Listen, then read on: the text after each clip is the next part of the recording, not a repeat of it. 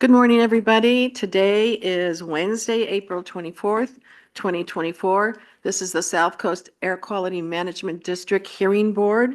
Today we have one item on the agenda, that of Chiquita Canyon LLC, case number 6177-4. This is for a status report and modification of an order of abatement.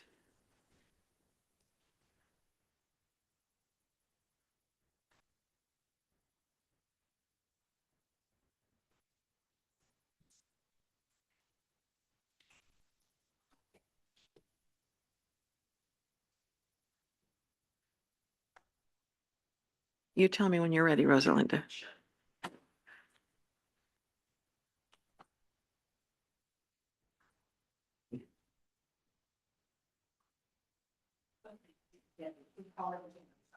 Okay, that's all right.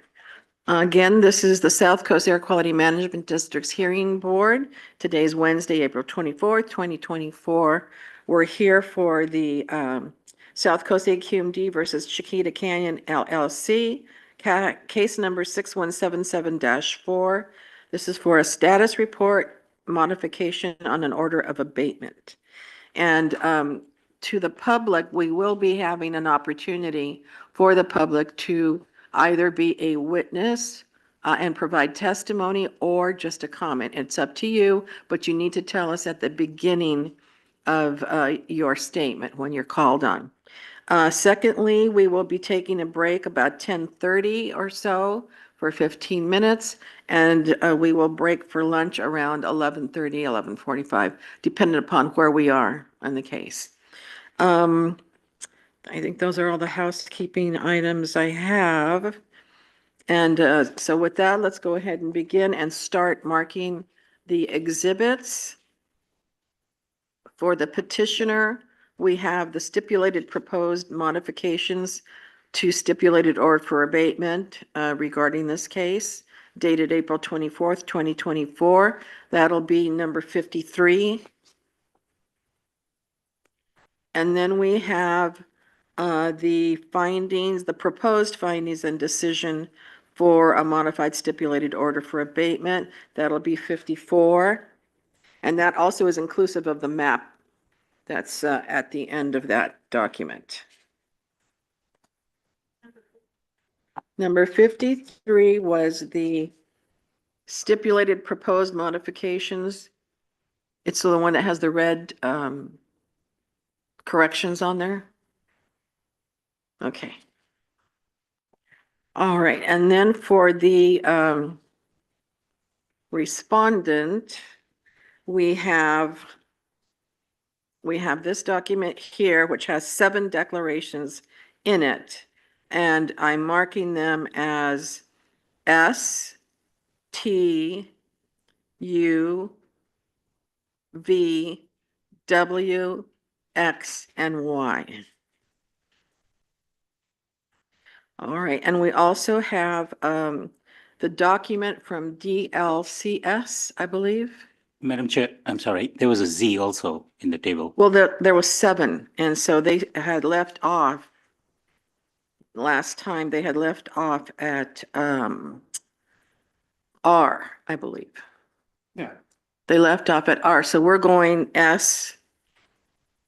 Okay, that's the last one. All right, yeah. All right, so we can go ahead and call Z the CCLF restarting dewatering plan. Sorry about that. So that'll be Z.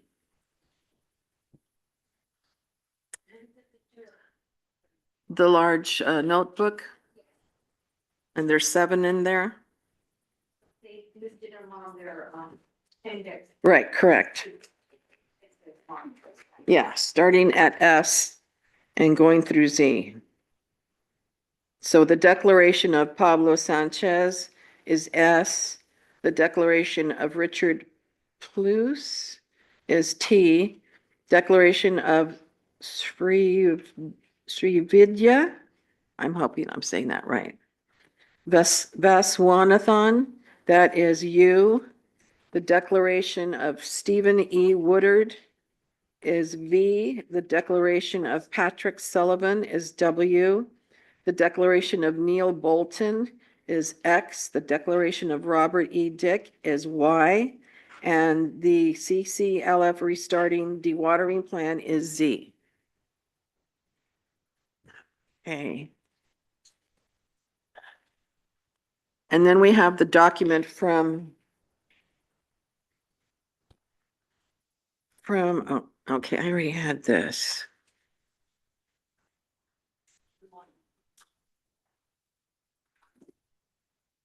Okay, this is the, from the public, starting with number P5, that will be from Carrie Froling. And then P6 will be the document from Jennifer Elkins. And are these additional members of the public? And Madam Chair, I'm sorry. Kelly Collin is from DTSC, not from, the whole attachment is from DTSC. this one. Oh, Kelly Collin. Oh, Right. okay. Not the Kelly Collin. Okay. Right. Oh, okay. So Kelly Collins will be P7, Colin Kelly? No. the one that's on the top. Yeah, Colin Kelly, I think it is. Colin's the first name. Oh, sorry. Yes. Thank you for that correction. Okay, and this is from, the document from the governor is on behalf of, so it will, but that is a letter. No, this is coming from the respondent, so that's going to be a letter. So let's see, we left off at Z. So, AA, Excuse me, Madam Chair, you referenced a letter from the governor?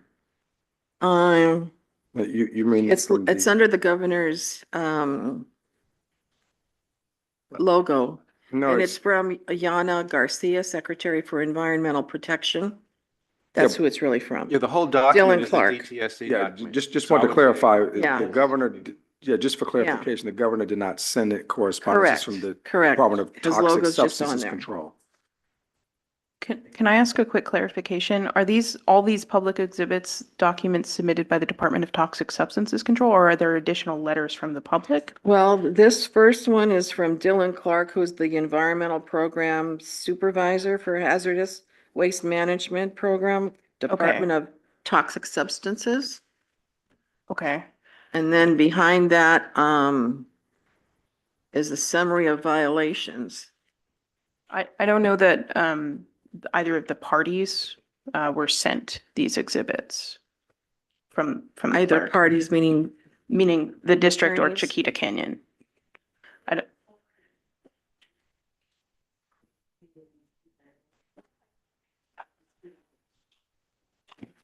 Thank you.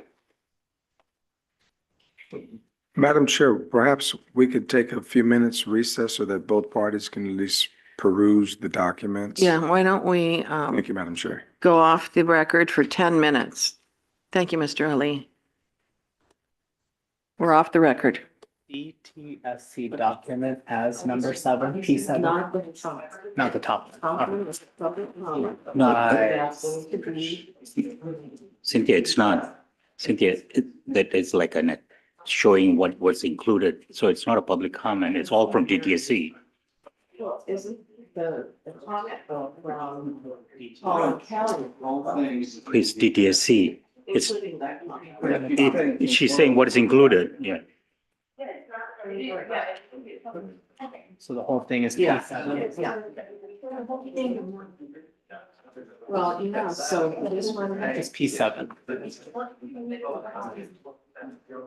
it's a little bit clearer. Yeah,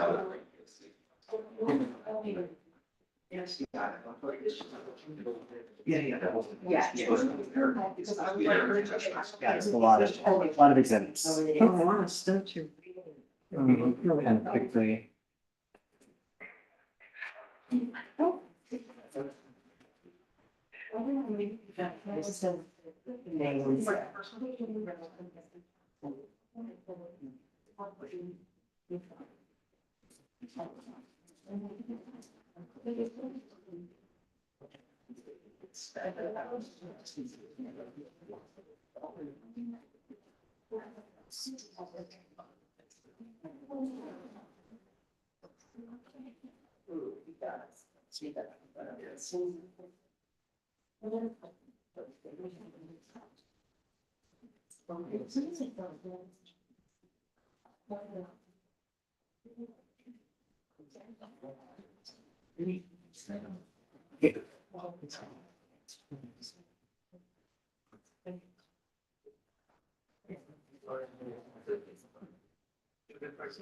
This is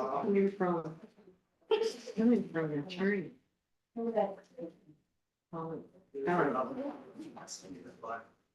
But he says their attorney. DT is our staff. Yeah. So that's still a public comment. Yeah.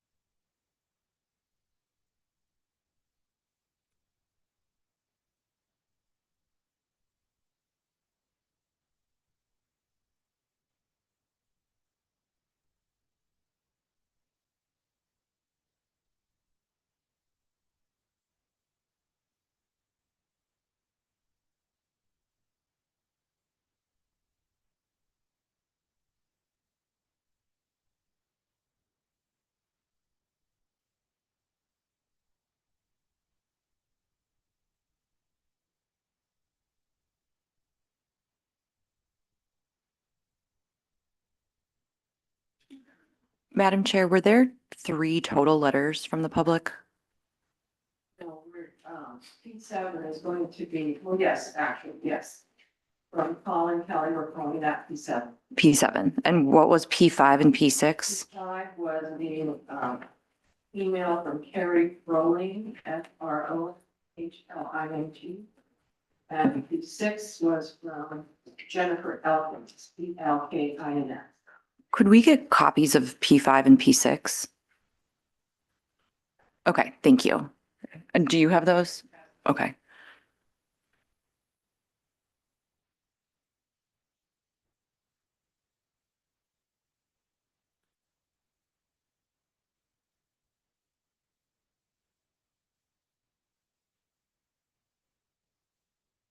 So it does sound like there are 2 additional comment letters from the public that neither party has received. But I think we're good to go on P7. No, the parties did not receive that, no.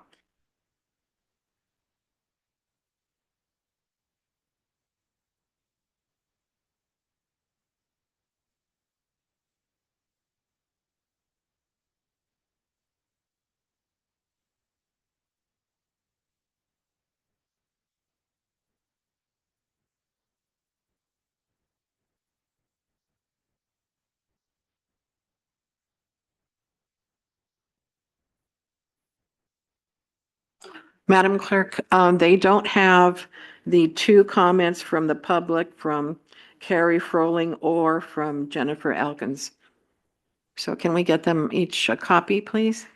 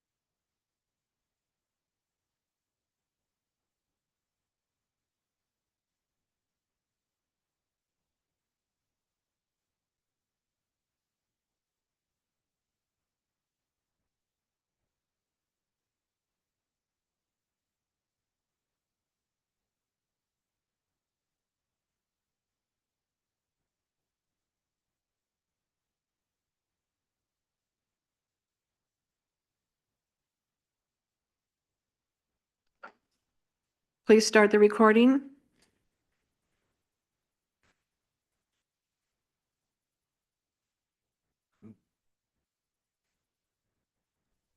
Madam Chair, it started.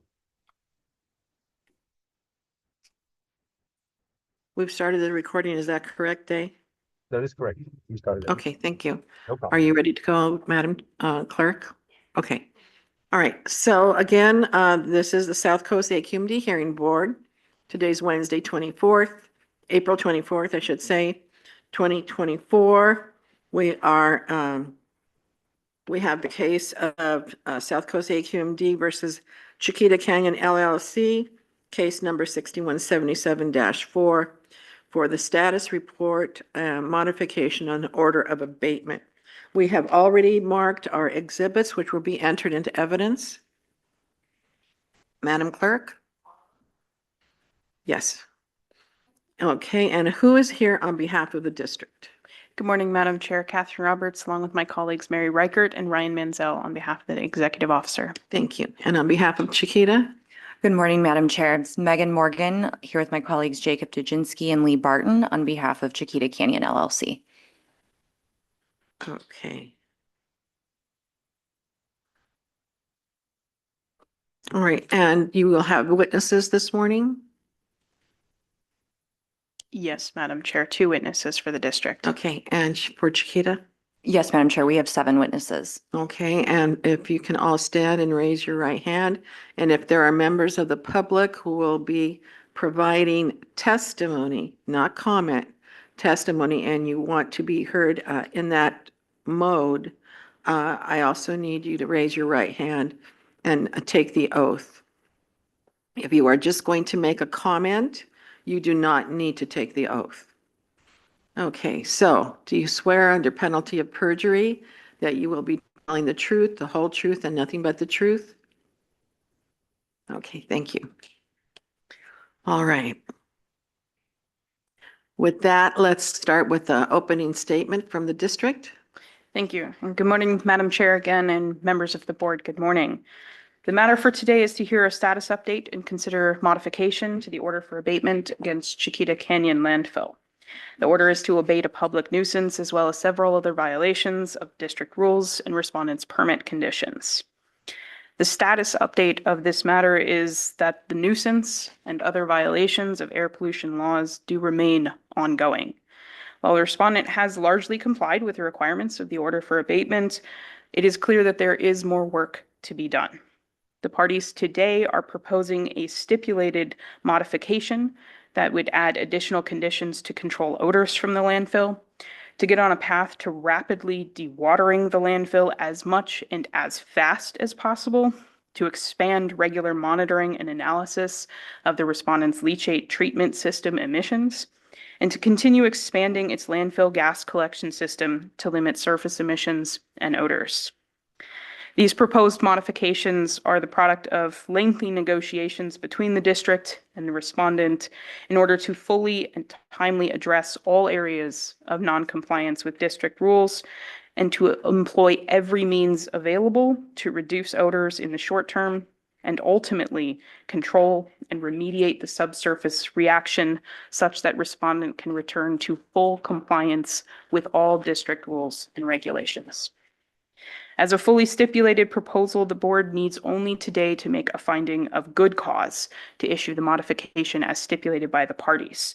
The district submits that the evidence you'll hear today easily satisfies that standard.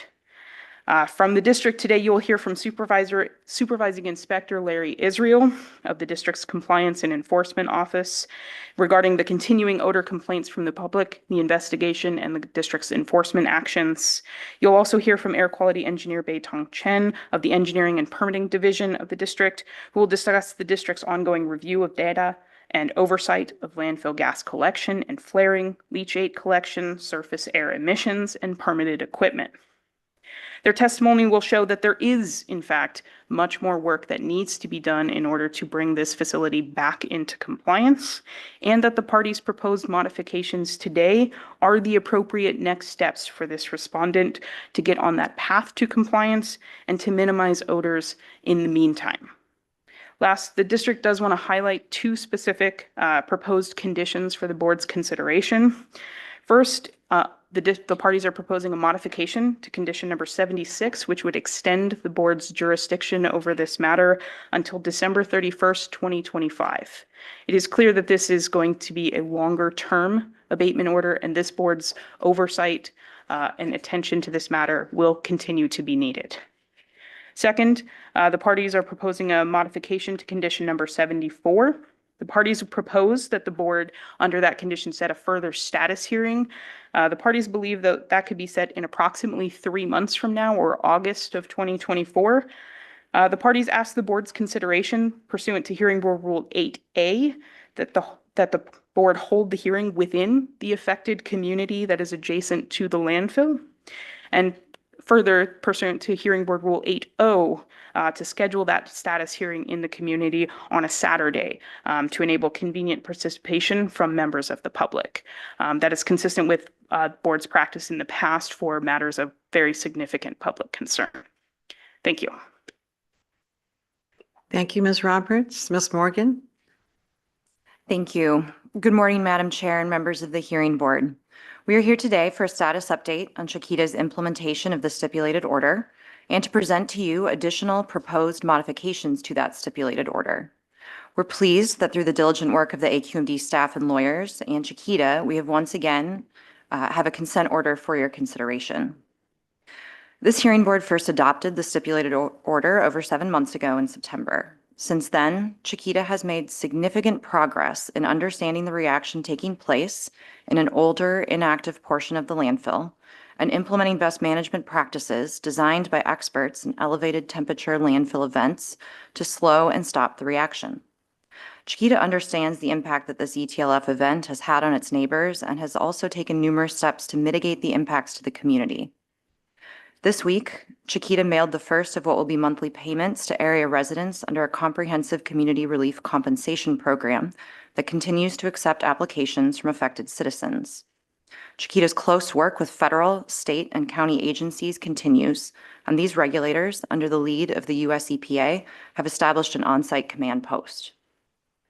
When we were last before you in March, Chiquita requested a modification to address changing circumstances at the landfill that forced Chiquita to shut off most of its dewatering pumps. As the board is aware, extracting liquids from the reaction area is an important measure that will assist in slowing and stopping the reaction.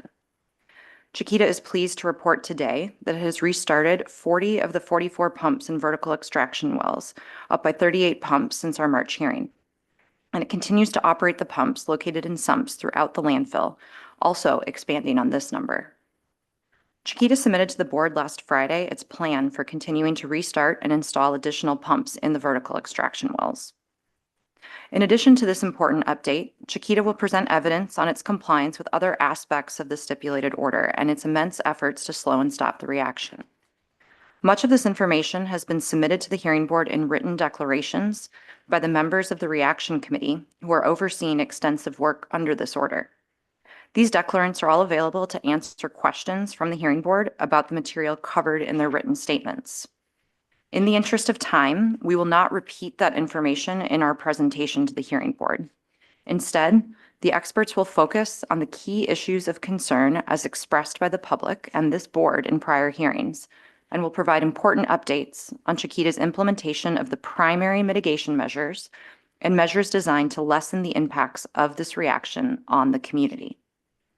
Chiquita acknowledges that odors remain a concern and regrets the impacts these odors may have on its neighbors. The commencement of compensation payments this week underscores that Chiquita is committed to trying to ease the burdens on the residents. The engineers and scientists have consistently testified since September that solving this reaction will take time. The experts will testify today that Chiquita is deploying every available technology and technique to understand and mitigate the underlying reaction causing the odors. Progress is being made on many fronts, and Chiquita is on the right track. Chiquita will present the board the following evidence and testimony over the next 2 days. You will first hear from Dr. Sanchez Soria. Dr. Sanchez Soria is a toxicologist and public health member on the reaction committee. He will testify about the 28-day air quality study that his company, CTEH, implemented on Chiquita's behalf. Dr. Sanchez Soria will explain how the air sampling and monitoring results from the 28-day air quality study will be used to conduct a cumulative health risk evaluation for the health impacts report that is due to the board on August 1st, 2024. Next, you will hear from the newest member of the Reaction Committee, Dr. Richard Ployce, also serving in the capacity of public health member. Dr. Ployce has a PhD in neuropharmacology and has been working in the field of toxicology for 40 years. He will testify about the physiological responses to odor and how he will contribute an odor assessment to the August 1st Health Impacts Report. After hearing from our toxicologists, you will hear from Ms. Ravidya Viswanathan, a professional engineer. Ms. Viswanathan testified before you last month about the landfill's efforts to dewater and how they have been impacted by the changing constituents of the leachate. During this hearing, Ms. Viswanathan will describe Chiquita's successful efforts to restart pumps in the reaction area. At this point, 40 of the 44 pumps that were installed and operational in early February are back in operation. Ms. Viswanathan will also testify about Chiquita's plans to continue to restart more pumps and install additional pumps, as well as Chiquita's continuing efforts to expand the landfill gas well collection system. Since July 2023, Chiquita has installed 112 wells. Following Ms. Viswanathan's overview of Chiquita's dewatering efforts, we will have testimony from Dr. Stephen Woodard from Emerging Compounds Treatment Technologies, or ECT2. During our last hearing, the hearing board requested that Chiquita bring a witness that could describe the leachate treatment processes and at the landfill and disposal options. For the past 2 months, Dr. Woodard's team has designed and is implementing a granular activated carbon-based leachate treatment system, or GAC system. It was rapidly and successfully deployed in March. Chiquita's GAC systems are now capable of treating as much as 400,000 gallons of leachate each day, which is more than what the landfill is currently producing. Dr. Woodard will also testify about the limitations for offsite disposal, which are preventing Chiquita from dewatering and treating at a faster rate. Once we hear from Dr. Woodard about the treatment of leachate, we will hear from Mr. Patrick Sullivan of SCS Engineers. Mr. Sullivan will testify about the results from the testing of leachate tank headspace vapors. He will testify that the landfill flares are capable of controlling and destroying constituents of concern that are present in the leachate tank headspace vapors. Mr. Sullivan will also provide an update on the 2 new micro GC air monitors that Chiquita will have installed and online in the community by May 1st. After Mr. Sullivan, you will hear from Mr. Neil Bolton about landfill operations. Mr. Bolton's declaration covers a wide range of topics on the landfill operations. And during his testimony, we will cover just 2. Madam Moore or Miss Morgan, if you can just list them, their names, because they're going to be asked exactly what they're going to be testifying to in the interest of time. Of course, Madam Chair. So after Mr. Bolton, you will hear from Mr. Bob Dick, who's a professional engineer and head of the Reaction Committee and the expert on landfill reactions. So these witnesses will explain that Chiquita has taken significant steps since September to address the reaction and its impacts to the community. Chiquita keeps the public informed of all this work through weekly updates to its website and monthly community meetings. As contemplated in the stipulated order, Chiquita has been working collaboratively with the district staff. Chiquita and the district's technical teams hold bi-weekly meetings to address questions and concerns from the district, and the Reaction Committee hosts a monthly meeting with the district to cover high-level strategy. Chiquita wants to thank the district staff for their dedication to this important issue and attention and resources they are devoting to this matter. In addition to the status update on Chiquita's work under the stipulated order, the parties present to you today further proposed modifications to the order, all of which are stipulated. As you will hear from the witnesses, Chiquita is on the right track to addressing this reaction, and these proposals will further Chiquita's understanding and evaluation of the reaction, enabling Chiquita to take steps to proactively address potential impacts. Based on the testimony and record before you, we believe there is good cause for the board to adopt the proposed stipulated modifications to the order. We thank you for your continued close attention to this important issue and look forward to answering your questions today about the many steps that Chiquita has taken under AQMD guidance to slow and stop this reaction and mitigate its impacts to the community. Thank you. Okay, Madam let's, Chair, just as a point of clarification, I don't see Mr. Bolton or Mr. Sullivan here. Are they planning to do it online or are they coming tomorrow? They will be here, I believe, both this afternoon. Okay, thank you. okay, with that, let's go ahead and take public comment. Are there any members of the public in the audience? Okay, seeing none who have raised their hand. Madam Clerk, do you have people online who want to make a comment or provide testimony? Nobody's raised their hand. Okay, to the members of the public, if you do want to make a comment or provide testimony, you do need to hit the button that says raising the hand, and then we can acknowledge that and listen to your testimony and or comments. Okay, so with that, let's go ahead and get started. And Ms. Roberts, did you want to present your witnesses? It's going to be me for the first witness. Thank you, Mary. The district calls Larry Israel.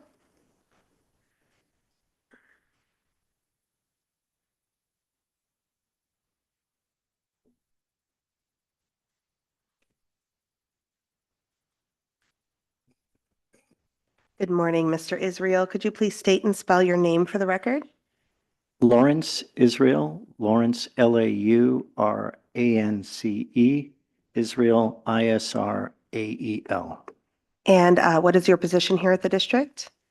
I'm a supervising air quality inspector in the Office of Compliance and Enforcement, Toxics and Waste Management.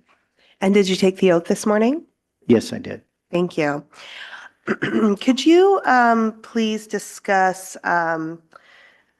we know that you're familiar with the facility at issue here today, Chiquita Canyon, is that correct? Correct. Could you please discuss the number of complaints that we've, or that your department has received relating to odors from the public that you've been able to trace to Chiquita Canyon in the month of April so far? Well, for the month of April, we've received over 1,800 odor complaints. Okay. And what about year to date in 2024 so far? Year to date, we've received over 6,800 complaints. And how does that compare to, for example, the calendar year of 2023? It is comparable. We received over 6,800 last year, and so we're about equal to that as of the present. So in the less than the first 4 months of the year, we've received the same amount of complaints as the entire calendar year of last year? Correct. Okay. And have you seen a difference in the types of facilities that we're getting complaints from? For example, have we seen more complaints from schools this year than last? Yes. Since the beginning of the year, we are receiving complaints from Live Oak Elementary School, Castaic Elementary School, Castaic Middle School, West Ranch High School in Stevenson Ranch, Playmakers Preschool in Castaic, the SCVI Charter School in Castaic, and we're also receiving odor complaints from the U.S. Post Office Distribution Center in Valencia, and also at the Del Valley Fire Training Facility, which is just off Chiquita Canyon Road in the Val Verde area. We were not receiving complaints from all these schools in 2023. There were a couple instances where we were, but it seems that since the beginning of the year, we're getting a lot more complaints from schools. And what is the location of those schools as compared to or how close are they to the landfill? Well, the closest school to the landfill is the Playmakers Preschool and the SCVI Charter School. They're located on Hasley Canyon Road near Commerce Center Drive. So I would say probably within a mile and a half. And then the other school that's in close proximity would be the Live Oak Elementary School. And then you would have the Castaic Middle School. Those seem to be the closest schools. And do you know how far away the furthest school that we're getting complaints from is? I didn't ask you this ahead of time, so if you don't know, I'm throwing a new one at you. Well, it would be West Ranch High School, which is in Stevenson Ranch. I guess as the crow flies, it's probably about 4 miles. Okay, thank you. And have you noticed a difference this year in the number of complaints in a single day that we're receiving? Yes. But for example, since we last met, so in March, there were on 7 different days over 100 odor complaints received by the district on 7 different days. And we're about equal to that for the month of April. And in fact, in the last week, on April 19th, 20th, 21st, 22nd, and 23rd, each of those days we received over 100 odor complaints. And specifically last Friday on April 19th, we received 218 odor complaints, which is the most we've ever received in a single day regarding Chiquita Canyon landfill. And how do those numbers compare with other facilities for which we've had odor nuisance issues and we've received a lot of odor nuisance complaints for? Are we speaking about landfills or any type of facility? Well, let's start with landfills. I'm not aware of any landfills in the last couple of years that have received this quantity of odor complaints in a single day or even in a year. There are some other facilities that have received thousands of odor complaints, but they weren't landfills. Okay. So are you aware, in your knowledge, of any other facility that has received 100 complaints, odor complaints in a day? Landfill, no, I'm not. Okay. And can you go over the notices of violation that have been issued? Do you know how many have been issued relating to nuisance in the month of April? So for the month of April, we've issued 16 notices of violation specifically for nuisance. Okay, and how many total? Total has been 16. Okay. Correct. And then what about total in this calendar year?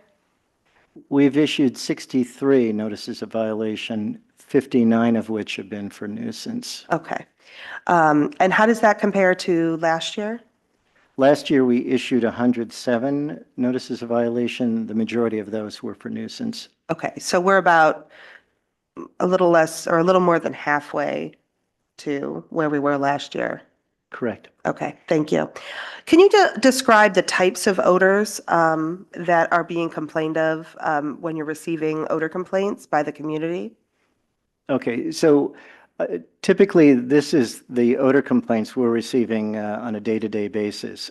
Putrid trash, rotten sour trash odors, sour milk odors, sweet landfill gas or just also landfill gas odors, leachate odors, and chemical odors.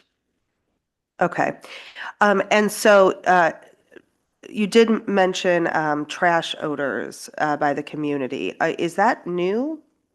Oh, well, I did actually. Putrid trash, rotten sour trash. No, I said you did mention. I'm sorry. Yeah, so you mentioned trash. Are those odors more recently? Are those new odors that are being reported by the community?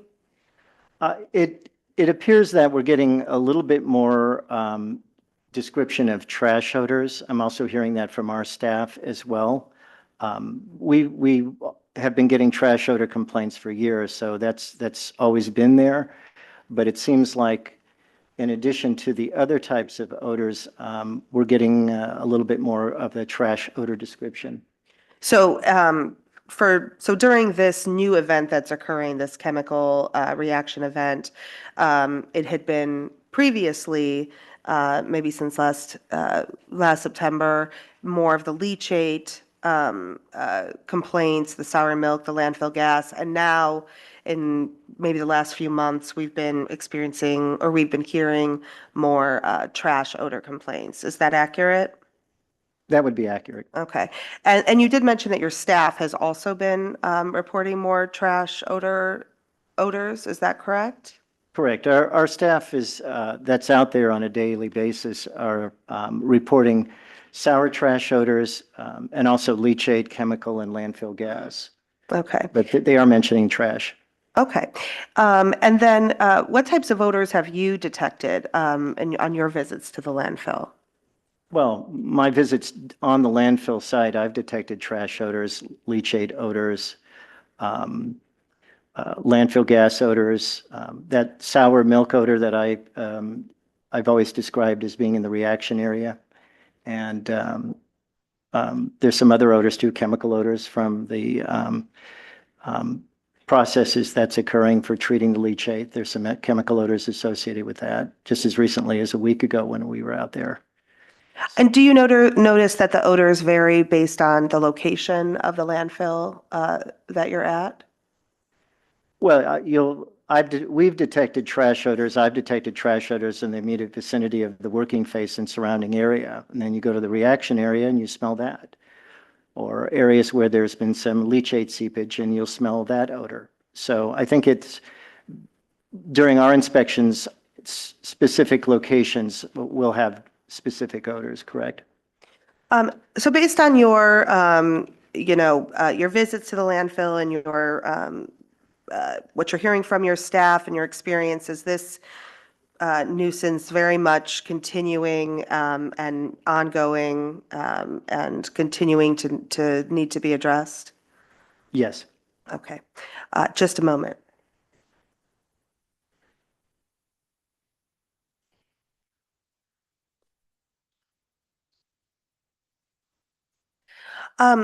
Are you aware of any engines that have been brought on site that do not have AQMD permits?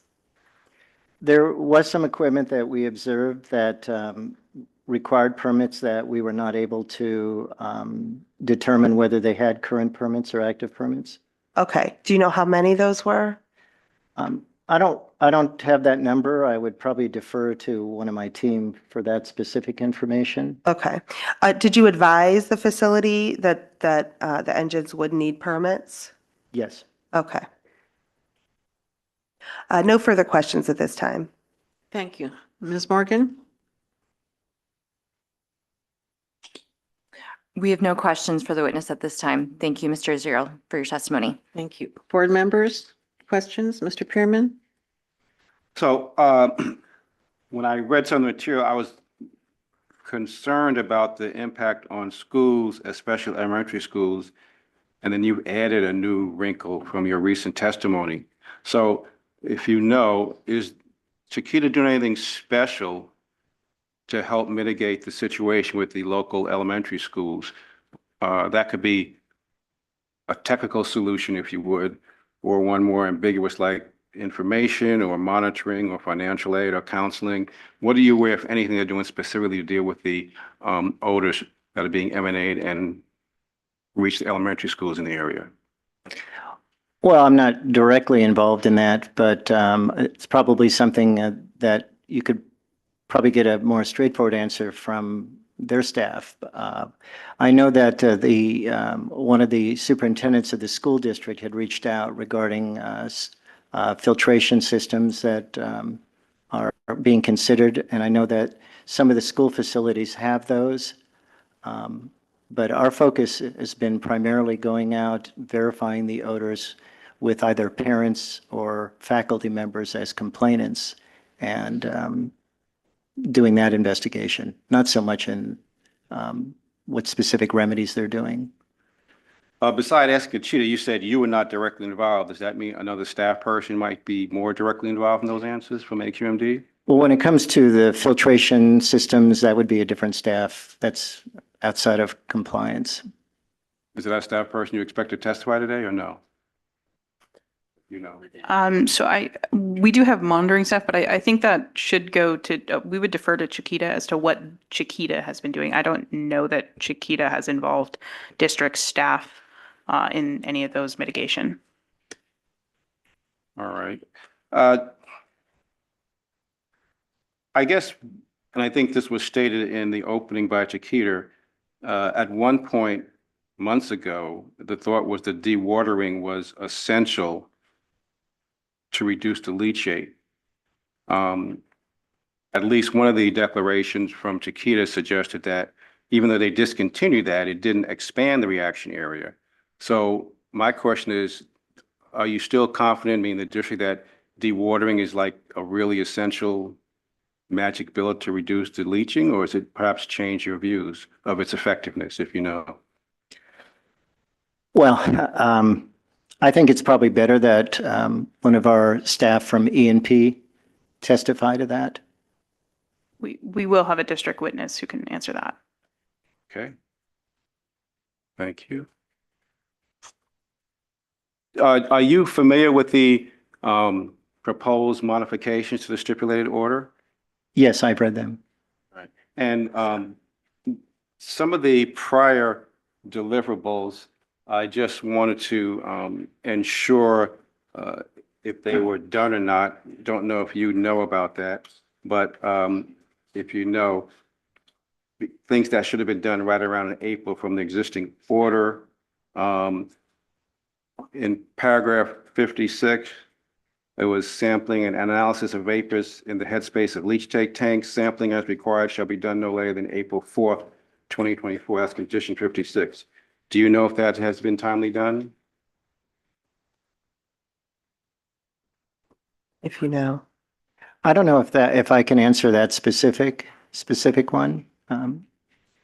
We can find out for you. And similarly, 63, I think they might have done this, provide by April 22nd, a schematic of the current leachate treatment and storage system. You know if that's been done yet? Again, I haven't, I would defer that to probably E&P for that. And that's only 2 days ago. Okay.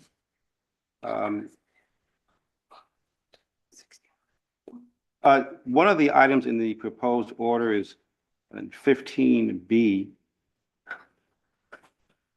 15N I'd like to ask you about. On the red line version, that would be Exhibit 53, it would be page 3 of that document. I would defer that to E&P as well. You're ducking everything today. Huh? All right, I will have no further questions for you, sir. Thank you. Thank you. Mr. Balagopalan? Yes. Good morning, Ms. Fisher. Good morning. The uptake in complaints from the school, this is new, and I mean, in the past, you haven't mentioned it, or we haven't heard that many complaints from the school. So now this is a new source of complaints from all the different schools you mentioned? Correct. We started getting complaints from the schools last September. We've had a few public nuisance violations that were attributed to odors confirmed on several schools, Live Oak and Castaic Elementary School. And we had a couple from Playmakers. But this year, we're hearing from all of them, those that I've mentioned, which we had not before. And are these closer to the reaction areas where the chemical reaction is occurring, or it's also because before it was mainly due to the trash odors and from the working phase, and now it's all over from both areas? Do you know? No, that's not correct. I believe that the odors are as a result of the activities going on in the reaction area, whether it be excavations that were going on, the reaction area itself, not specifically from the working phase. Okay, so it's more the reaction area, which means the leachate, and the chemical reaction going on. Now, I know your inspectors probably can differentiate between the different types of odors, trash odors versus leachate versus chemical. And I think I asked you this question not last time because you were on vacation, but the one prior, whether we need to classify the different types of odors. And I think it's been amended in 1F, correct? Now to include chemical, to differentiate chemical, leachate, landfill, et cetera. So Correct. your inspectors trained to differentiate between this type of odors? Well, Yes, they are. I mean, the majority of the inspectors, all of them have been to the landfill and have detected these type of odors. And so, yeah, we're pretty specific when we ask them I've asked them on a daily basis, can you describe what you're smelling and what the intensity is? Not just what the complaint is, what are you smelling? And is that how they identify? So the public probably doesn't differentiate too, or are they also able to differentiate the complainants between these type of odors? Or is your inspector, through the questioning, determining that is the case? Well, I think it depends on which complainant you speak to. Some, especially in the Val Verde area, have been detecting odors for years, so they're pretty well attuned to trash odor versus something else. So I think the public itself, and we're getting a lot of new complainants in the surrounding area, and I think a lot of times people are very inexact when it comes to describing things. I mean, it smells like trash, and it might be something completely different. So we have to kind of take that at face value. We go out and we verify an odor, but in our description, in our reports, we write it as detecting landfill gas, leachate, reaction area, trash odors. So that's differentiating the system. Yeah. Okay, good. Now, and I assume it's mainly the teachers, administrators from the schools that are the ones who are calling in, or also parents who are picking up the children or dropping them off? Correct. Parents, faculty, staff. Correct. Very good. Okay. There was one report, I think, when we get to them, about the use of nose ranges, nasal ranges. Are you familiar with that? And if you see that in operation being used? I know what it is. I have not seen it in operation there. I mean, I know it's being used, but I have not observed it. Oh, and according to the report, it's been used by Chiquita. So you have no working experience with it or anything to comment on that? No, I have nothing to comment on that. We don't use it. We don't rely on it. Our inspectors do not. So you don't know whether it's an effective tool or not an effective tool? Well, personally, I've never used it, and I think your nose is the most accurate for detecting odors. So, all right. Let me see what else I had. Now, what about the leachate? Have you observed leachate and cracks and leachate and oozing out basically from the landfill? since last October, yes. Okay. And have they been? I saw some reports. Sometimes they say they walk the crack, and sometimes the description is they cover it. So do you know the difference when they say that they walk the crack? I mean, do they also mean that they walk the crack and cover it when they see the seepage, or do they always cover the seepage when they see it? Well, they're supposed to. I think you might have to ask their staff specifically when it comes to the terminology. But yeah, on a weekly basis, they're providing that information to us. So they're actively going out and investigating a couple times a day the surface of the landfill, looking for just that. And I've seen in the, I think the last monthly report, some of it is actually going into the water, in the channel, stormwater drain. Have you noticed any of that? Not of recent. I mean, those observations were made, quite frankly, last October, last November. So most of those observations were done last fall. We have not, and we've looked in the channels, we have not seen that in the last several inspections we've done on site. And there was, in one of their declaration, there was one other geyser event. Have you, subsequent to the one when you did the presentation and we saw the video, have you observed yourself any other those type of event? No, we have not. I do know there was one earlier this year, but we have not observed any since the one in November of last year. All right. Thank you. I have no further questions. Thank you, Mr. Balagopalan. Mr. Israel, it's good to see you again. Thank you for attending. My question goes much more to communication. in reference to, it was mentioned earlier that a superintendent, and I'm assuming made a call to the district in regards to the complaint. Do you know about that particular incident? No, I do not. Okay, do you know if AQMD did any outreach to the school districts at that level? I know there was a school superintendent who attended the last Community Advisory Committee meeting, which was 2 weeks ago. And they did a presentation, and we did a presentation on air monitoring. And I know that our staff met with their staff, and I can't really give too much more details. Okay, and out of what department of the AQMD was that? Public, That was Public our, Affairs?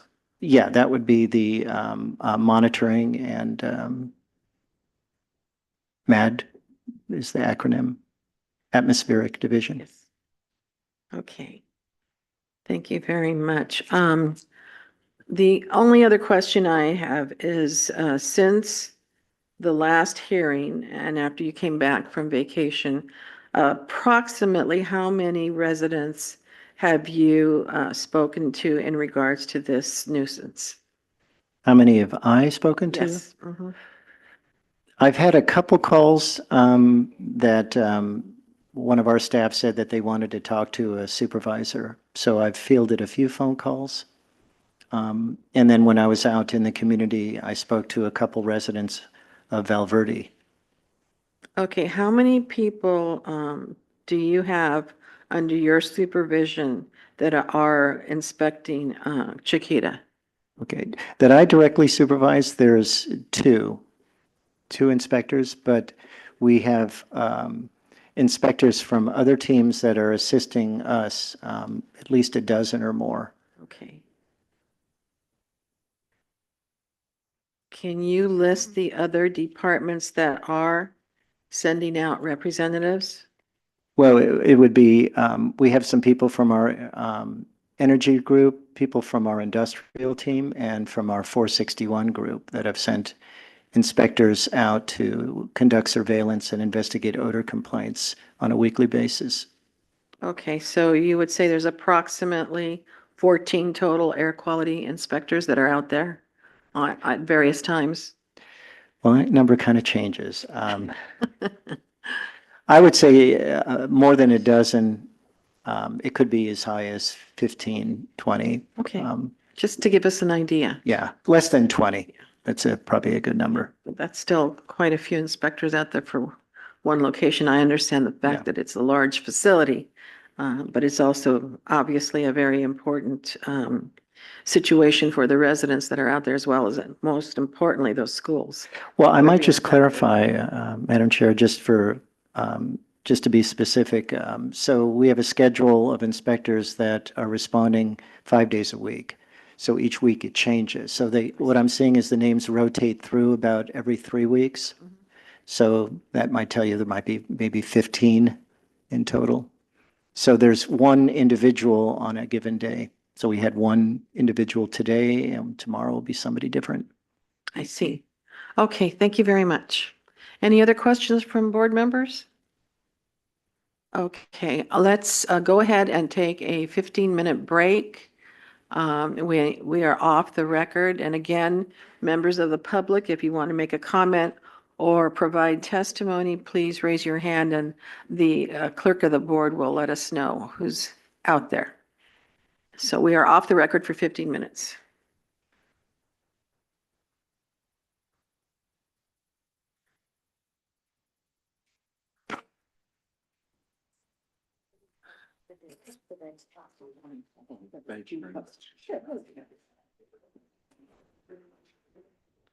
Wonderful. Another one.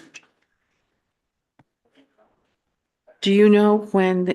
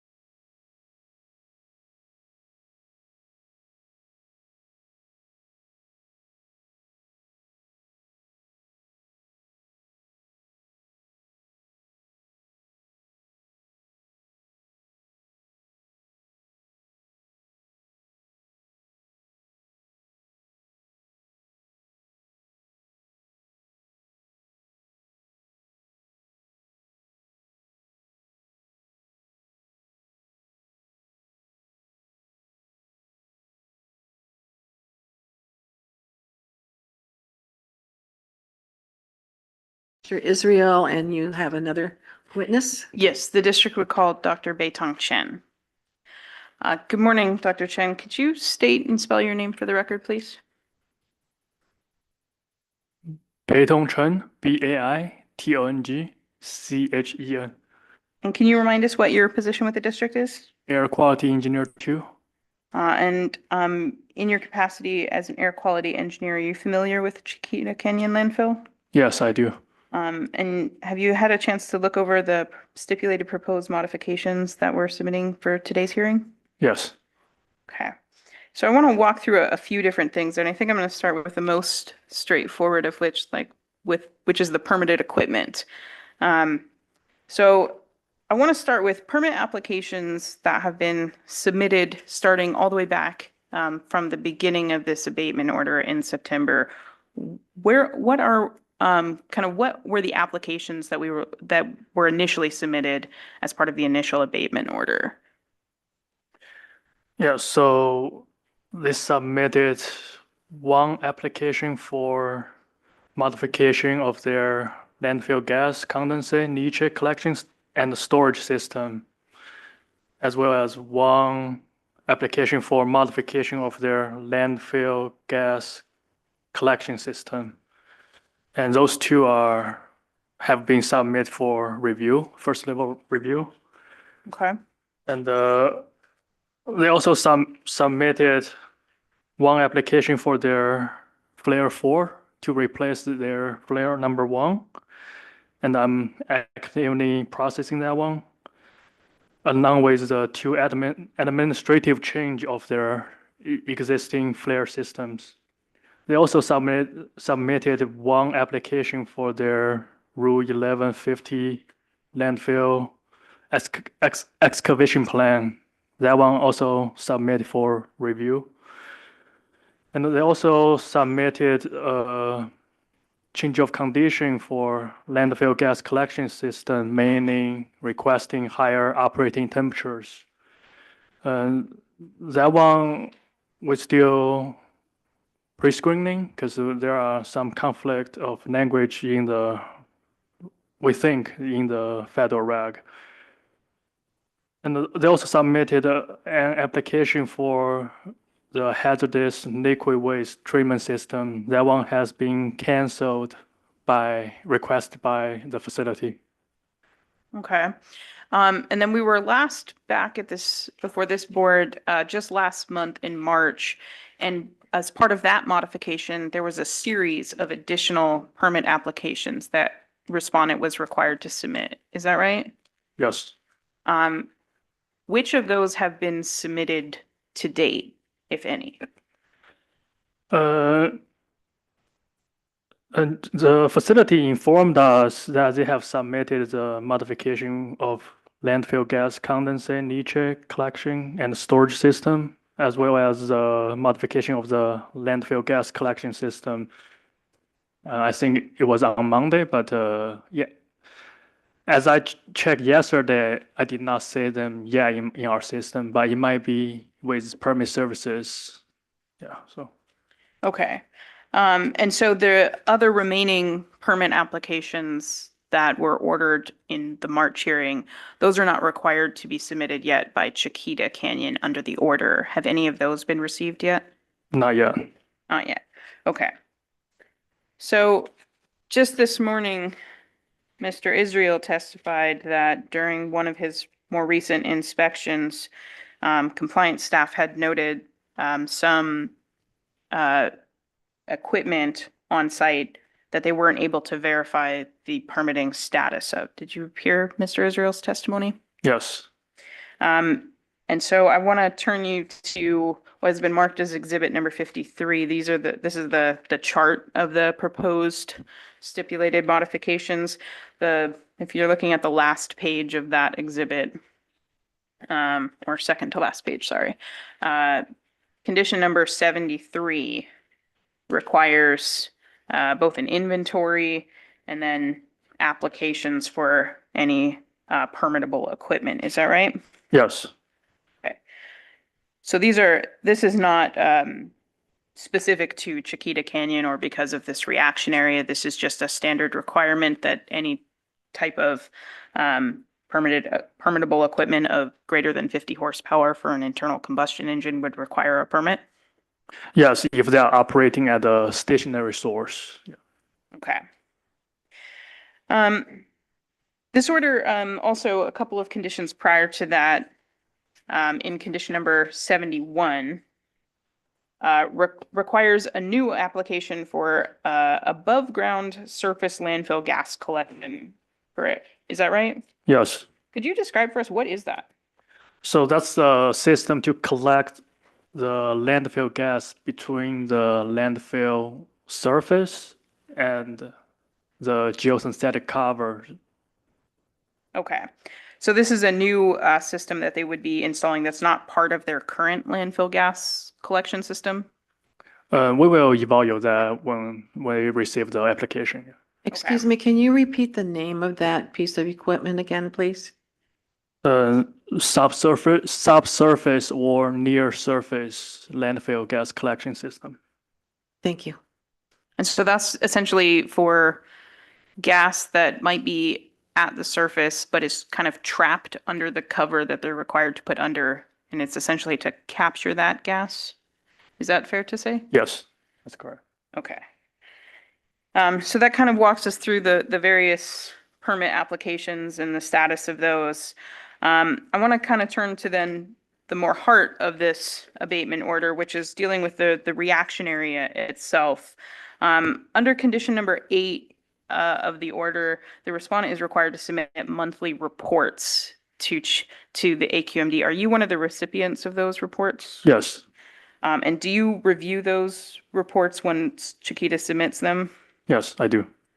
So they have a range of different data in them, including things like gas well temperature, sulfur in gas content, that sort of thing. Is that right? Yes. So I want to kind of walk through a couple of those just to get a status understanding with this reaction area. So looking at, we refer to this as an elevated temperature landfill event. So I want to start with temperature. In your review of those reports over those last several months, have we seen any trend in temperatures, anything notable, temperatures increasing or decreasing, anything of that nature? Ms. Roberts, can you call out the number of the condition that you're going to be asking? Sure. This is referring to the report that respondent submits under condition number 8 of the existing order.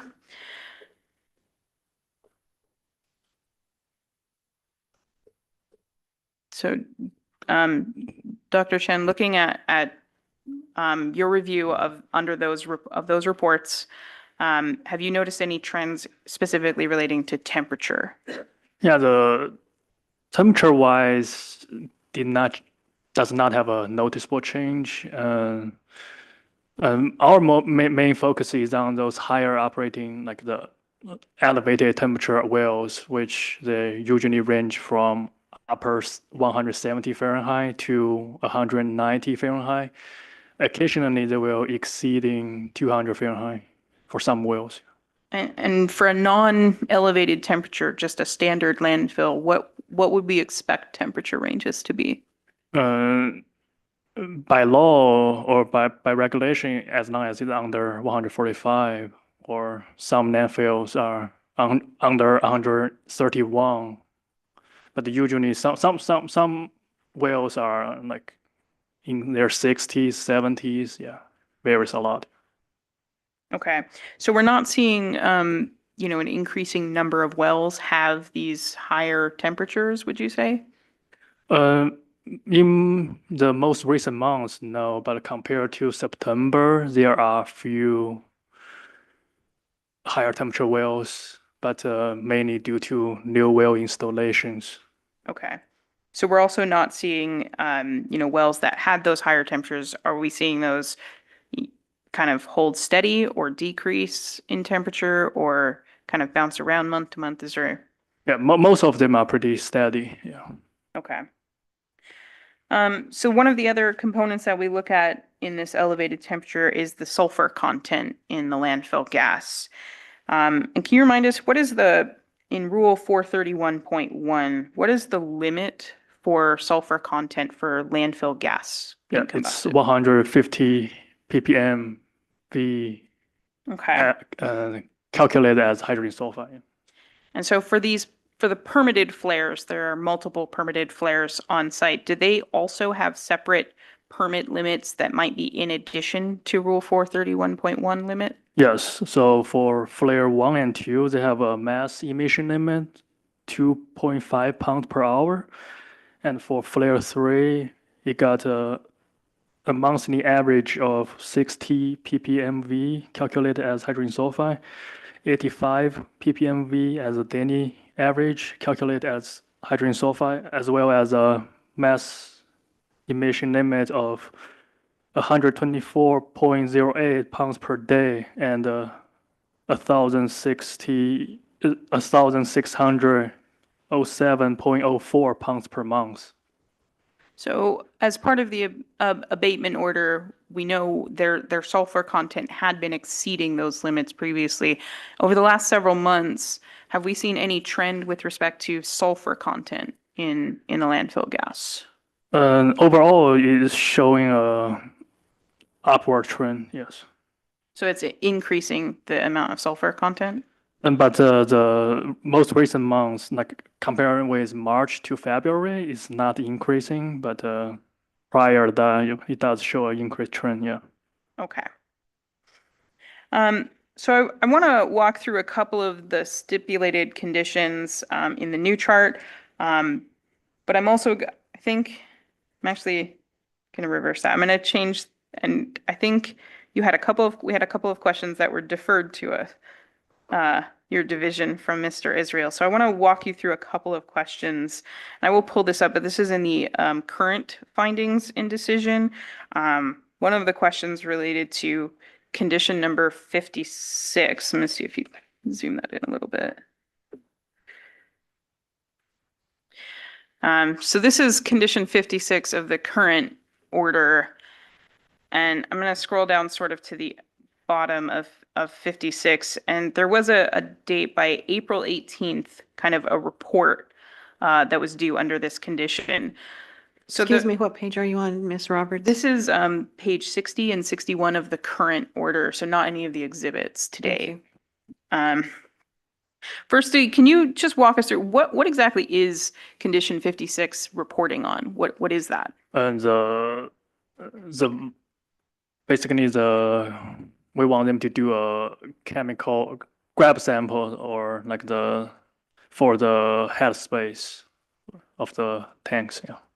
Okay, and so I think you testified to this last night. The headspace is essentially the air gap in a tank that contains leachate. That's correct, yeah. Okay. So I'm scrolling down and did we receive the report that was required under condition 56?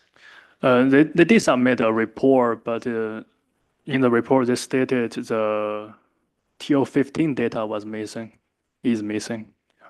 Okay, so they did submit a report, but some of it was missing. Yeah, it's pending with the lab, I think, yeah. Okay, so some of the lab results have not yet been submitted. Correct, yeah. Okay, and I'm going to scroll down to, this is page 62 of the current order. There was also a question about condition number 63 that was asking, first of all, can you ask, what is this schematic that we were supposed to receive? Can you just tell us what that is? Basically how they connect all the tanks on site, yeah. And have we received that as of April 22nd? Yes, we did. Yes, we did. Okay. Then I am going to switch on you and kind of go to, this is exhibit number 53, which is the current proposed stipulated modifications. And I want to walk through a couple of those with you as well. I want to start with condition number 15B. Can I have you just explain what is condition 15B, the modification that we're adding here today? What is this adding? We mainly expand the area to the reaction area defined by condition 9A, as well as shortened basically require the facility to install them faster, yeah. So this is referring to getting that well density within the reaction area. And we're saying both reaction areas, that kind of initial defined one and then also the reaction committee's monthly updated one. Is that right? That's correct, yeah. And the well density requirement, what was the purpose of putting requirements on a certain well density? Just mainly for the 2 well per acre in per grade is for even dispersions, yeah. Okay. So I'm going to pull up this condition 15B. It refers to a map that is attached to the findings and decision. I'm going to pull that up here on the screen. This is the last page of exhibit number 54. I'm gonna try and pull that up so you can see. And this map, hoping you can help kind of orient us. First of all, what's the dark black outline Yeah, of this map? That's a reaction area boundary in condition 9A, yeah. And it's a little bit hard to see on the screen, but what is the purple kind of dashed line? That's a smaller reaction area defined by the reaction committee members. Okay, and so condition 15B as proposed says you have to have this well density except in the marked shaded areas of this proposed map. So can you explain why would we exempt these shaded areas? Are those the orange blocks, firstly, what we're looking at shaded? Yes, that's a orange shaded area, yes. So why would we exempt the orange? Why don't those areas also need the same well density? Yeah, those areas are close to the landfill boundaries and they might have a very steep slope or very shallow, so almost impossible to drill there, yeah. Okay. So for practical reasons, essentially, it's not really possible for us to get multiple wells in those little orange areas. Is that right? Yeah, from our understanding, yes. Will the purpose of condition 15, which is to kind of control odors by extracting more gas through this higher well density, will we still be able to get to that purpose even though we're going to exempt these little orange areas? Yes. Okay.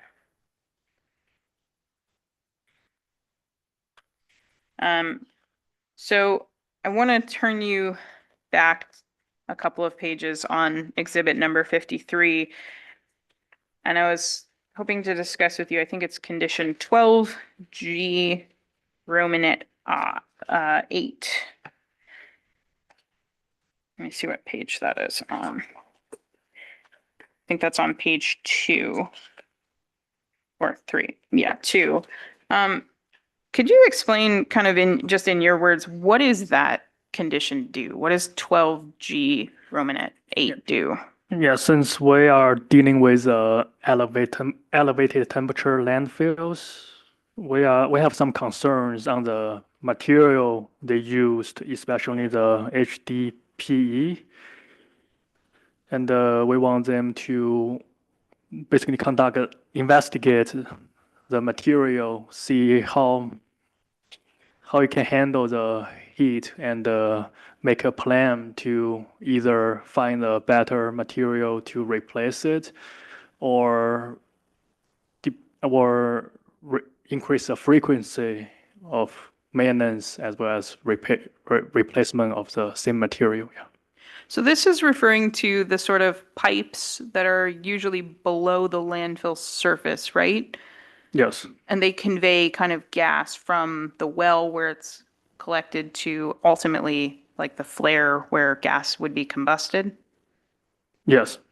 And what is HDPE? It's a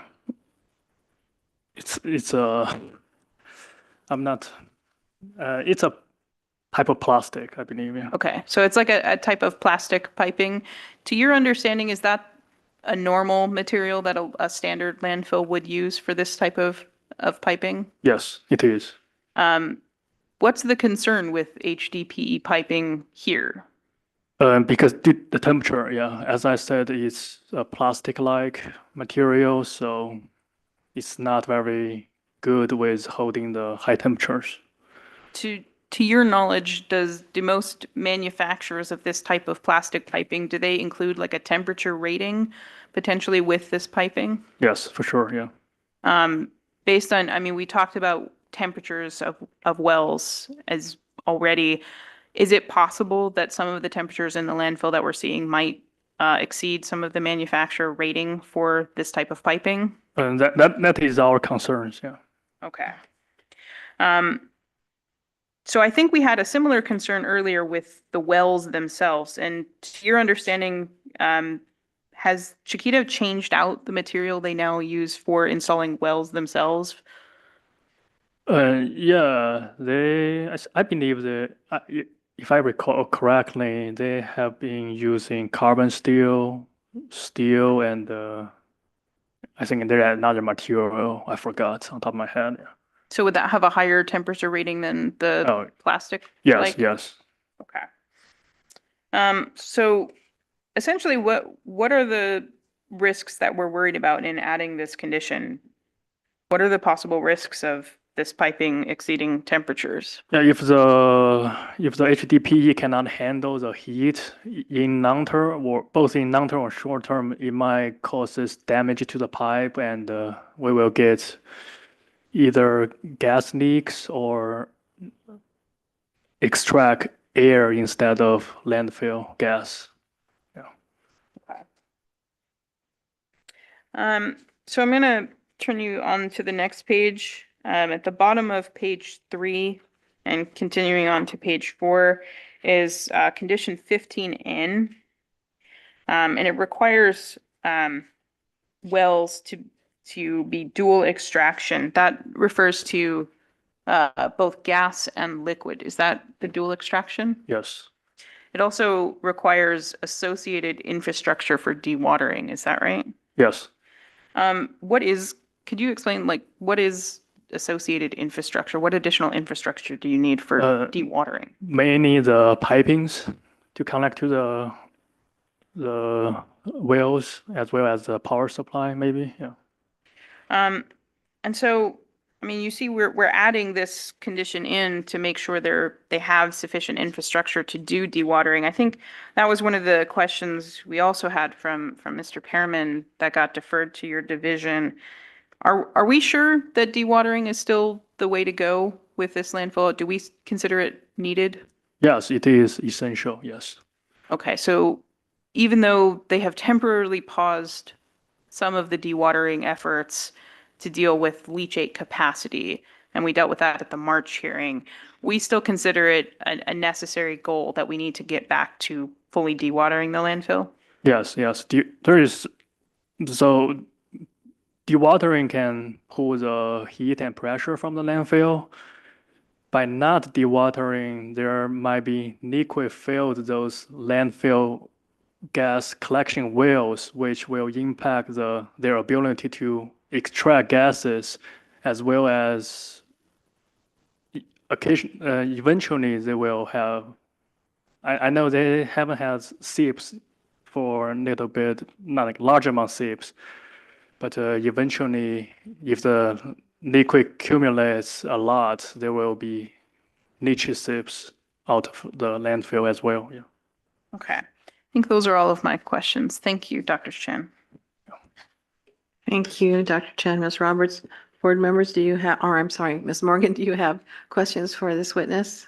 We do not. Thank you very much for your testimony. Thank you. Okay, and board members, Mr. Pearman or Mr. Bellavalan? Yes, Mr. Chen, good morning. You said you are reviewing the flare number 4. I'm working on, yes. Working on it. Do you know approximately when the permit will be going to EPA for their review? I really don't have a timeline on top of my head.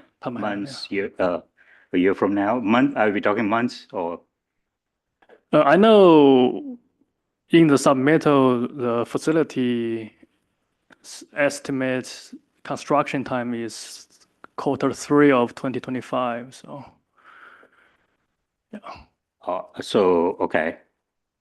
So is that why you're? Yeah, the timeline is just not me, right? Like depends on the availability of the reviewing staff as well as when are we gonna send to like public comments, etc. Yeah. And I think you mentioned I'll replace the number one, right? Yes, that's what they proposed. Yeah. Okay. The the temperatures. You say you review the monthly reports you get. Now there are different temperature readings that are taken, right? The temperature that you meant there's at the inlet.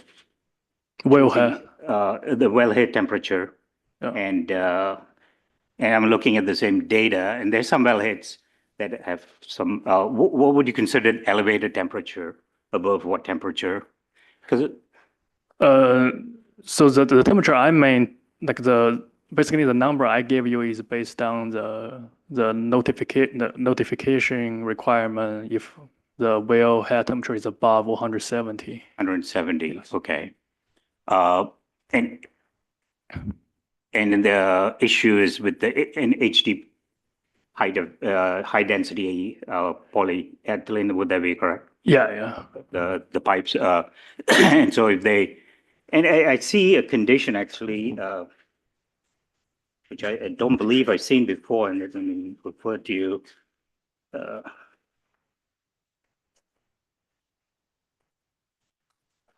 Yeah, number 69. It's in the red line version, it'll be easier to look at. Yes, the inspection condition, yeah. Yeah, so it's buckling, rupturing, melting. Right, correct. So at what temperature do the manufacturers say they may melt? And that's why we require them to conduct the study first. I know, but what temperature should be of concern? And, because this is for ongoing observation, for the inspector when they, I'm assuming, or for the landfill operators when they're doing their survey, looking for those cases where there's leaks or cracking or rupturing, melting would occur, what indication should they, when looking at the monthly profile, I see some temperatures in the 168, range, and they know the wells. So which one, again, my question is really, which I asked you, what temperature the manufacturers say that it'll start melting? I don't know, but for us, we already have the concern, so that's why we want them to inspect and monitor, and as well as do a study. Right, but also shouldn't they have some kind of feedback? Like if it's above a certain temperature, maybe they should replace the HDPE with the cast steel or something like that? Yeah, that's part of the study. Yeah, they will have to provide us a plan. But you don't know what the temperature is or the range should be? I did a brief Google. It's 140 to 180 Fahrenheit for this type of material. Where it'll melt? That's a temperature designed temperature, yeah. Design temperature. But that's my own research, yeah. Right. Yeah. Okay. So the data seem to indicate most of them are below that temperature, the last month at least. Let me go back to the other data that you looked at, and I think you mentioned that the total sulfur has increased actually, correct? In the monthly report, looking at March report, I'm just going by that. And I see some of the data shows it's over 400 ppm in some cases. And what do you attribute to that increase now, more than before? It is more than before, yeah. And what do you think is just the reaction that's going on? I think so, yeah, I believe so, yes. And to your knowledge, they haven't come with the treatment for the DMS, correct? Dimethyl sulfide? No. They indicated they're looking at anything to besides besides the carbon that they're using, which reduces H2S. There's not much for the DMS. Have they been investigating? Have they been updating you? What else are they looking at? Yeah, they sent us a notification, if not month ago, a couple of weeks ago, and regarding that, doing some sort of testing, as well as they are working with Clean Harbor, if I recall the company name correct, yeah, on the DMS solutions, yeah. Okay, but they haven't pinpointed anything at this point? Nothing reported, yeah. So that's still in high number and high uncontrolled, basically, when they burn it. Now, as far as the flare landfill gas collection, has that increased as far as the gas flow? that to the point that they cannot handle it, or is it still manageable? According to them, they have the capacity to do so, yes. And now the other facility that is next, that uses the gas, Yeah. do you know if they're still operating or they're shut down because of the high?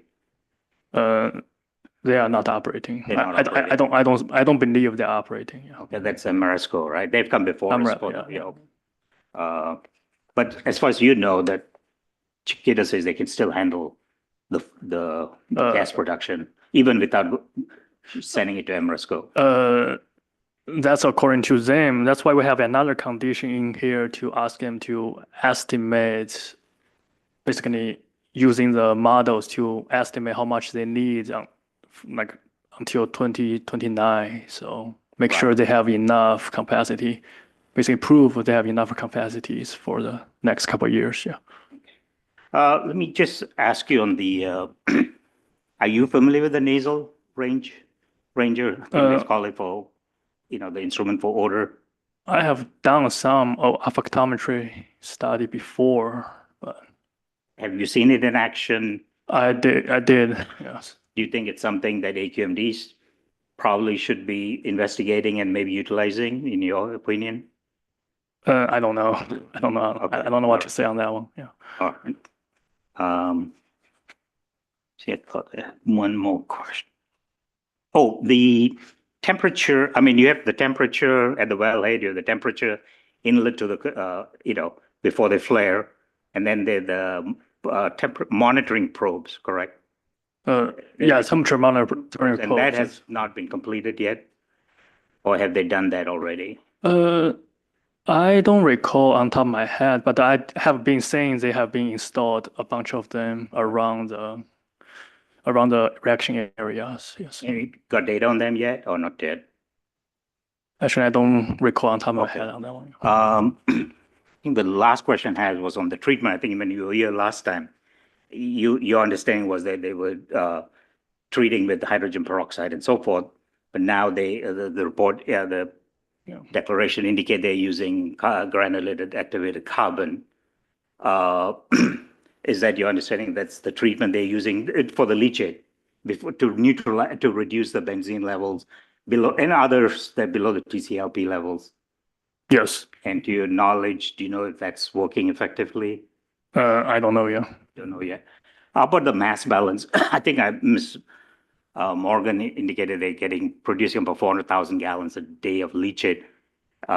Maybe that's the number I heard. Now, do you know, as far as the mass balance, are they handling the treatment outflow? I mean, treating, sending it out offsite versus what they receive, generating. Have they reached some steady state where they can handle and ship it out versus what the ongoing treatment? Do you have any idea? We did receive how much they have been doing, but we did not. I don't even think we have enough data to show whether it's at steady state or not. Okay. All right. Okay. All right. Thank you. I have no further questions. Thank you, sir. So to follow up on Mr. Balagopalan's question in reference to the monitoring, are they also giving you reports of failures? What do you mean by failures? Well, if they're attempting to go ahead and utilize this material, which I guess it's kind of like a PVC type of pipe, are they also letting you know when it's not working, when they've had a failure with that? They need to replace that, yeah. Right, I understand that, but did they report that to you? I don't think it happened yet, so. The failure hasn't happened yet? You mean the No, testing? the condition. No, wait, which one are you referring to? Well, in general, of their monitoring to you, to your department, is there documentation to the fact that there have been failures of this material? Yeah, the monitoring has not yet started. I understand, but has anybody from Chiquita discussed it with anyone, including yourself, Okay. in your department? From what I know, no, but I might defer to compliance and enforcement, see if they have received any notifications on that. Right, because my question then becomes, so how do you know this? How do you know that this occurred? How do you know that that material failed? We don't know, that's why we need them to conduct study, but on paper, the design temperature is near, or if it's not below what the wellhead temperature, some of the wellhead temperature show. Okay, so- that's why we have a concern, yeah. Okay, so you're taking that from the data of the type of material and then therefore drawing the conclusion that it's going to fail at that temperature? We did not draw any conclusion. That's why we want them to conduct the study and to see whether you will fail or not, whether there is better materials they can use to prevent any future failure, yeah. Has that discussion taken place? Sorry. Has that discussion taken place? It is stipulated, so, Okay. yeah. All right. In reference to, do you know if there is an oversight organization either that is requesting information from, ultimately, not right now, but ultimately will request the information from whatever study comes out of the AQMD? Yeah, I don't know. Okay. Yeah, Can I just ask a clarification? I'm not sure that AQMD is doing any of the studies, so which study? But you're Is going to be it? on the receiving end. Yes. Okay, so that document or documents, will they also be provided to your knowledge? And it's a question for Chiquita, if those reports are going to be given to some type of an oversight committee, whether it's the health organization or whomever. So I don't know that I would defer to Chiquita as to whether they specifically report out, but I would note that in the existing order, there is a condition that requires them, anytime they have a report that's due to the AQMD, they're required to make it public on a website. Okay, thank you. Thank you for that clarification. Any other questions, Mr. Pearman? Have you been involved in any of the interagency meetings about the Chiquita landfill problem? I listened in a few, yes. I listened in a few, You listen in on a few. yes. Is someone other than you actively involved in those meetings? I would defer to higher ups, yes. I would assume, yes, yeah. I think they are, yeah. But you don't know for sure. So you're not aware of anyone who has responsibility to participate in these interagency task force meetings about? Actually, I do, yes. There are people from AQMD involved, yes. But that's not your main job, or you're not always participating. Correct. Yeah. Well, I noticed that, DTSC in their material P7 includes air contaminants as part of their jurisdiction, and EPA has an air monitoring plan in their order. So the reason I ask is how, to the extent you see it, how are conflicts between at least these three agencies who have air contamination responsibilities being managed, so there's no conflicting direction given to Chiquita, or there's no conflict between something EPA orders versus our hearing board orders? So I'm sorry to interject, Mr. Pratt. That does seem more like a legal question. And let me find there is currently a condition that actually directly addresses that to ensure that there's not any conflict. Trying to find the number. Well, in the there's a current order. 35.3. There's a 35. So in the modifications specifically dealing with. 35B3. Correct. But there's a more general one as well in the existing order. 50 has language too. That's changed though. I know that.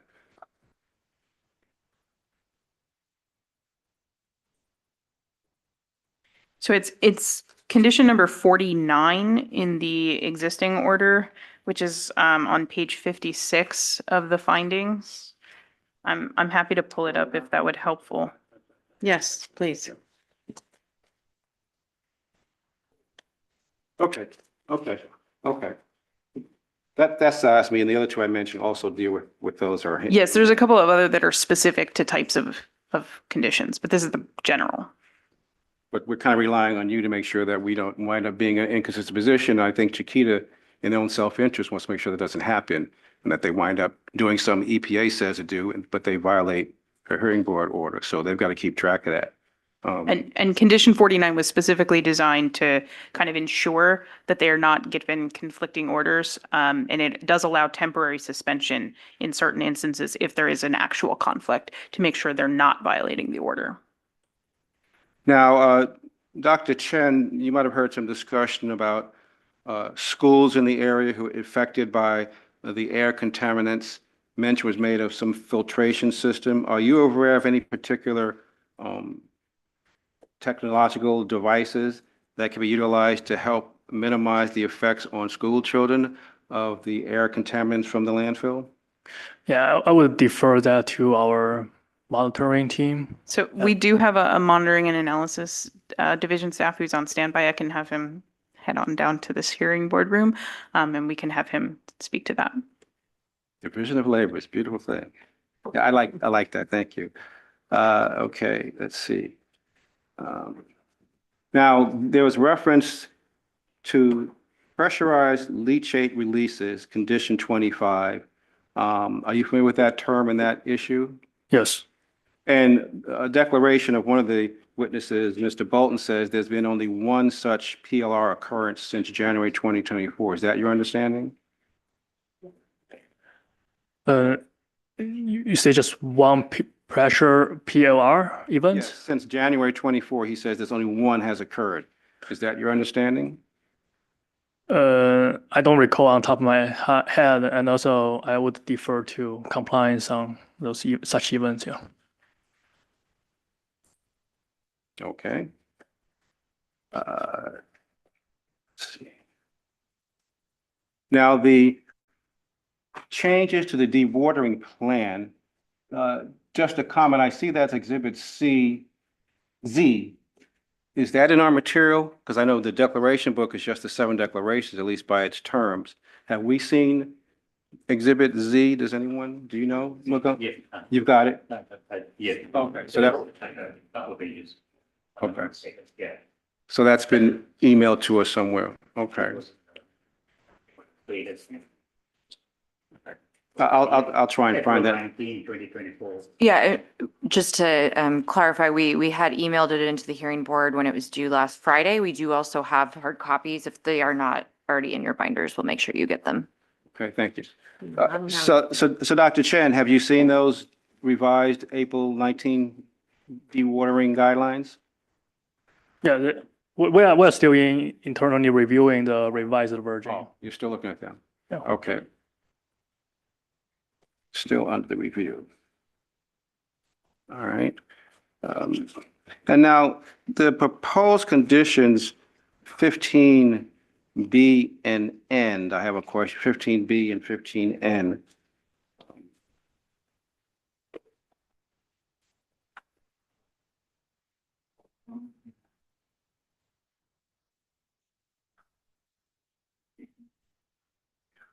So my first question is, I want to make sure that 15B talks about a series of new wells by January 6, 2025. It doesn't mention leachate. It says they shall, with the ability to extract landfill gas is what they say. However, 15N says, as of April 25, 2024, all new vertical extraction wells shall be dual. So is it your understanding that the wells under 15B must be dual extraction?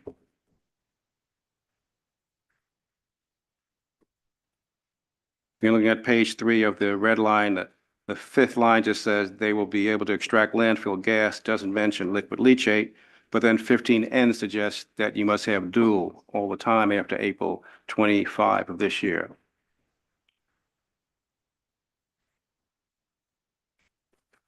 Yeah, they all should be dual extraction wells, yes. So if I can, I would point you to the last sentence of 15N, which is on page 4. Yeah, I was going to ask about that too. So please explain what that superseding language means. So there is in 15 in the main 15, which is not proposed for modification. It does allow the respondent to determine, as needed, dual extraction wells, and 15N, this condition that's saying as of today, all of them will be vertical extraction wells. This will supersede that. Previously, it was kind of dewatering on an as-needed basis. It's no longer as needed. They all need to be So the dewatered. 15B wells will have to be dual then? Correct.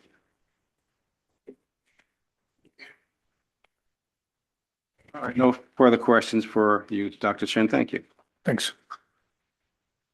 Board members, any other questions for this witness? Okay, we're going to go ahead and break for lunch. Pleasure of the board, 45 minutes or an hour? 45? All right. So we will be returning in 45 minutes. And let's stop the recording now. 12:25.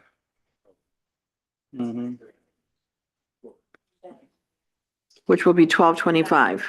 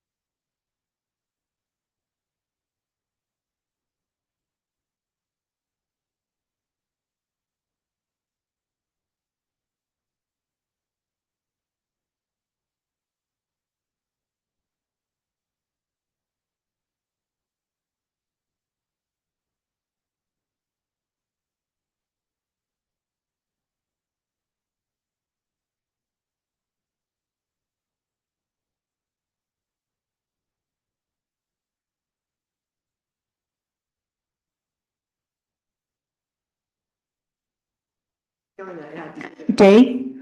Communication. Yes. Oh, hi, Dave. Mr. Studzienski would like to be elevated to a panelist. And he's also, Kaczynski, right? yes, Okay. I'm and promoting now.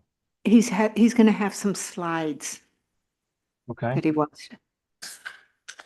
And he should be able to share the screen. Let me make sure. Post on panelist, so he should be able to share his presentation or slides.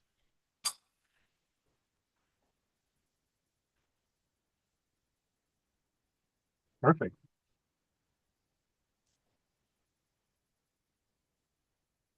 Good? Yep, we're good. So Okay. let me, let's see. Let me stop this one. Pick the spotlight up. Mr. Dujinski, could you try to share again one more time, please?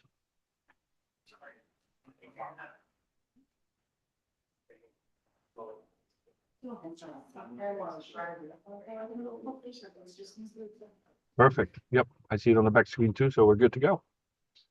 Thank you. Exactly to the report.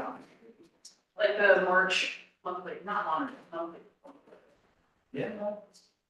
We need to alert the masses about the discovery that we're doing. I feel like I'm so scared. It feels like everyone else just knew that. I know there, that when you replace a doorknob, that there's a secret door button that you can pull the doorknob off that allows you access. Maybe. To be able to screw in. So like you're replacing a doorknob. Have you ever replaced a When you're doorknob? replacing it, there's like a little button where you activate the knob while you're in. So that you don't have to come in from an angle and like. Because otherwise the actual angle. Yeah, it's exactly. And I was saying how this was like, I'm very proud.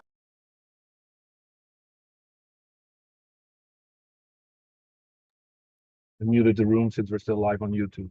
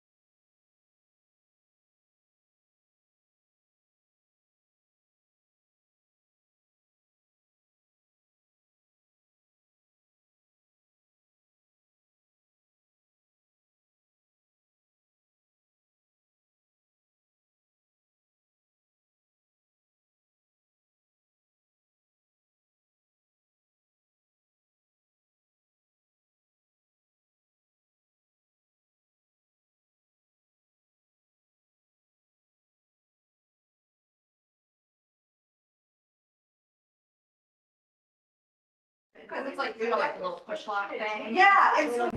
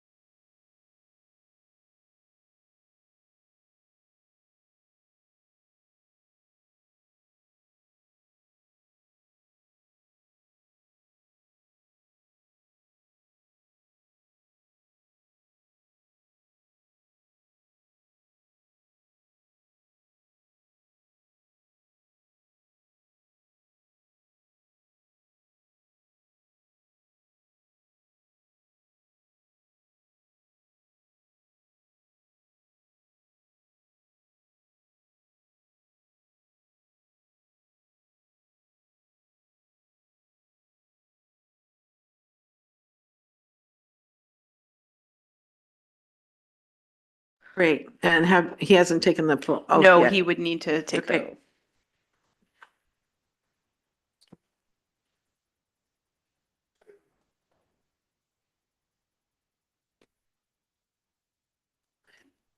Okay, sir, if you can please raise your right hand.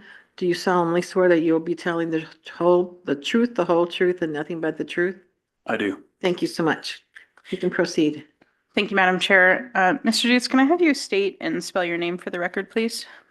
Stephen Dutz, Stephen Stephen, Dutz Dutz. And can you tell us what is your position with the district? I'm the laboratory manager, And what division is that in? the monitoring and analysis division. Thank you. So were you able to hear earlier in the hearing, there were a couple of questions directed about how AQMD might have interacted with school districts regarding odors? I did. Can you kind of walk us through what has been our interaction as the district with school districts on this issue specifically?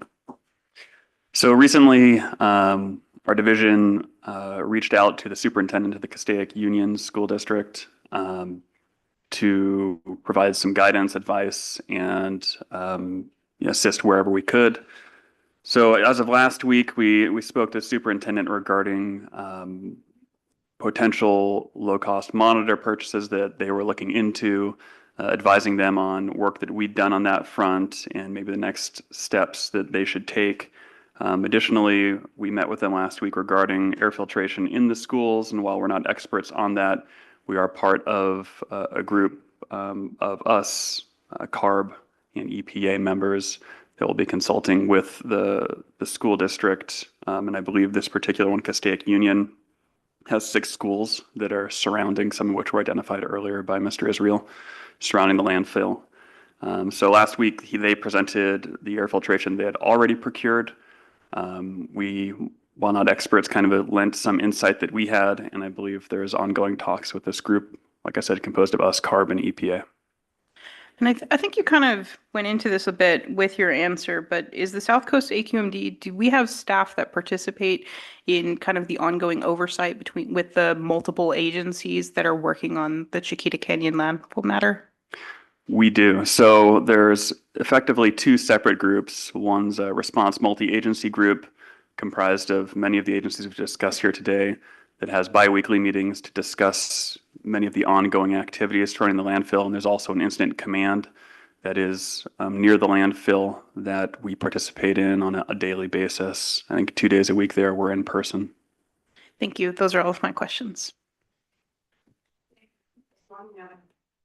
Sorry. Ms. Morgan, do you have questions for this witness? No, Madam Chair, we don't have any questions. Thank you very much for your testimony. Board members, Mr. Pearman. Yes, sir. You mentioned, did you mention that your understanding was the Castaic Union School District had purchased some monitoring equipment?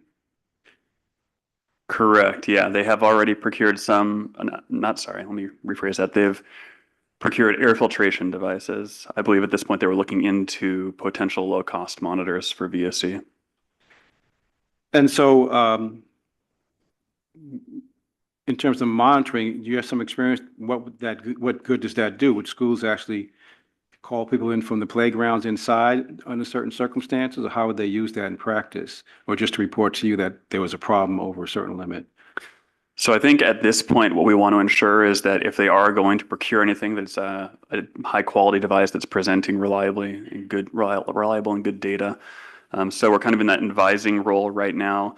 We have made some preliminary suggestions in that the micro GCs that were deployed, I guess, last week as part of the stipulated order of abatement. One is actually right at a school, and then one is within a couple blocks of a school. And so those are at 2 existing monitoring sites that have good measurements. So I think what we're recommending or advising at this point is potentially looking at using those 2 sites as indicators. We know there's high quality data there.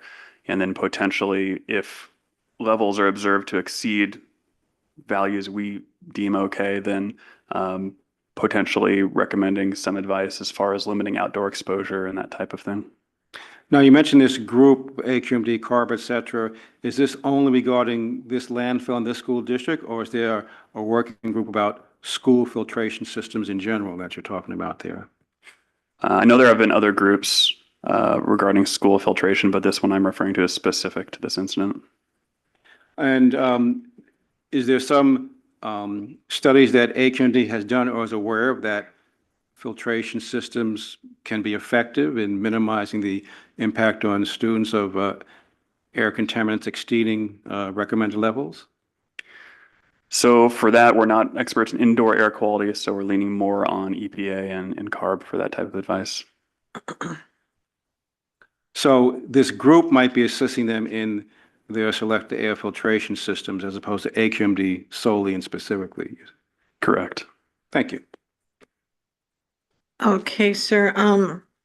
Did you have any more? Oh, we already asked you, so you don't have any. All right. So therefore, the questions that I had,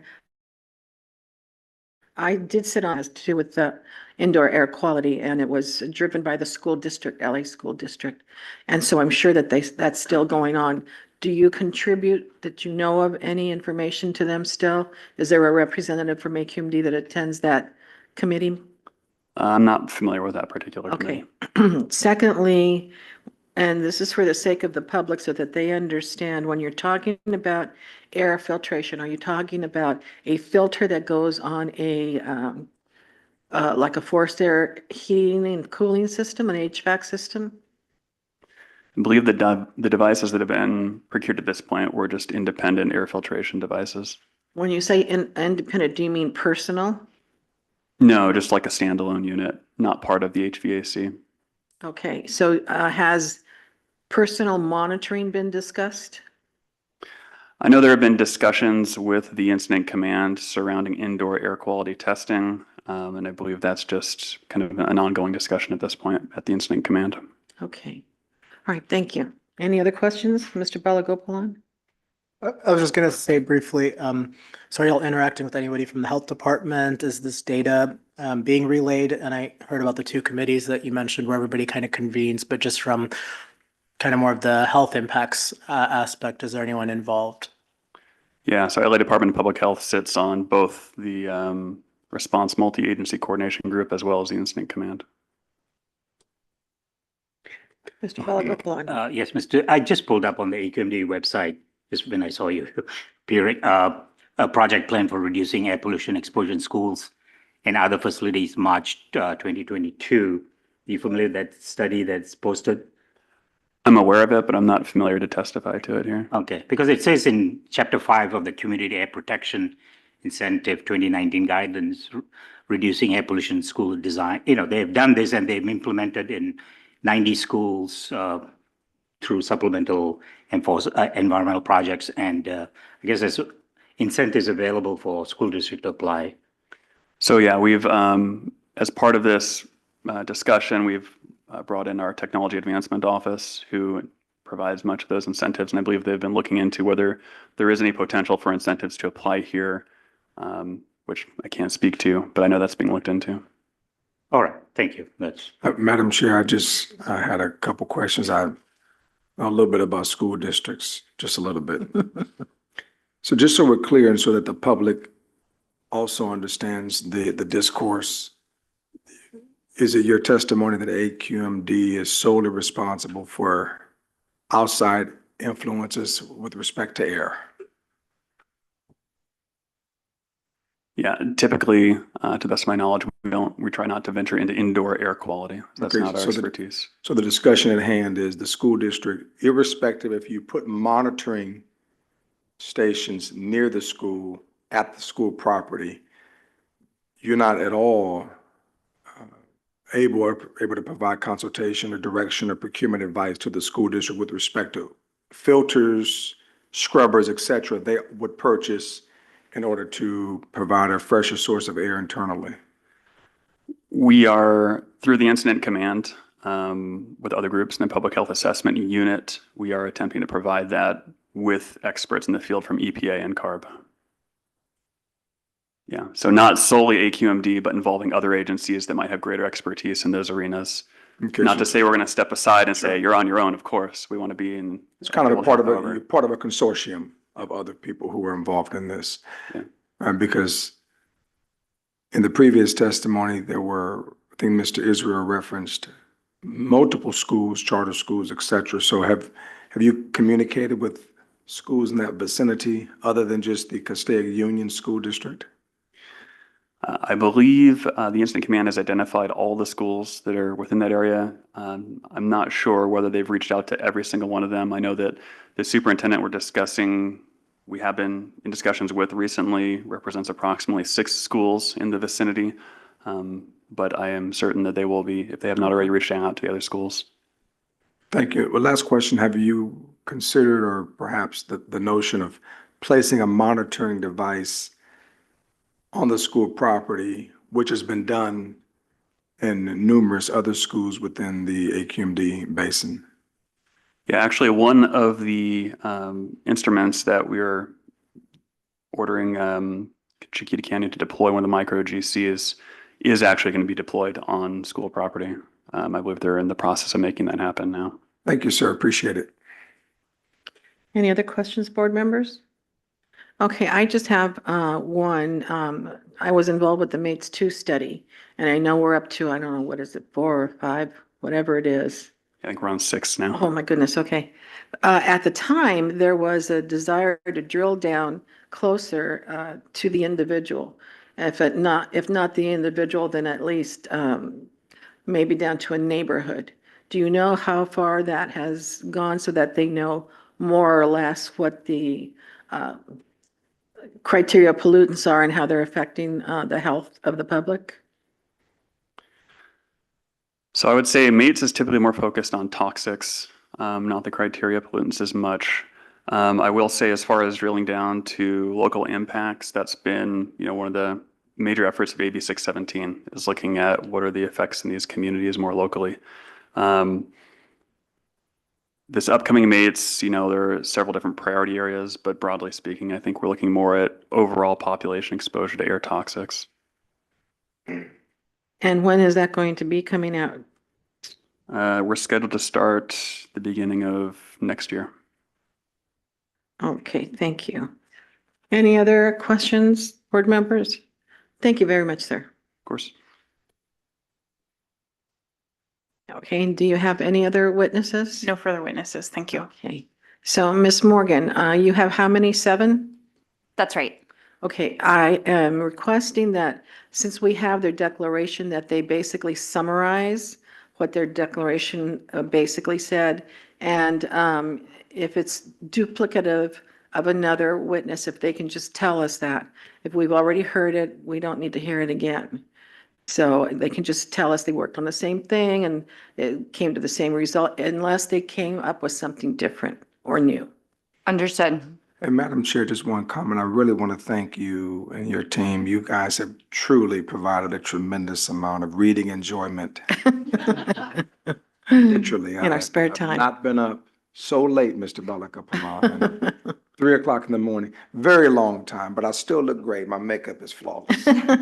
Hair is intact. Thank you. Thank you. You Thank can you go for ahead. reading it. You can go ahead and start with your first witness. We'd like to call Dr. Pablo Sanchez Soria. And for the record, you are Mr. Dujinski representing the Chiquita Canyon LLC, that's right. Thank you.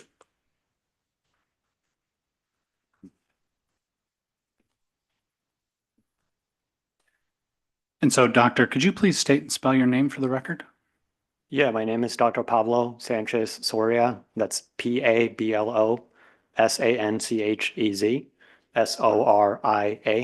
And did you take the oath earlier this morning? Yes, I did. And in that large stack of declarations on the table there, is one of those yours that you executed on April 19th of this year? Yes. And that was for the hearing board members marked as Exhibit S earlier today. And you testified before this hearing board on behalf of Chiquita previously, is that right? That's correct. And can you remind the board very briefly what it is that you do? So I'm a senior toxicologist and a director of health sciences with CTEH, and I'm a public health member of the reaction committee. And so before we get into the reaction committee, there were some questions about how Chiquita is approaching, some of these issues identified with the schools. It's my understanding that you serve on the public health unit that is also overseeing response to the reaction. Is that right? That's right. And so who's all on the public health unit? So as mentioned in the previous testimony, it's multiple agencies. It's CARB, AQMD, Department of Public Health, Water Board. There's a few others, but those are the main ones. And is that unit in the process now of evaluating different air filtration methodologies to deploy at these schools? Yes. And there's also been some questions about monitoring at these schools. Are you involved with, selecting and potentially deploying monitors at some of these schools that have been identified? Yes, so not so much selecting, but I've been part of those discussions. In addition to the previous testimony, there is a plan for additional instrumentation to be deployed tomorrow at one of the Castaic schools. We've been working with the superintendent as well, and so in addition to those micro GCs, there's going to be an instrument that's going to be by Montrose Air Quality Services that should begin installation tomorrow. Very good. And so going back to the reaction committee, you said that you serve as the public health member. Are you aware of the stipulated orders requirements for the public health member? Yes, I am. And so at condition 12A4, there's a pretty lengthy description of what the public health member is responsible for. I think the first part of that requires the member to conduct its analyses using California ambient air quality standards, the OEHA reference exposure levels, as well as analyzing cancer, non-cancer endpoints. Does that sound familiar? Is that one part of your role? Yes, it is. And so there's a second part that also requires that in conducting any type of health impact analyses that basically an odor assessment is included in that. Is that also part of the public health member's role? Yes. And so that second part, are you fulfilling that part as well, kind of the odor assessment portion? No, I'm going to be working with my colleague who will testify right after me, Dr. Ployce. And so the order also requires a health impacts report that I believe is due August 1st, 2024. Is that right? Yes. And are you in the process now of preparing that health impacts report? Yes, I am. And so in the process of doing that, I believe during a prior hearing, you had previewed a 28-day air quality study. Has that study been concluded? Yeah, we completed that study on March 31st. And so, analysis for that study and some of the monitoring strategies that you deployed, how did you determine which constituents you're going to be monitoring for? Yeah, so it was a somewhat of an extensive process, but essentially what we did is we looked at what the condition required, which was looking at hydrogen sulfide, several other sulfur compounds, as well as hazardous air pollutants that were potentially emitted by the landfill. And so in order to assess that, we looked at a few different potential emission sources. We looked at fugitive emissions based on the flux chamber study. We also looked at chemicals that were found in the leachate or the leachate headspace. And we looked at which of those were monitored and detected in the community. And so that's how we narrowed down the list of constituents of interest. And so in monitoring for those constituents, what were the monitoring and sampling methods that were deployed during the 28-day study? Essentially, we did what we call real-time air monitoring and analytical air sampling. The real-time air monitoring involved both handheld instruments that were used by personnel that were roaming around the community 24/7. And then we also had a PTR mobile van, which is a van that was driving around the community anywhere from 8 to 10 hours a day collecting data. And then the analytical air sampling was 24-hour air samples deployed across 11 different locations every day. So essentially our goal was to have continuous data throughout the study. And then we had the fourth aspect was 1 hour air samples where warranted. And so I'm going to pull up some slides so we can kind of talk about your work here, because I think both the hearing board and the public will likely be interested in this. So if I can actually pull this out.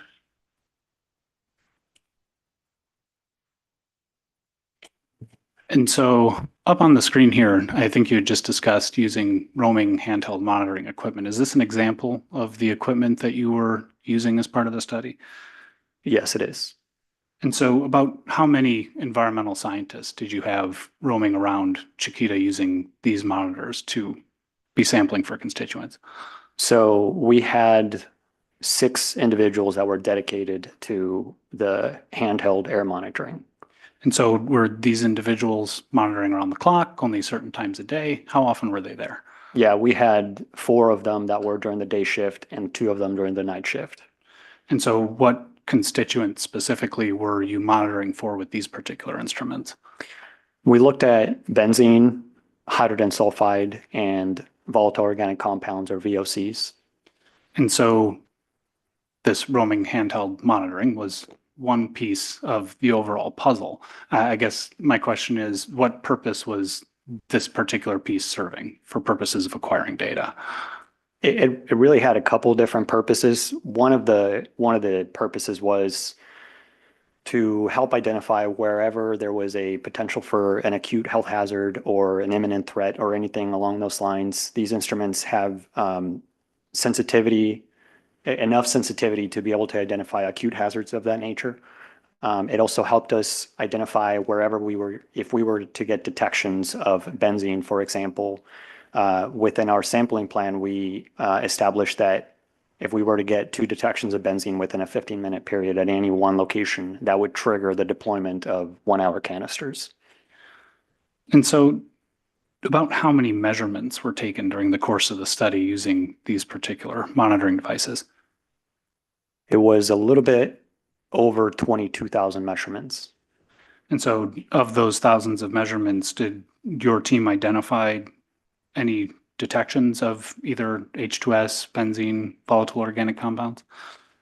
We did not detect hydrogen sulfide levels. We did find benzene in 3 instances, and we found VOC detections in 7 instances.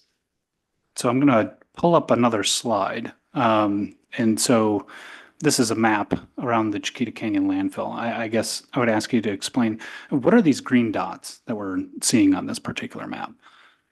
So this is a map for hydrogen sulfide measurements, and since all of our hydrogen sulfide measurements were non-detect with these particular instruments, what we're illustrating here is essentially everywhere where we monitored for hydrogen sulfide throughout the duration of the study overlapped day by day into one map. And so I'm going to go to the next slide. It's a very similar map, but my understanding is that this one is for benzene. Is that right? Yes. And so it's a little bit difficult to see here, but there are some pink dots over towards the north of the map, right by I-5. Is that showing detections of benzene? Yeah, there were the 3 detections that we found for benzene were right around that location on March 6th, around 8 in the morning. And so after those detections were identified, what were your next steps in evaluating those detections?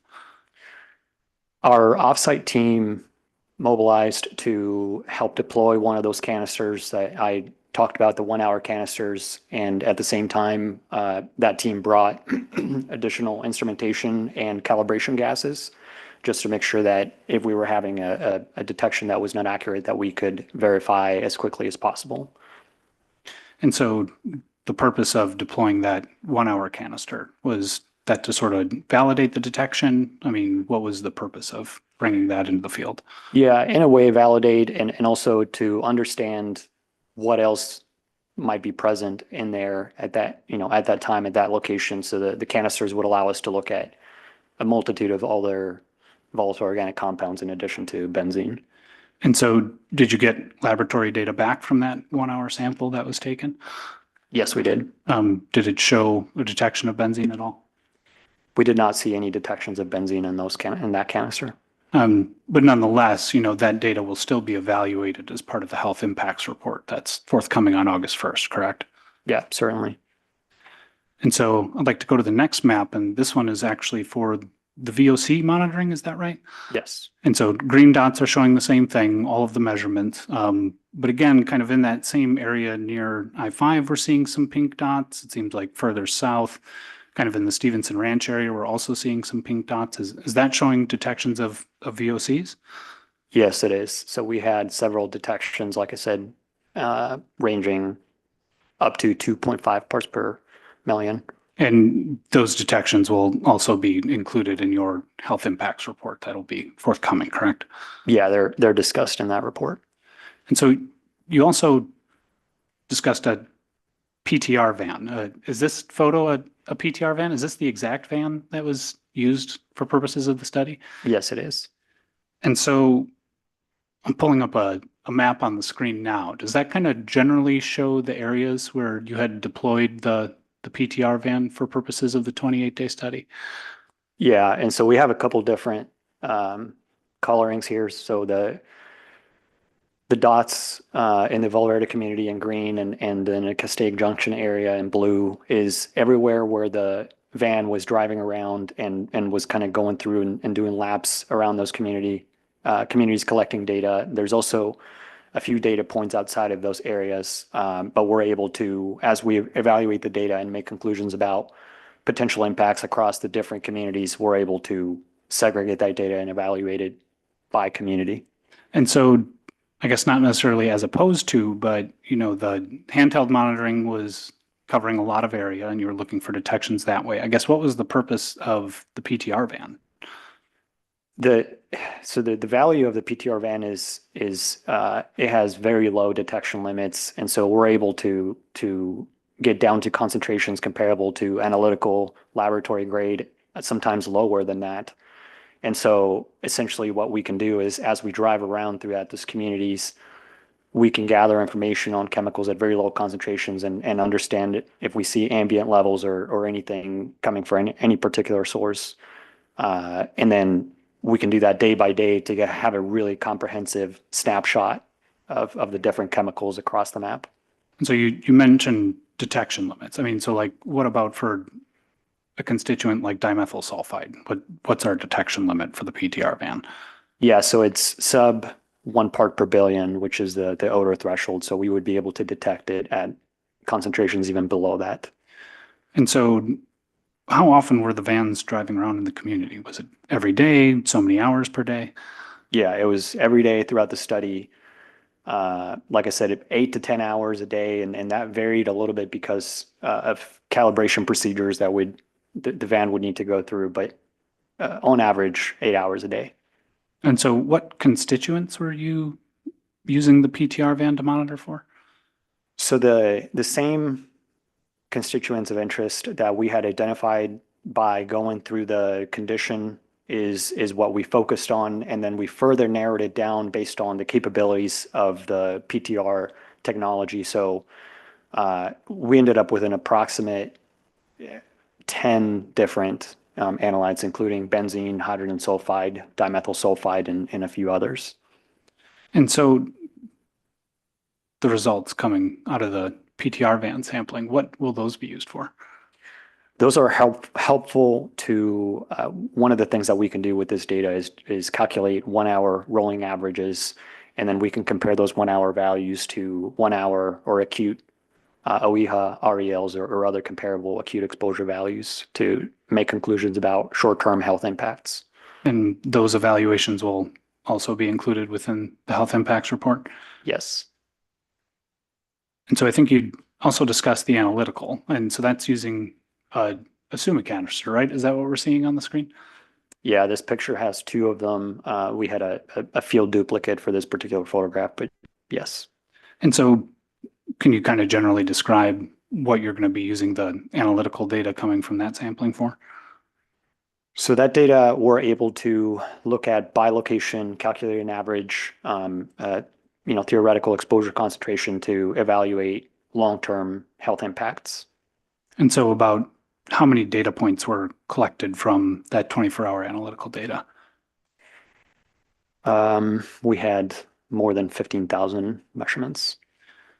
And so on this next slide, it's a little bit faint, but you can see a handful of locations that are identified ASO 1, 2, 3, 4, and so on. Are those all the locations where you were doing this analytical sampling using the summa canisters? Yes, it is. And so were those deployed every single day of the study? Yes. And so did the deployment of those particular canisters result in any detections above health-based screening levels in your evaluation? So when we looked at the data, the totality of the data, one of the first things that we did is average the concentrations by location. And what we found was that hydrogen sulfide exceeded the chronic OEHA-REL at AS09. We did not find hydrogen sulfide to exceed anywhere else. We also did not find any other exceedances of chronic values.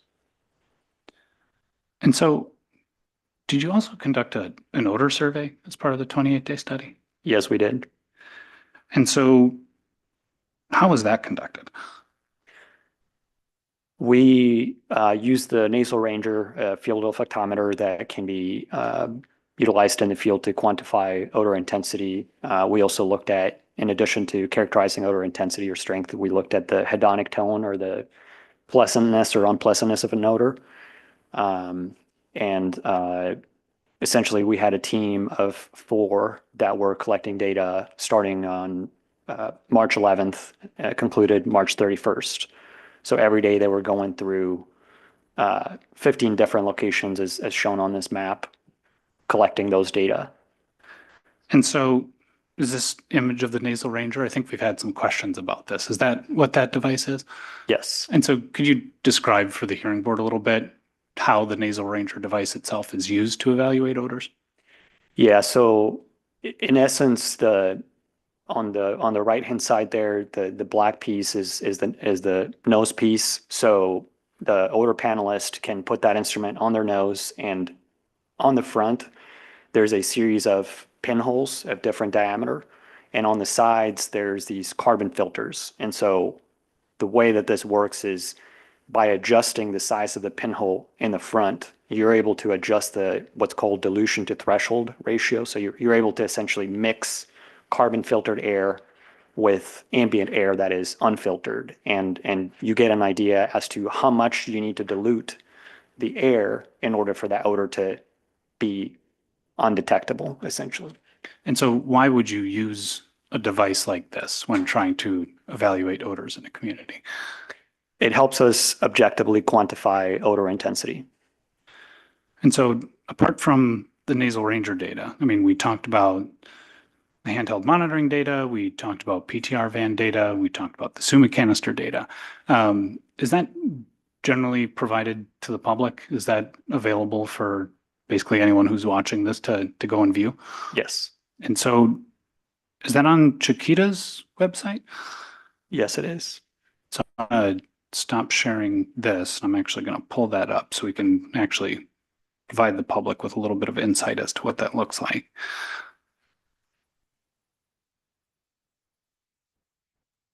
If it'll let me.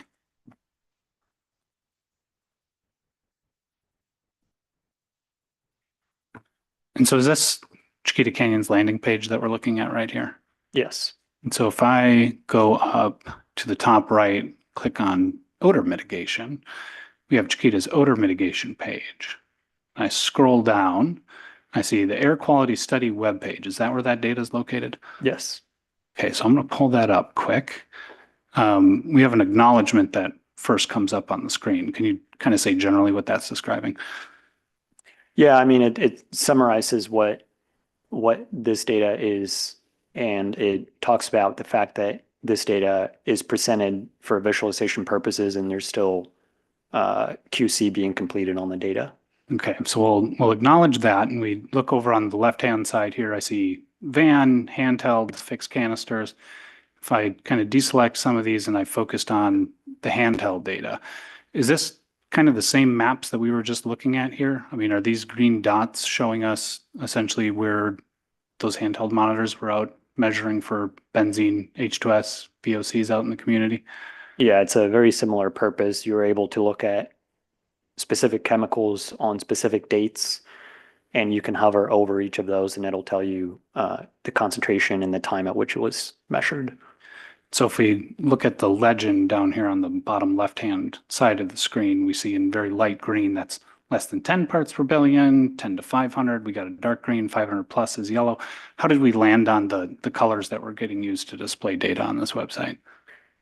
Yeah, so the less than 10 part per billion is because the ultra-array instrument, that's what was used to collect data on benzene, that's its detection limit, 10 parts per billion. So in essence, anything light green is a non-detect or an undetectable concentration. And then from 10 to 500 parts per billion, it's the darker green, and then above 500 would represent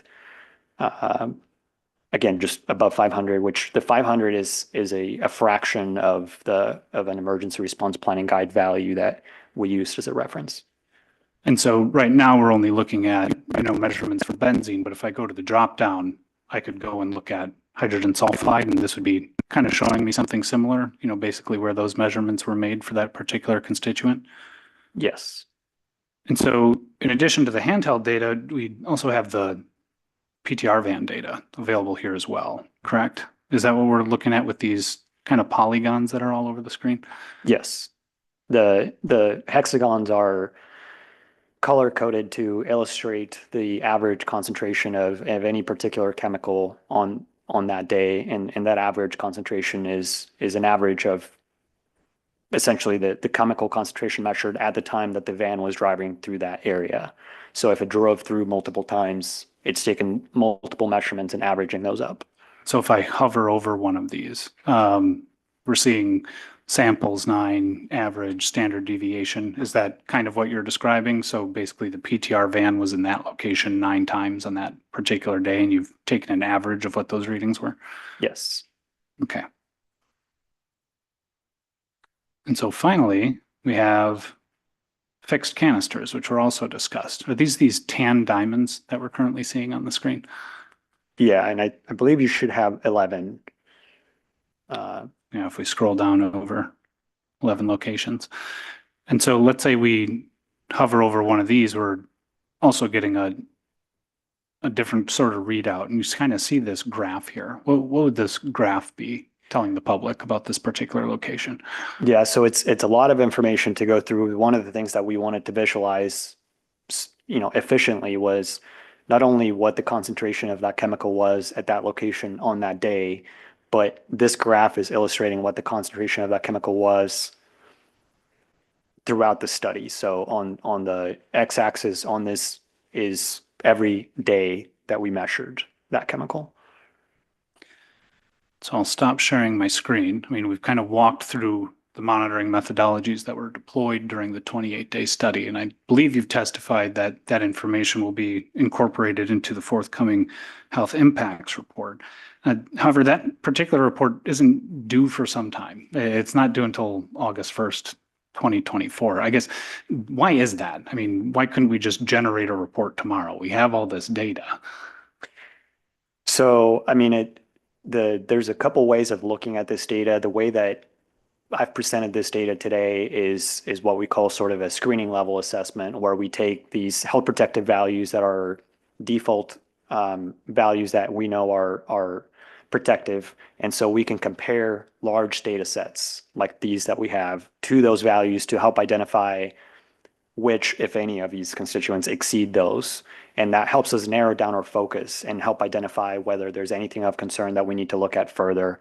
So that's what we've done with this assessment. What we're planning on presenting for the health impact analysis in August is going to be it's going to be similar, but it's a little bit more of a cumulative evaluation of how all the different chemicals may contribute, not just in comparison to these default values, but absolute risk or calculated risk for both cancer and non-cancer endpoints. I have no further questions. Thank you so much, Doctor. Thank you. Okay, Ms. Roberts or Ms. Reichert? Thank you. Thank you. I wanted to discuss kind of the use of the nasal ranger. So does the nasal ranger have its own kind of independent mechanism for detecting odor, or is it detected by the person that's operating it? It's the person that is utilizing it. So the nasal ranger is a tool to dilute ambient air at a known dilution to threshold, a known concentration, if you will.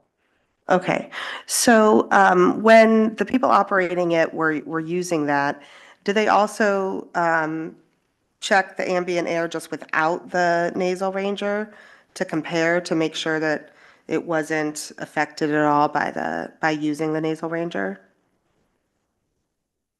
So the way the protocol, the procedure is, the nasal ranger is put on the nose. It goes through a sort of a cleansing of the palate, if you will, that you go through a carbon filtration process for about a minute where you're just breathing carbon filtered air to kind of zero out your nose.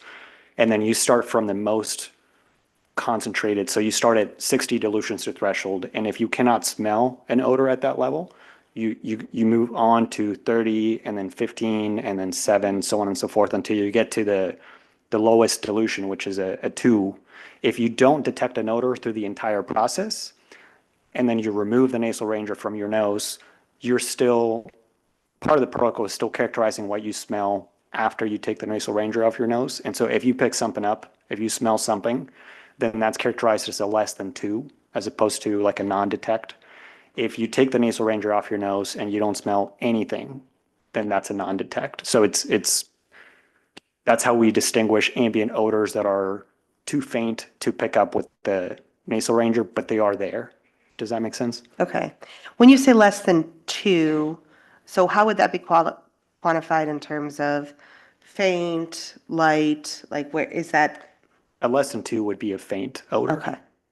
And were the results of the nasal ranger studies or observations cross-checked with the odor surveillance that's required under the OA under condition 1 to kind of see, like, are we getting similar results from those odor surveillance? So we have not done that yet. We know that data exists. The studies or the evaluation of the data from the nasal ranger has been sort of a standalone analysis at this point, but that is something that will be considered by Dr. Ploys as well. Okay, so the comparison of the data collected during the nasal ranger studies will be compared to the odor surveillance conducted under condition number 1 of the OA? I know it's considered. I'm not sure exactly what you mean by compared. I'm So just looking to make sure, so if there's, if the surveillance under condition number 1 is showing, 3s and 4s or, and then the nasal ranger is saying, oh, it's non-detect, is there going to be some analysis to say, or to try to figure out why there's a discrepancy when if those observations were being done at similar places at similar times? Yeah, absolutely. That would be some of the things that we look at is before making a comparison, we want to make sure we identify which of those measurements are co-located either in a similar area or around a similar time or both, ideally, right? So that we can say this measurement would be comparable to this measurement because they were at the same place at the same time. Okay. So you had testified that the monitors were not detecting H2S. Is that correct? The handheld instruments, yes. Yeah. So do you have an opinion on what compounds do you believe are causing the odors that are being experienced by the community? I think hydrogen sulfide is potentially a contributor. We have to remember that the detection limit of the multi-array device, that's what was used, the handheld device, is 100 parts per billion. So that's not necessarily going to tell us, and a non-detect from a multi-array is not necessarily going to tell us that there can't possibly be an odor, because you might be able to detect with your nose hydrogen sulfide below 100 parts per billion.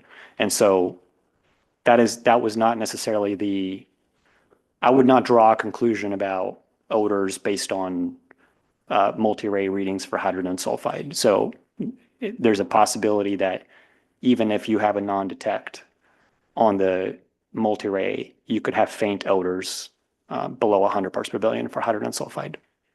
Okay. So the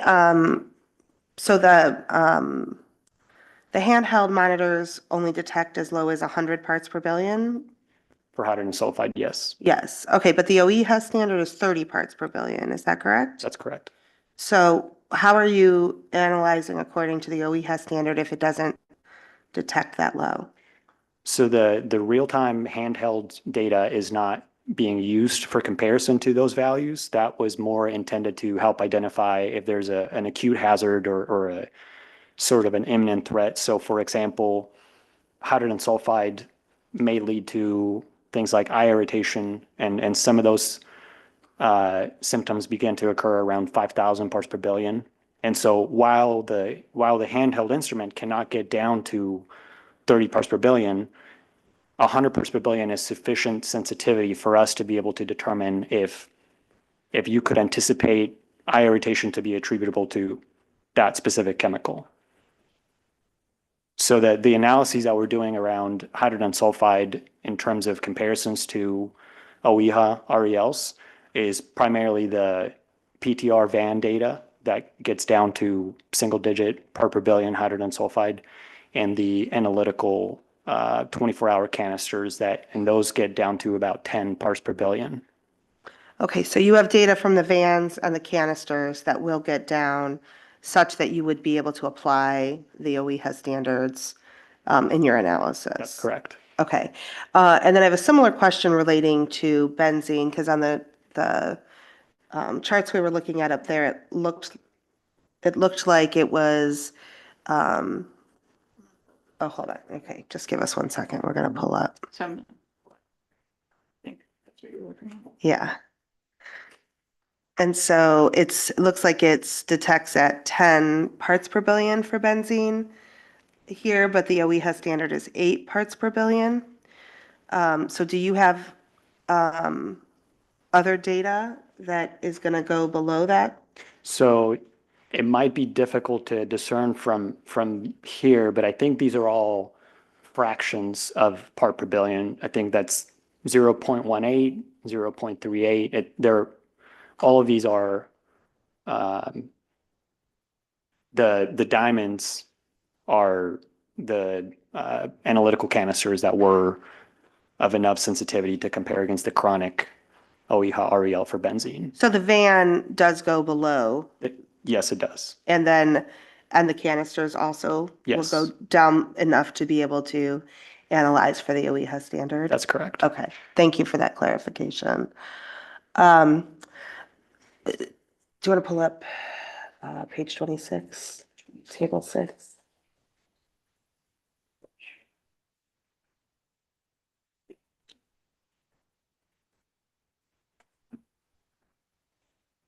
So on this chart here, we're kind of showing this is page 26 of your declaration. So it looks like, we've got the compounds that were detected in the flux sample, and then also whether those compounds were detected in stack testing, the leachate headspace, which we heard from our engineer is the space above the leachate in the storage containers, or in leachate. Is that an accurate description of that table? Yes. Okay. Hey, I'm just a lawyer here.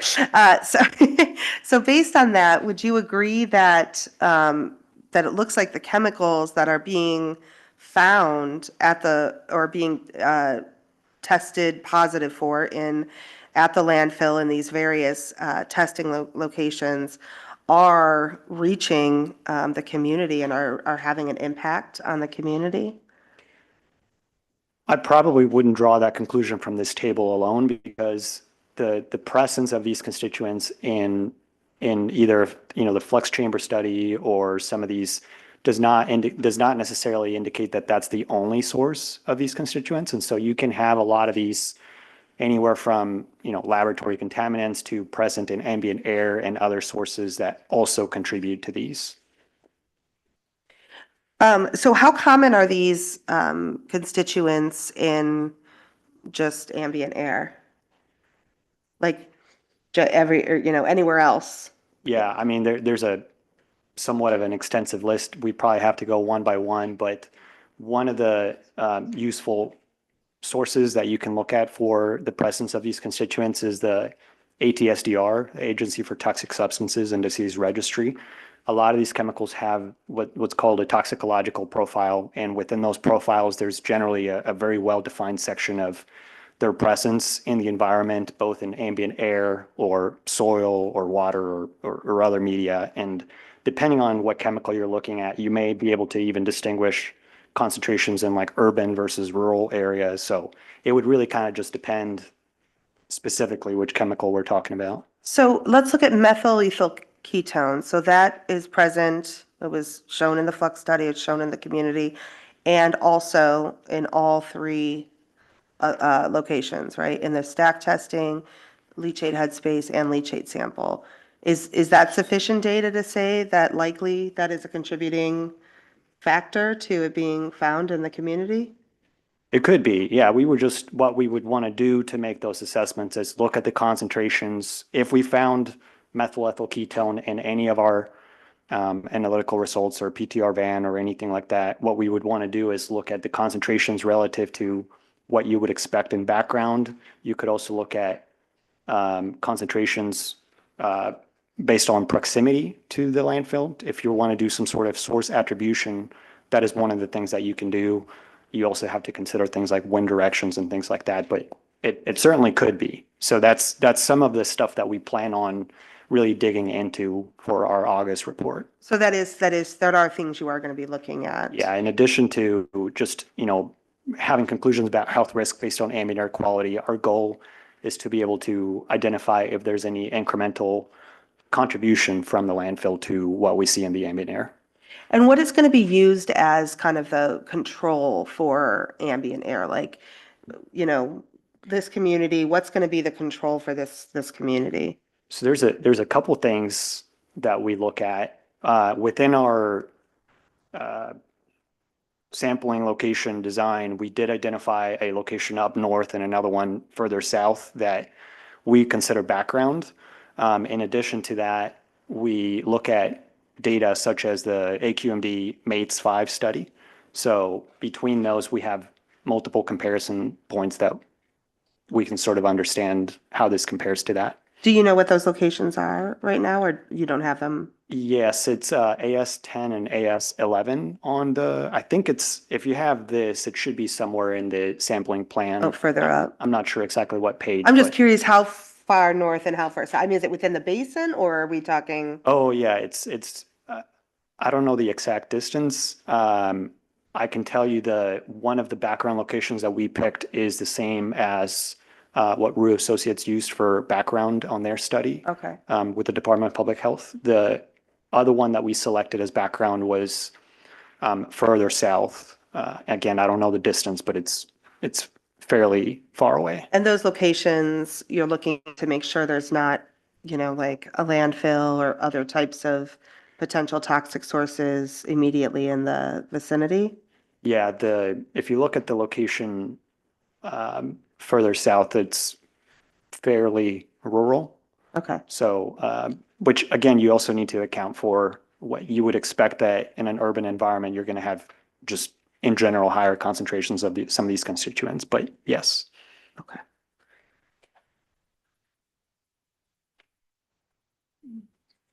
No further questions at this time. Thank you.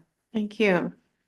Okay, I have a few questions in reference to the nasal monitor.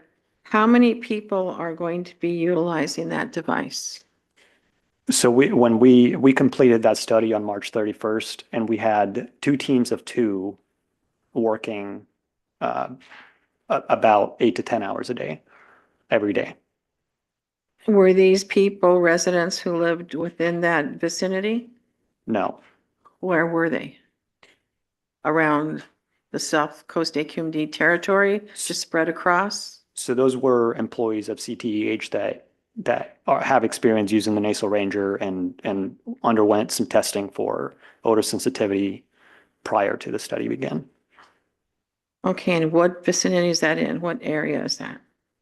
Where are they located? Where do they live? Well, I'm assuming that they wore it during working hours, okay? Yeah, so where's that facility? basically what they did is we established 15 different locations near the landfill, both in the Valverde community as well as the Castaic area.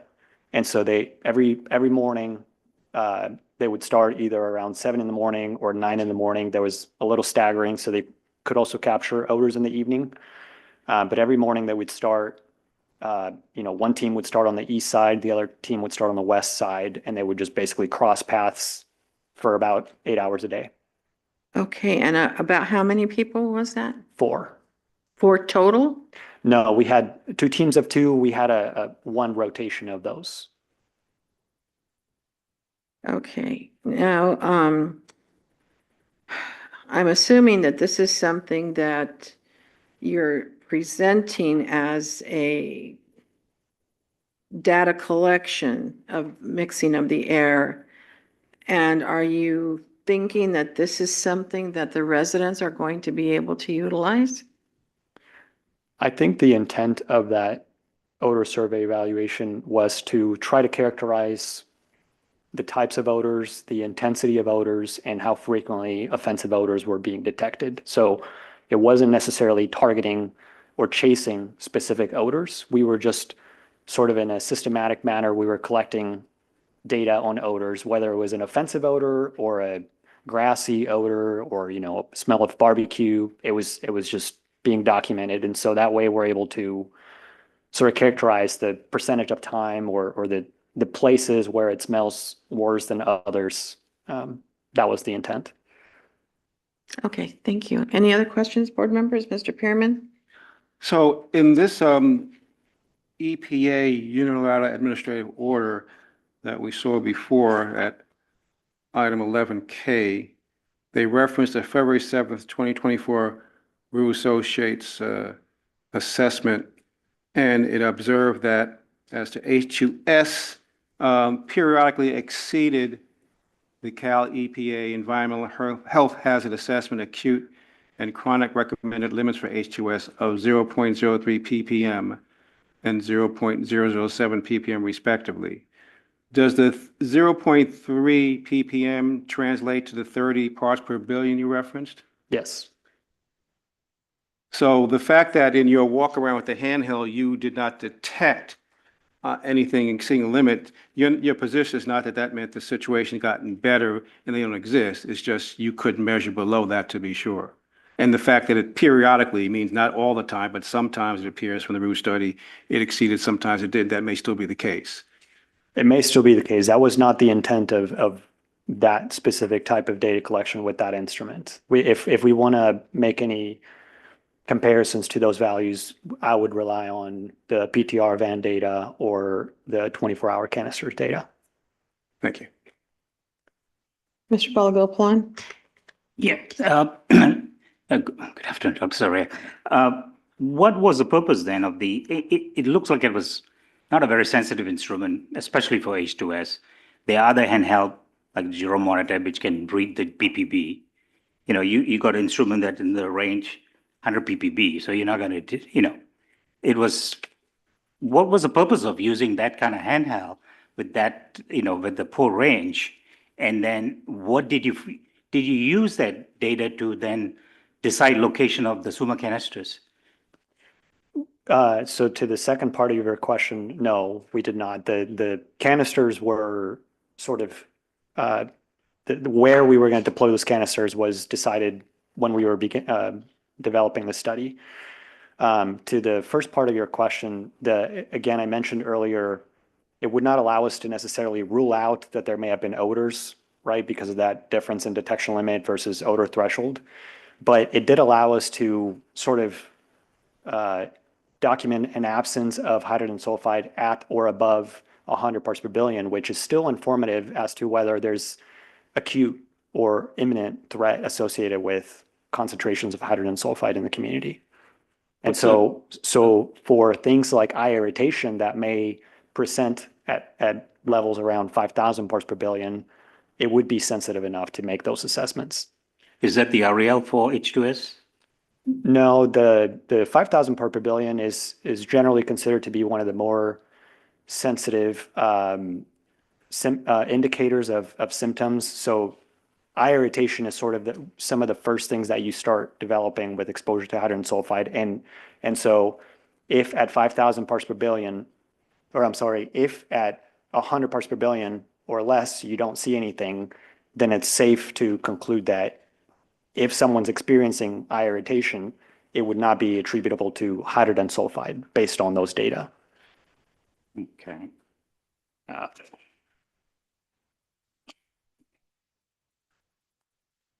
Then, okay, so you did not qualitatively use that data for any of the subsequent studies then? It didn't direct where the route the van takes. Let me go to the PTR van, that route that was taken. How was that decided based on all the?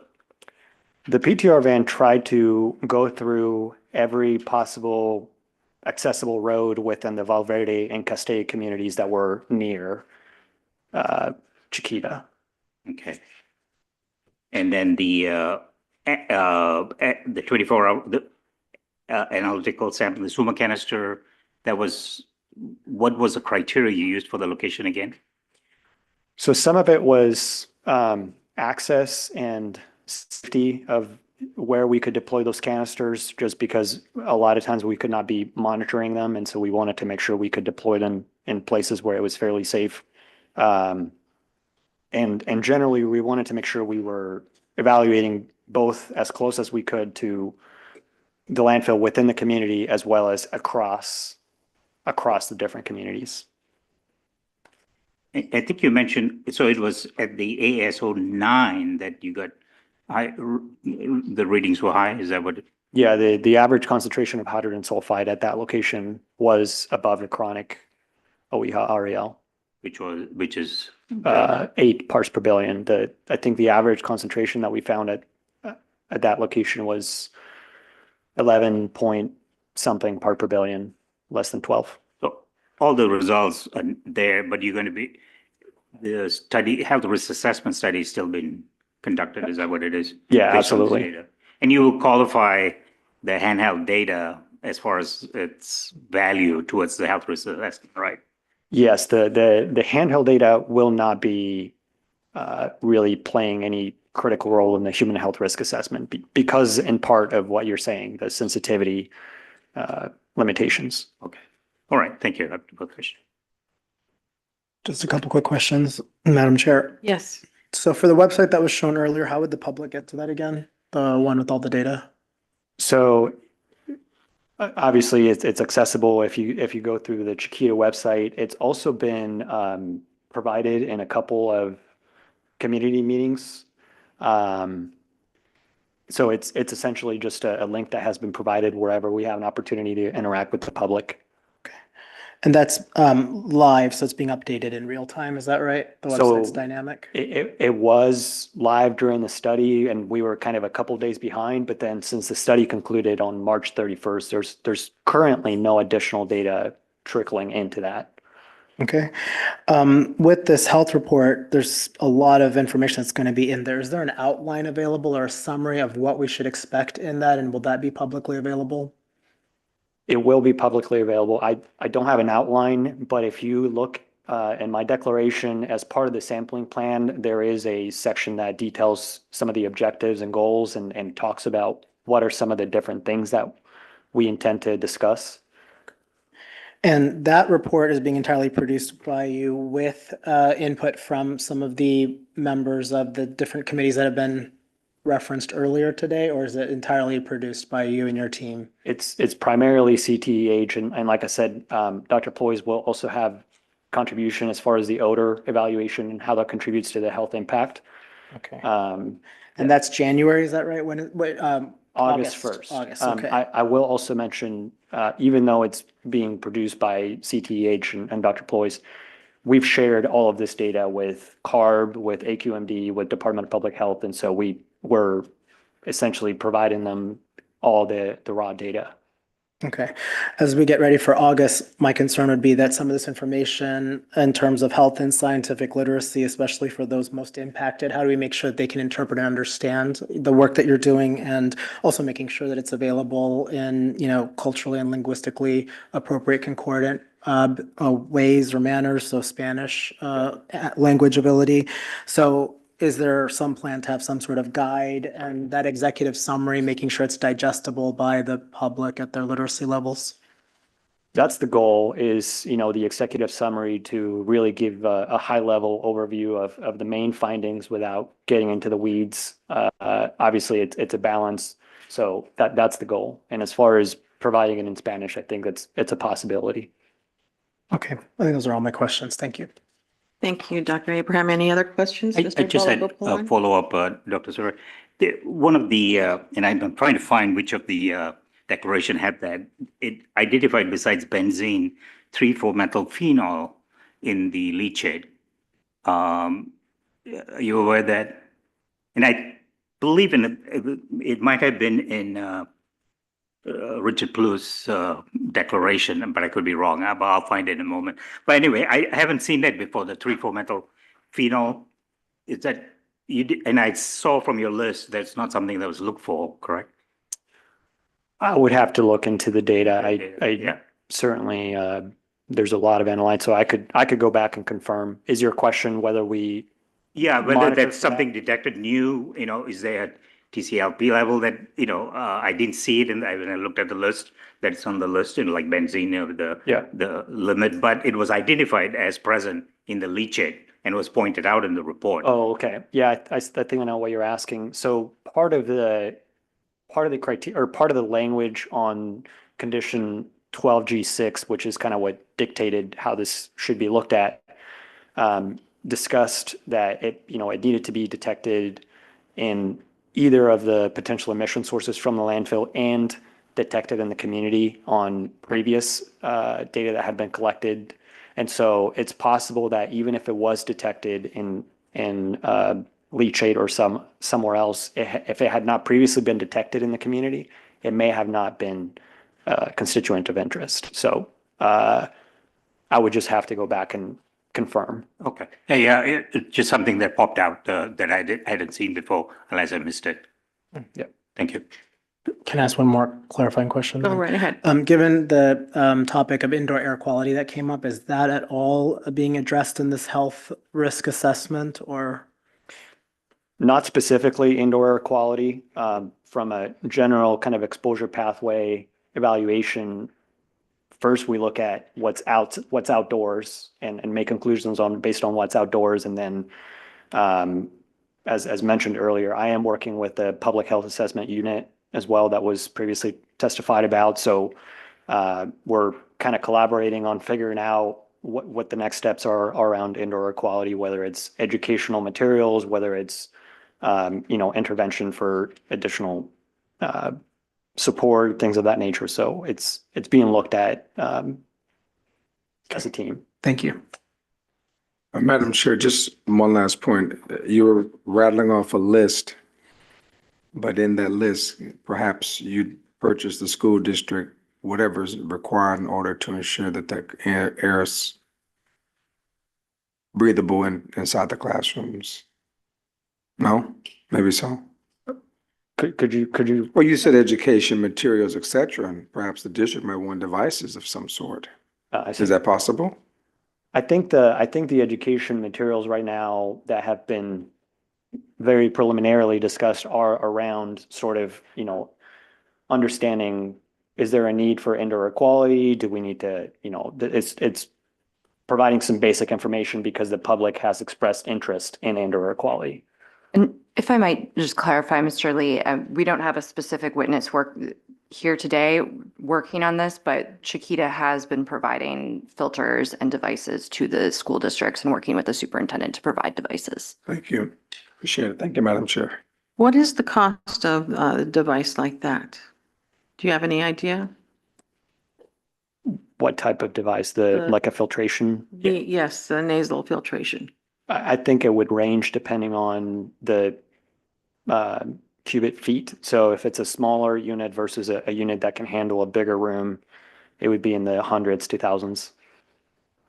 And so how do you perceive that that would be a valuable tool, aside from the measurement, that an individual, especially in some of the areas of the South Coast AQMD, how do you expect the individuals to be able to afford anything like that? And might I just ask a clarifying question, Madam Chair? Are you speaking about the air filters or the nasal ranger? The nasal range. So thank you for that clarification. The nasal ranger is I actually don't know the cost of it, but it's an instrument that's more of a tool for characterizing odor intensity, not so much a device that would you need to have that stuck to your nose, and so it's a pretty large instrument. It's really more of a tool for quantifying odors. Okay, so do you foresee that there is going to eventually be something along those lines? For instance, the device that goes around the neck now that you can wear for air conditioning, personal air conditioning, do you foresee that something like that would ever be available to the public? And I know that's like pie in the sky, but I'm just trying to. Well, I mean, to the extent that someone wants to have essentially a mask around their face, then sure, but otherwise it would probably not be very effective. Okay, thank you. Anything else, board members? Okay, Madam Chair, if I may, the district has a couple of follow-up questions based on the board's questions. Go right Okay. ahead, Ms. Roberts. Thank you, Dr. Sanchez. So I think one of the questions you were talking about with Mr. Balagopalan is he was asking kind of what was the point of the handheld monitors? And you had mentioned that one of the things was to rule out things like, I think you mentioned eye irritation. Could you explain that a little bit? Yeah, so if eye irritation is generally experienced at 5,000 parts per billion and your instrument can detect below that threshold, then that's how it's useful in ruling things out. So you recall that the health expert that member of the reaction committee that you serve in is required to apply the OEHA standards, correct? When you say apply, are you referring to the human health risk assessment aspect? Well, let me pull up the language of condition 12. So it says the public health member shall, at a minimum, apply the CACs, the California Air Standards, and the applicable OEHA standards. So I'm asking you understand that you're applying the OEHA standards, correct? Again, I think apply refers very specifically to a process in the human health risk assessment that involves comparing concentrations that you've collected to these health protective values. And so the application of it refers to the exercise of making a comparison between two concentrations, not necessarily well, so let me ask you my next question, because maybe that will help clear. This is just pulled up on Google. This is OEHA's website for hydrogen sulfide. So looking at their acute REL, which we agreed was 30 parts per billion, correct? That's correct. That's well below the handheld unit you were describing, correct? Yes. And OEHA's website, as we're looking at it, lists among the acute REL, that 30 parts per billion, among the toxicological endpoints would be physiological responses to odor, correct? That's what it says, yes. So when you're writing this report, you're not ruling out physiological effects on the basis of handheld data. Is that correct? I think we're talking a little bit about different things. When I look at the application of an REL, the REL is a level below which you don't anticipate adverse health effects. It's not automatically a level above which you will see adverse health effect. And so if you look at how that 30 parts per billion was derived and what studies are used and what health endpoints are looked at to arrive at 30 parts per billion, you find that there's a gap between 30 parts per billion and the level at which you do see adverse health effects. And so that's kind of that. So I recall this testimony from prior hearings, and I think we kind of went through that. We're not rehashing, whether OEHA used the right data sets, had all of the specific, we agreed whatever the OEHA number is, that's what we were going to apply. And if OEHA is saying there are physiological endpoints at the acute REL, that 30 parts per billion, I'm unclear how we're going to rule out physiological effects at a much higher rate. Like I said, the handheld data is not going to be compared against any OEHA values. It's not going to be used for human health risk assessment. That is a different goal. That data was collected for a different purpose, not for risk assessment. And so the application of the OEHA REL refers to the context of human health risk assessment. Okay.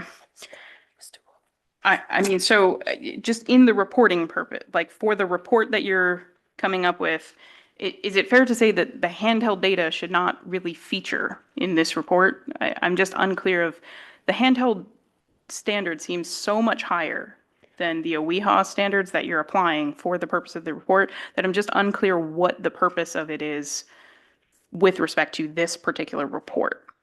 I would agree with that. The handheld data will not have any significant portion in the human health risk assessment. Okay.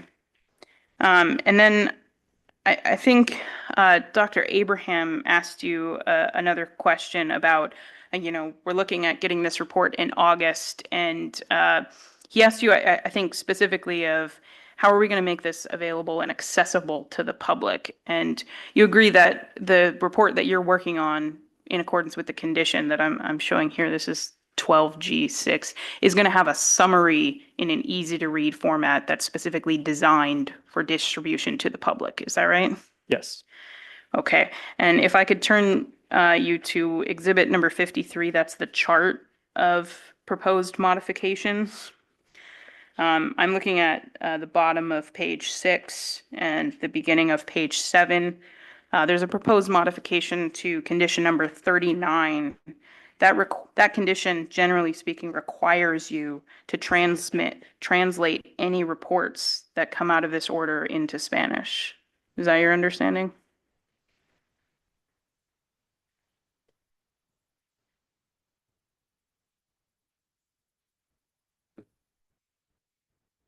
Where does it say Spanish? Yeah, I see that. Okay, so basically between those two, we are going to have a easy to read summary in multiple language available for the public. Yes. Great, thank you. Those were all my follow-up questions. Thank you. Any other questions for this witness? Okay, next witness.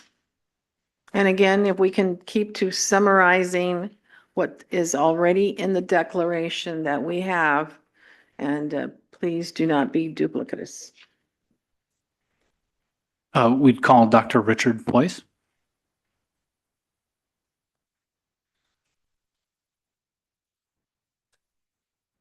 Hello and good afternoon.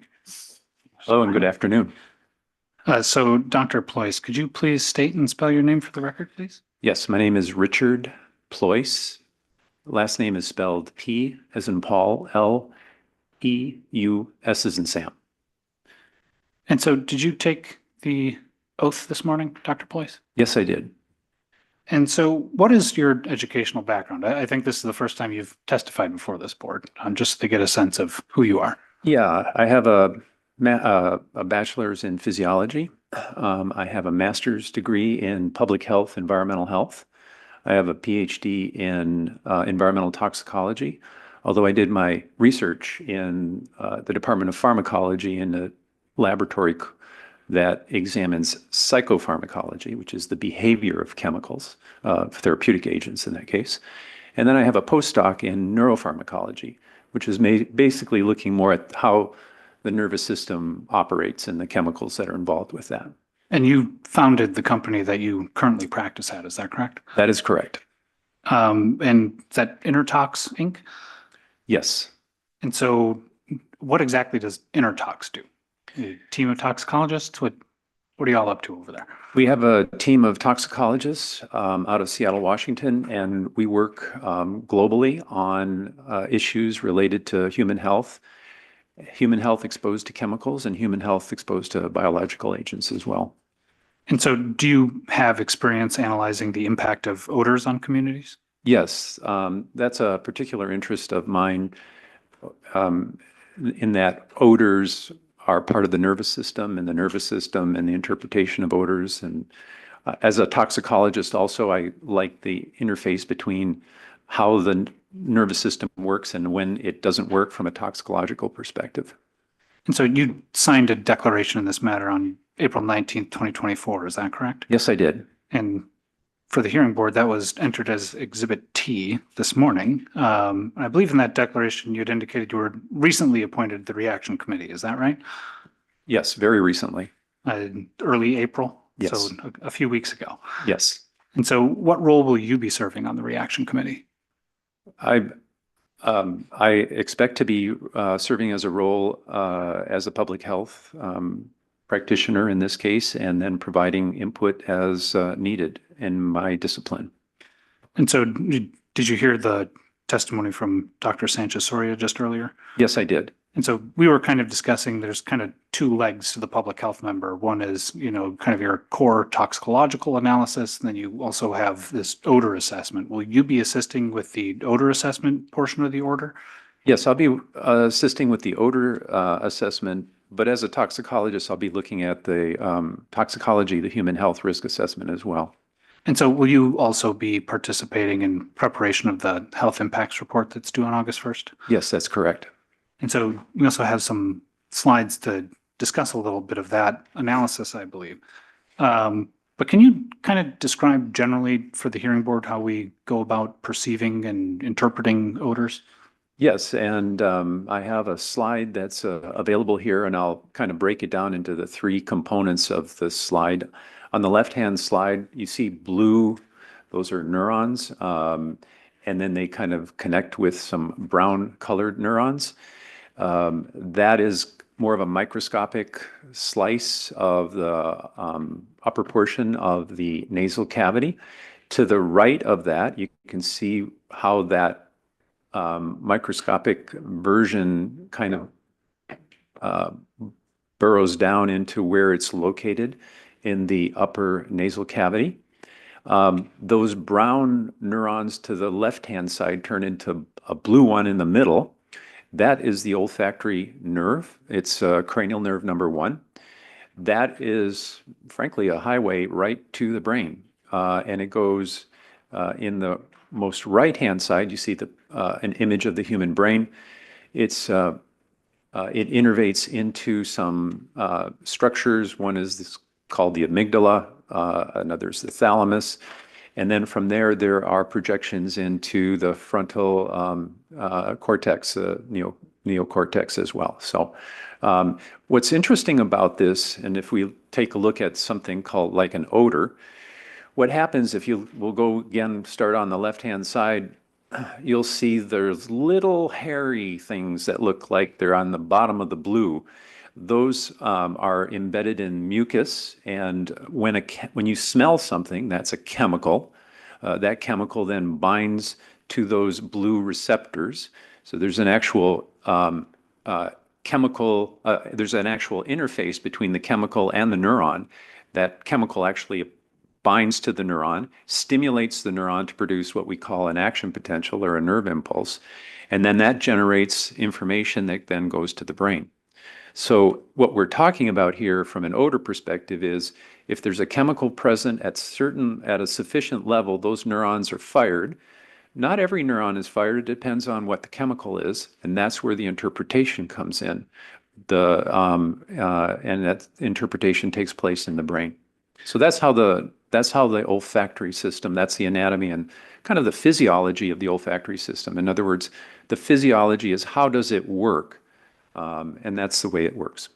And so we just had a discussion about hydrogen sulfide. So let's use that as an example. Let's say we're talking about this nose here on the left side of the screen. If I breathe in kind of a puff of air through my nose, and that includes hydrogen sulfide. And so that's going to bind to, I think, what is identified as the olfactory cleft up there in kind of the top of the nose area.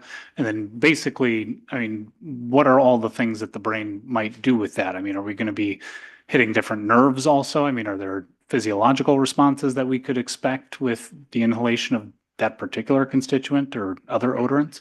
Yeah, let me unpack that a little bit. So the hydrogen sulfide will bind to a neuron, and that'll stimulate the neuron. When that information goes to the brain, then we have some interactions that can occur. One is the odor is offensive or it's foul, and a person's history and with chemicals that are foul could also play into the interpretation of that. So the one thing that could happen is some people have what we call the fight or flight syndrome. The autonomic system gets activated. That's one thing. Another possibility is it could be that you've had a memory of some foul odor and it made you ill at one point. And so there's a component, and odor is a very strong component with embedded in memory that will also bring up some of those components as well. So there's a myriad of reactions that can occur. Depends on the individual at that time. And so I guess what type of physiological effects would we expect for a response to exposure to an odorant? And how would that actually work within this kind of olfactory superstructure that we're discussing? Well, one way to look at this is, and what Dr. Sanchez-Soria is going to be looking at is from the toxicological perspective, and that is from a health protective component. And that's a very important aspect of the work that he's doing. What I'm looking at, though, is more of the physiologic effect, and that means what is happening in this system that, frankly, happens normally. And that is, if you smell something and you have an olfactory system that's intact, you're going to be able to detect those odors. That's just normal human function from that perspective. And so my role is to obviously consider the toxicological effects, but also consider more seriously the physiologic effects and help understand that. And so is there a possibility that we would see kind of physiological responses to exposure to odorants that kind of don't rise to the level of being a toxicological response to those same odorants, same concentrations? That's absolutely right. That is exactly right, yeah. And so I guess, how does that actually go about working then? If we're kind of, let's just say, subtoxic levels, are these odorants interacting with the brain in a specific way? Or, I mean, what types of responses would we be seeing, like a coughing, runny nose, eye irritation, for example? Yeah, so we're gonna pick up the information from the odor. So, and that's obviously people are smelling odors, and there's a reaction neurologically that we're talking about. There's another part of this system that I think is also important, and if you go to my next slide, I think I'll at least diagram this, and that is we have a couple of other cranial nerves. One's facial nerve, and the other's the trigeminal nerve. And these nerves, as you can see in this diagram, innervate a lot of the structures in the head, particularly inside the mouth, in the back of the throat, and in parts of the nose and things like that. And there are, for example, 4 different types of receptors back there. One's called a pressure receptor, another one's a temperature receptor, another one's an irritation receptor, and the other is a pain receptor. And if those are stimulated in the same way that I've talked about, then the body's going to also interpret irritation. They'll interpret potentially pain. And so that's another part of the system that I'll be looking at, is what of the chemicals that have been measured at what levels can initiate a nervous system reaction. And so can you provide kind of like a layman's example of what you're describing? It all sounds very smart, but for those listening at home, I mean, where do we see this in our day-to-day? Well, and it's it's an excellent question, and I have prepared a slide for you on this one. I'm pretty sure everybody's had this experience cutting an onion. On the left-hand side of my slide, this might surprise you all, but there are a lot of chemicals in onions. And these are natural onions. They could be organic onions for that. These are not pesticides in there. But if you look at that list, it's pretty impressive. That's what happens when you eat an onion. I put a blue arrow next to the one.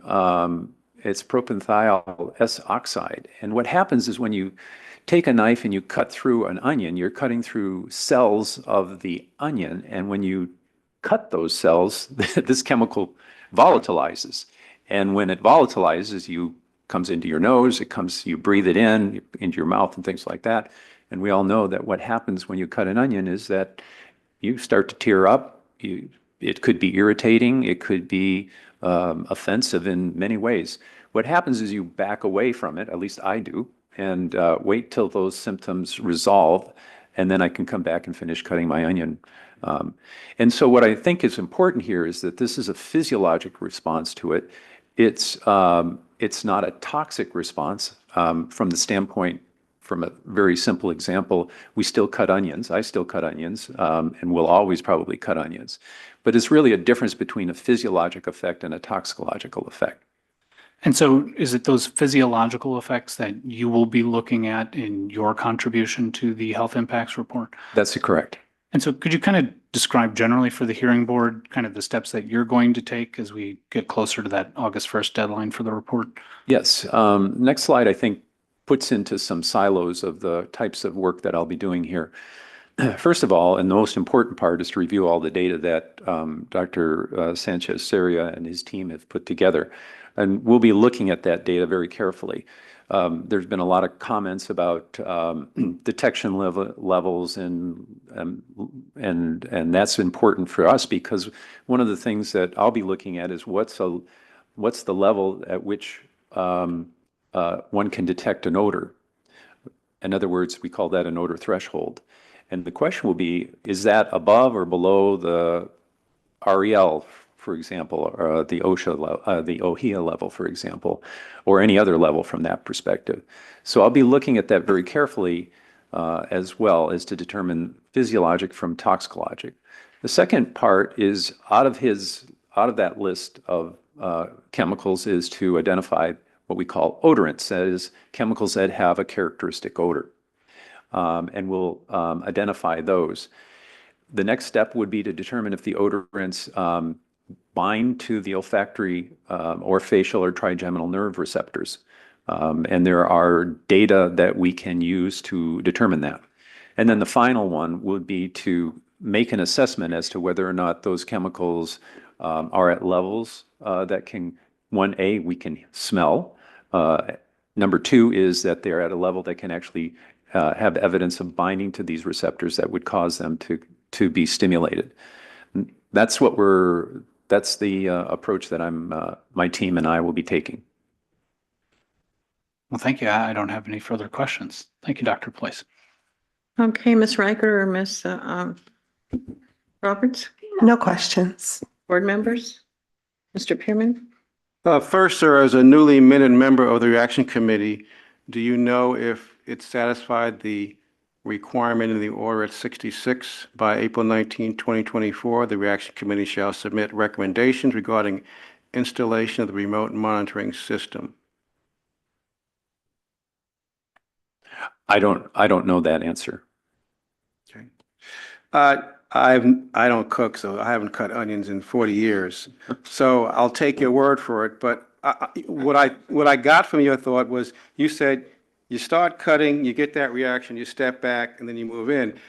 When you move back in, does that mean it doesn't bother you anymore, or it happens each time? I wasn't following the point. Yeah,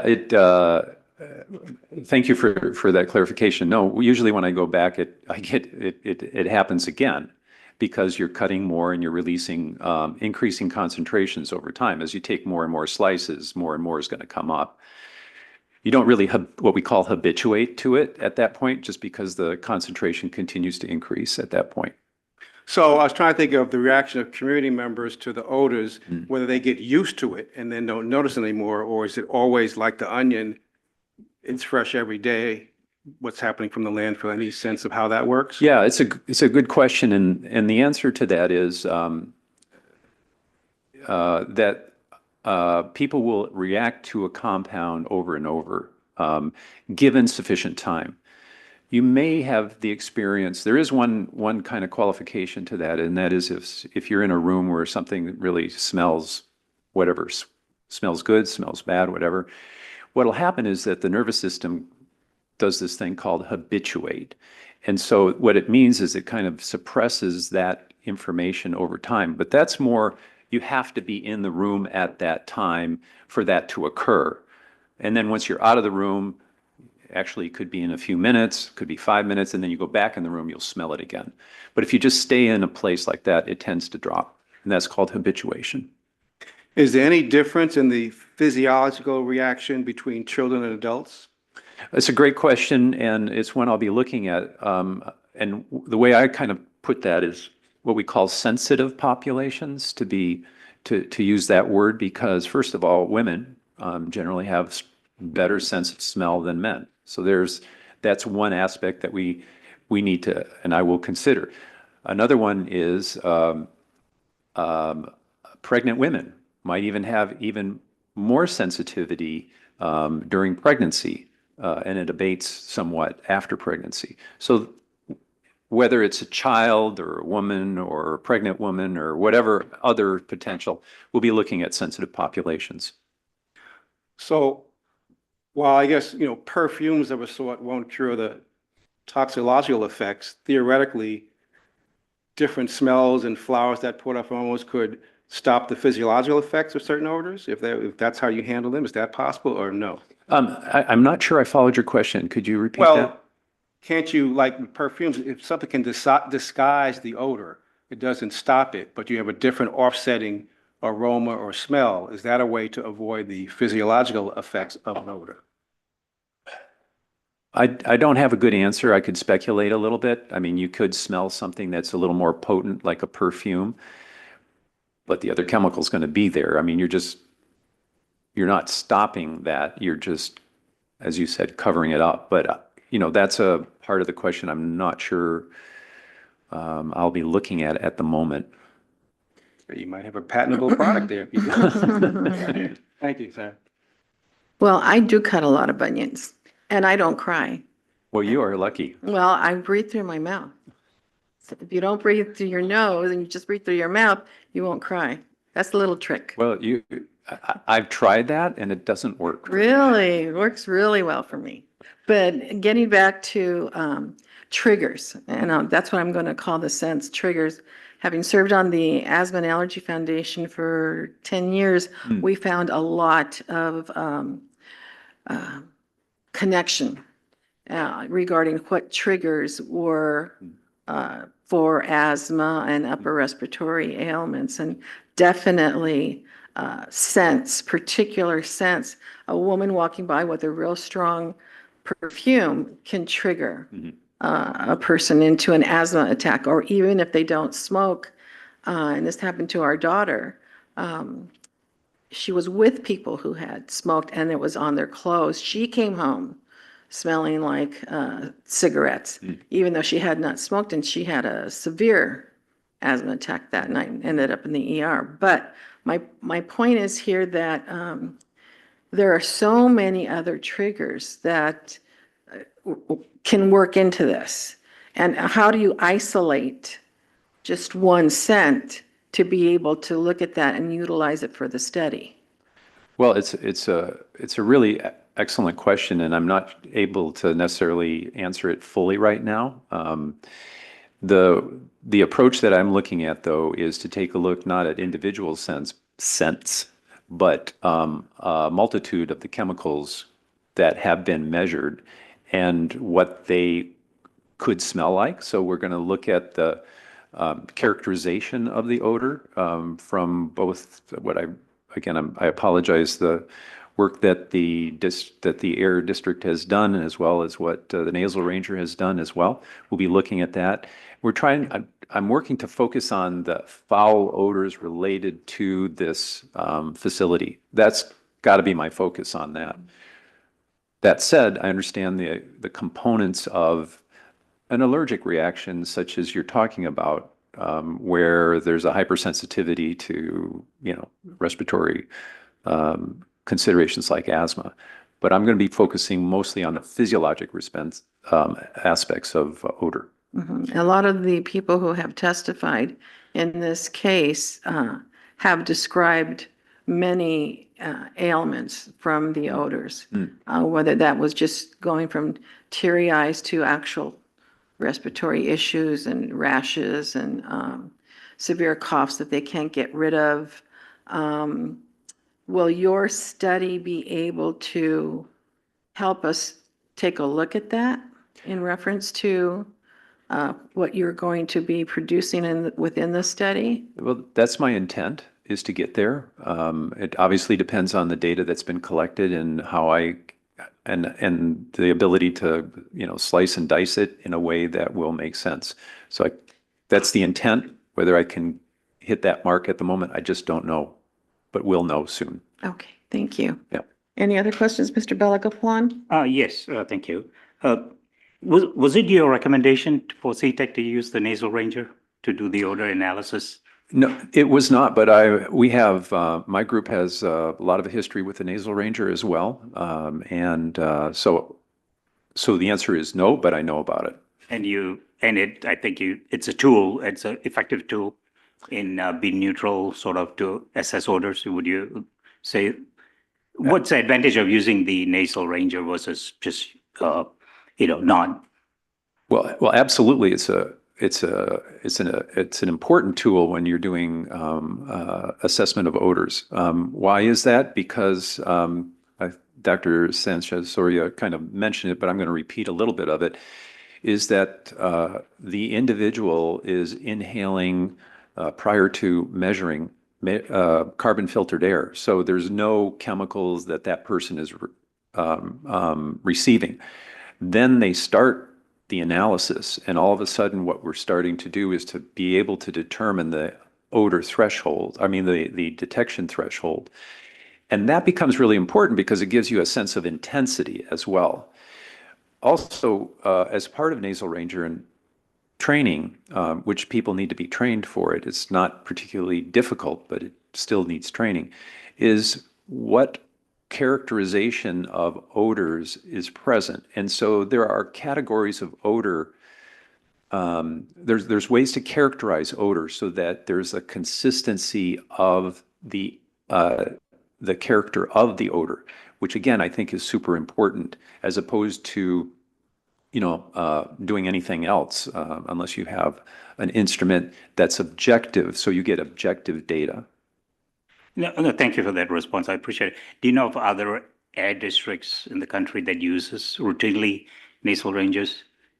I don't know the answer to that question. Okay. You heard Mr.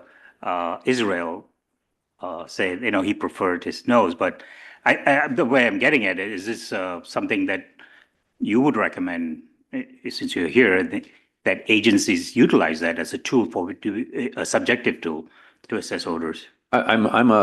I'm a scientist, so objective information is always welcomed greatly. Okay, great. And I have to agree with you. I think my wife smells gas, which I don't. So I'm not sure why, but she does. Smell things that at thresholds that I would not. But I have a last question. You did this declaration in Hanoi. Were you assessing the odors from durians? Well, I'm impressed that you saw that where I signed it. Yes, I was in Hanoi, Vietnam last week. And I do know the durian fruit, and it smells. And it's unpleasant. No, it's not. Do not eat it, I'll though. take that. As a native from Malaysia, I'll differ with you, but I'm sorry, go ahead. No, it's not allowed me to eat it. Yes, that's true. There's some can't, like my wife cannot, whereas I would eat it. No, that's all. Thank you. No, I appreciate your question. Thank you. Couple of quick questions. So when it comes to genetic variability by individuals, how does that factor in and how will that be addressed? I think when I think of genetic variability, I think of, measuring genes, for example, what's turned on, what's not turned on. I don't know if there's enough data in this process to really figure that out. The best way, I think, to figure it out is to look at what I call the sensitive populations and use that. I appreciate that, and I appreciate that Mr. Pearman brought that up as well. So looking at differences between male, female, biological sex. When we look at special populations, maybe separating out newborns from toddlers, infants, children, and you mentioned pregnant people, chest feeding people, and then I think we should go into elderly as well, That's a good as one, well yeah. as those with comorbidities, and maybe specifically calling out maybe respiratory illnesses and some of the others that we know, those with certain autoimmune conditions perhaps that may be more sensitive to some of the situations we've heard from the public. A couple of other things I wanted to just look at really quickly. I think it's good to maybe think about it in organ systems fashion. So it'd be interesting to see, neurological, are there any cardiovascular risk? Are there any renal implications or GI implications? I'd be curious to know if integument, if there's any skin or dermatological significance. And then how do you isolate that it's from the odor versus irritant in some other way, that it's, ingestion or topical or some other. Well, you raise an important question, but a question that may not be answered. I mean, what you're looking at, I'm focusing in on the odor and the potential for how that odor could cause this nervous system reaction, which I've already talked about. But you bring up the next excellent point. There could be many other sources of irritation that a population would go through, if I'm interpreting it correctly, it's kind of like the flashlight is on the odor, but not on everything else around there, which I think is also important. But I think I've got to answer that first question first. Like water sampling, and is there water contaminant in this, or are there other sources? Exactly. There could be other sources that could be contributing or causing for some people. That's right.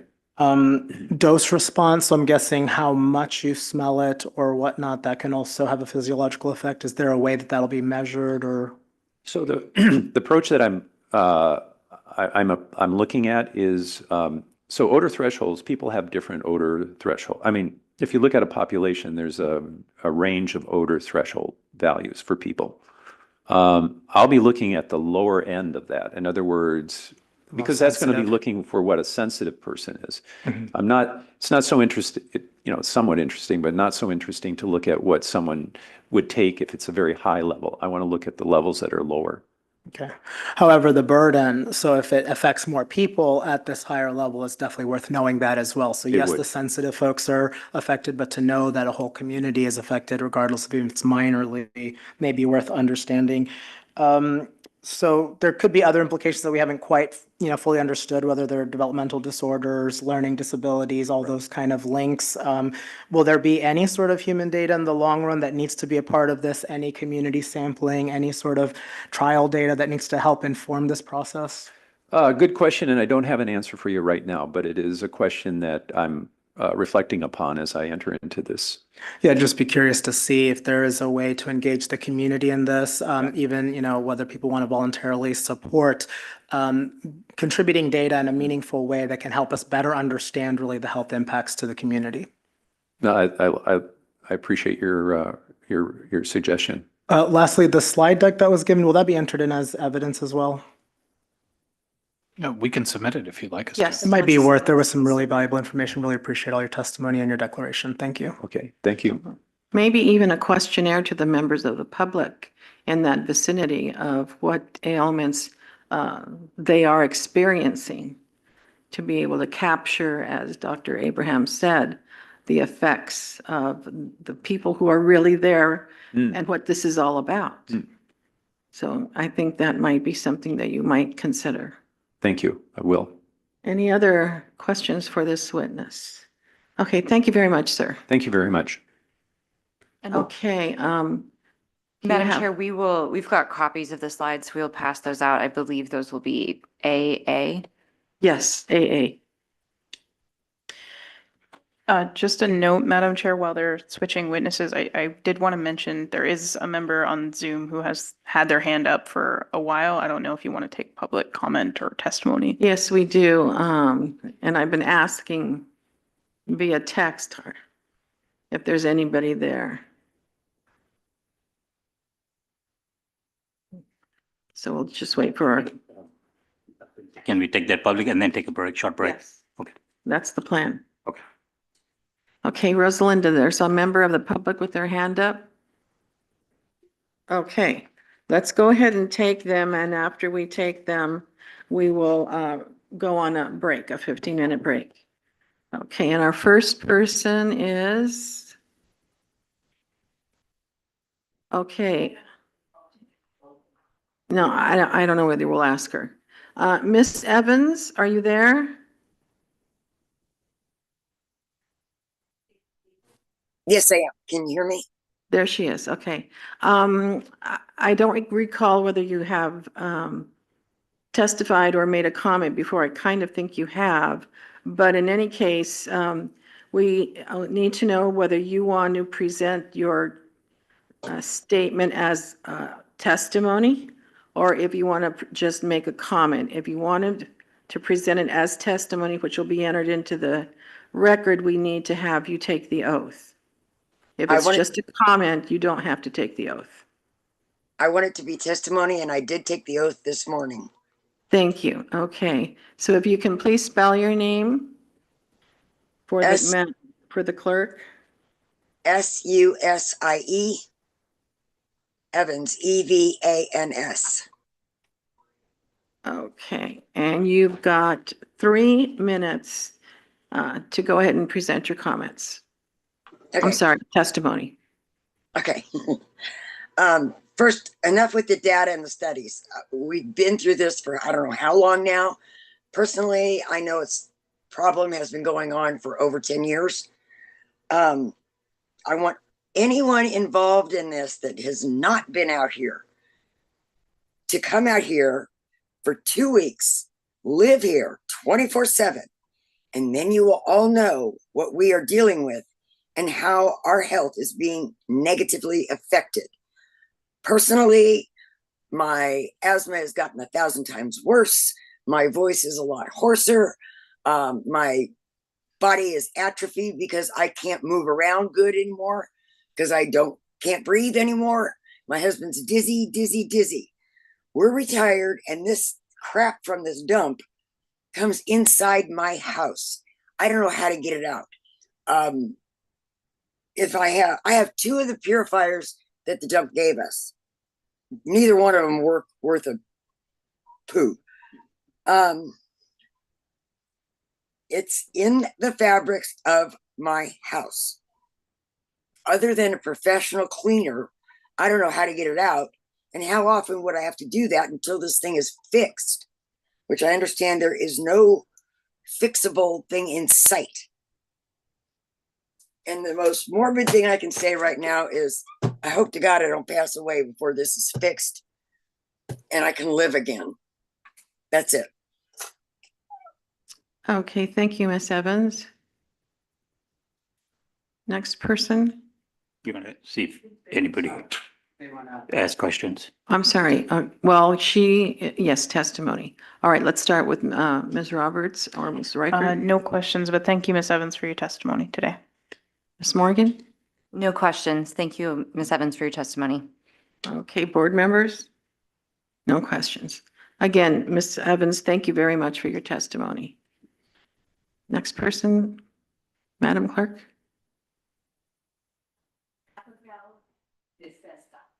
Abigail DeSessa. Can you hear us? Yes, I can. Can you hear me? Yes, we can. And will you be presenting testimony or just a comment? Testimony, and I did take the oath this morning. Okay, thank you. And if you can spell your name for the clerk, please. ABIGAILDESESA.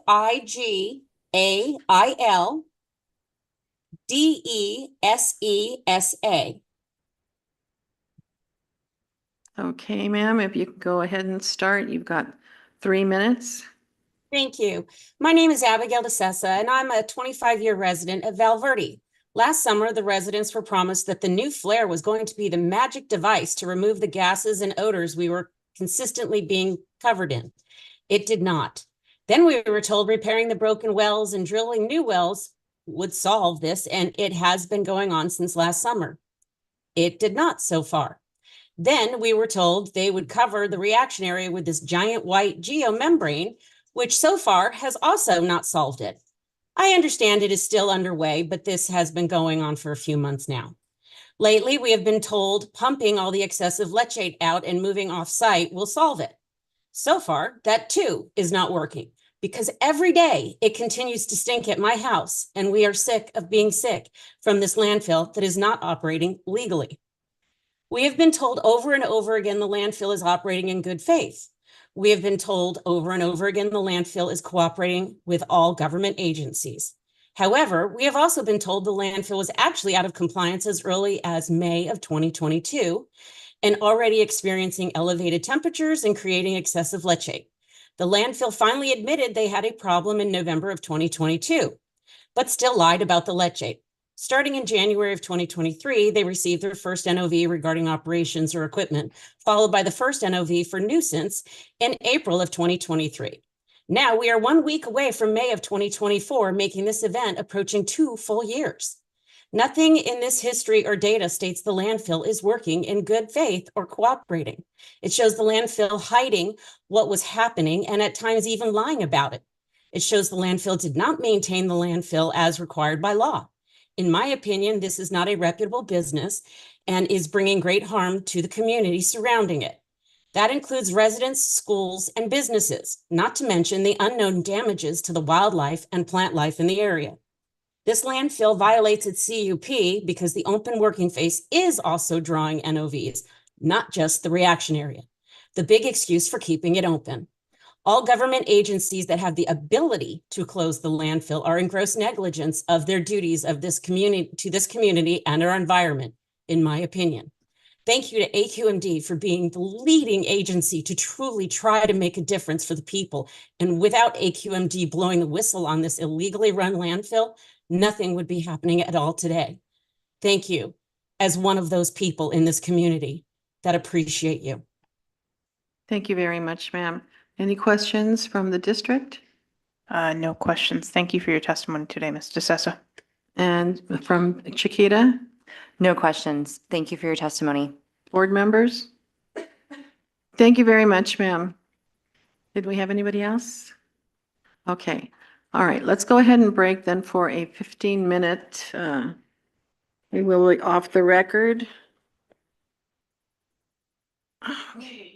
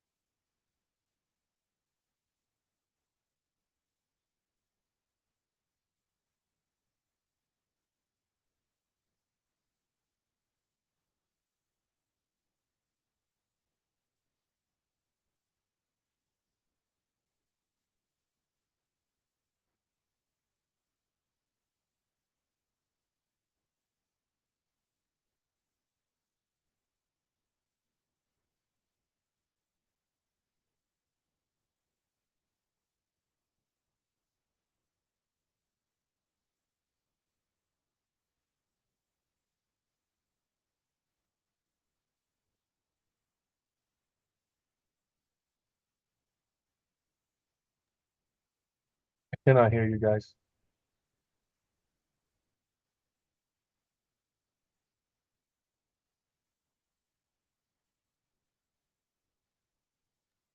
Madam Chair.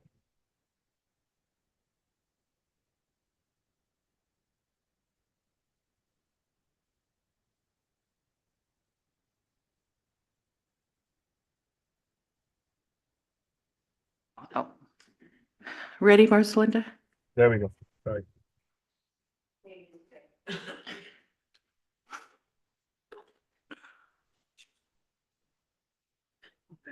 Thank you. Okay, you can start with your next witness.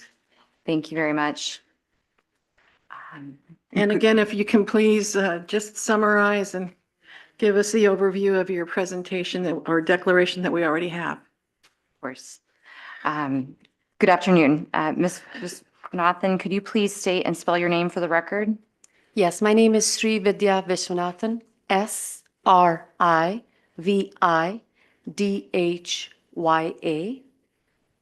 Last name Viswanathan.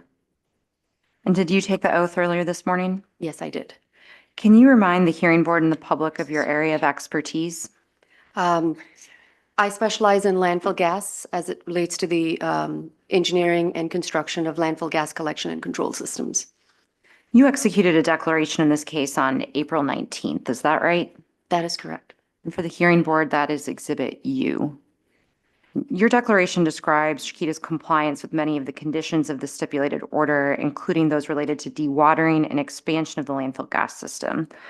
Today, I'm going to ask you just a couple of key highlights about the declaration and then address some of the questions that we've heard already today from the hearing board that relate to your area of expertise. Is that okay? Yes. So to begin, last month, Chiquita was before the hearing board for a modification to the stipulated order because it had turned off dewatering pumps in the vertical landfill gas wells. When did Chiquita turn off those pumps? February 8th, 2024. Prior to February 8th, how many pumps had Chiquita installed in the wells? Chiquita had installed 44 pumps. And at the time of the March hearing, how many dewatering pumps in those vertical wells had Chiquita turned off? 42 of the 44. And at that time, were there still some pumps in operation? Yes, there were pumps in sumps. Has Chiquita started reinstalling the pumps and beginning operation of pumps since the March hearing? Yes. As of the latest count, which I believe is from last night, how many pumps are in operation? 40 in the well field. And to your knowledge, did Chiquita submit a work plan regarding the restarting of dewatering on April 19th as required by the stipulated order? Yes. And for the hearing board, that has been entered as Exhibit Z. So, Ms. Viswanathan, can you briefly describe what is in the work plan? The work plan talks about Chiquita's efforts to restart the dewatering, the installation of the pumps. It describes, how much effort it takes to install a pump, assuming supporting infrastructure like airlines, force main, or electrical lines are already there. It also talks about how many pumps Chiquita anticipates installing per week. So in terms of the time that it would take to install a pump in each well, what does the work plan state about that? The work plan states that if the associated infrastructure is already there, installing a pump is a matter of 2 to 8 hours. And in terms of Chiquita's plan to install additional pumps, how many wells does Chiquita plan to install and operate each week? 8 pumps. So if we're at 40 of 44 right now, does that mean that within the week, Chiquita expects to be back where it was before it turned the pumps off at February 8th? Yes, that's for the well field. They've already exceeded that total number because they've increased pumps and sumps. And once Chiquita hits that point of the 44 back into the well field, it will continue to install additional pumps and additional wells. Is that right? That is correct. Does Chiquita have pumps available on site to continue expanding its dewatering operations? Yes, Do you know about how many? they've got another 60 for the moment. And does Chiquita have the available infrastructure to expand its dewatering capabilities? Yes, they're still constructing it and that process will go on. So is that variable based on the location? Yes, And have you read the new proposed condition 15N? I gave you a copy that requires dewatering pumps and associated infrastructure to be installed at a certain time after installation of a new well. yes. This is Exhibit 53. At the bottom of page 3 to the top of page 4 for the hearing board. Thank you. So this condition proposes that for 75% of the wells, installation of all associated infrastructure would be completed within 30 days of completion of the vertical extraction well. For the remaining 25% of wells, the installation of associated infrastructure would be completed within 60 days. Do you think this is achievable? It's aggressive, but achievable. Why is it that Chiquita needs extra time for certain wells? Where the infrastructure is already there, it's easier to add, say, 100 or 200 feet of piping, but there might be areas where there is no dewatering infrastructure, like the main lines have not been constructed. So for those areas, you might need longer time. So putting aside the available infrastructure, are there other factors that are preventing the remaining pumps available on site from being installed faster? I believe the identification of disposal facilities still remains an issue. So the concept, the dewatering and the plan for restarting takes into account competing interests like capacity on site to treat and offsite capacity for disposal. Correct. I mean, the site has, since our March hearing, they have increased capacity. They've also increased treatment. As I understand, somebody else will be testifying to it. But so that side has sort of caught up, but it's the disposal site that still needs to catch up. So let's discuss now Chiquita's actions to expand the landfill gas system. Chiquita has been expanding its well fields on an ongoing basis. Is that right? That is correct. How many wells has Chiquita installed to address the landfill reaction? Since last July, 112 wells. And did Chiquita submit an installation plan and schedule for an additional 70 wells in January as required by the stipulated order? Yes. Now, how many of those wells were installed in the data-driven reaction area? 48. And was a second installation and schedule for wells submitted on April 18th? Yes. Now, how many wells are proposed in that second installation schedule? I believe it's 73. Have any wells been abandoned since July 2023? Not to my knowledge. And Chiquita continues to install wells every week, weather depending. Is that right? That is correct. So the hearing board earlier today has asked a few questions that fall into your area of expertise. I'm going to go through them quickly now, and the hearing board obviously can ask more questions about those. We heard earlier about a new condition 69 and a new condition 12B Romanet 8, both of which are related to the 12B Romanet 8 is a study on piping and temperature specifications for landfill gas piping. The new 69 has to do with monitoring for issues with that piping. Are you familiar with the manufacturer specifications regarding temperature for the landfill gas piping? Yes, typically, I mean, it varies slightly by which manufacturer you're asking or what handbook you're looking at, but typically it's 140 degrees to 160 for high-density polyethylene piping. And the details of the manufacturer specifications, looking into the specific manufacturer, what is actually in use at Chiquita, the age of the infrastructure, et cetera, that will all be included in the study and report. That is correct. To your knowledge, have there been any issues with piping melting or having other types of failures as a result of this reaction? No. The hearing board also asked earlier about temperature monitoring probes, the network of probes that's being installed. Do you know what the status of that is? Yes, if I recall correctly, all 20 probes have been drilled. Well, the casings have been drilled. 17 of them have the thermocouples installed, and it started recording data. 3 others are in the process of installation. And the hearing board has also asked today about condition 66 and Chiquita's compliance with that condition, which requires a recommendation by the reaction committee on the remote monitoring system. And was that submitted on April 19th as required by the stipulated order? Yes, that was submitted. So, Ms. Viswanathan, to summarize, when you were last here in March, you testified before the hearing board about the impacts of stopping pumping, the importance of restarting dewatering. In your opinion, is Chiquita moving in the right direction and getting back on track? Yes.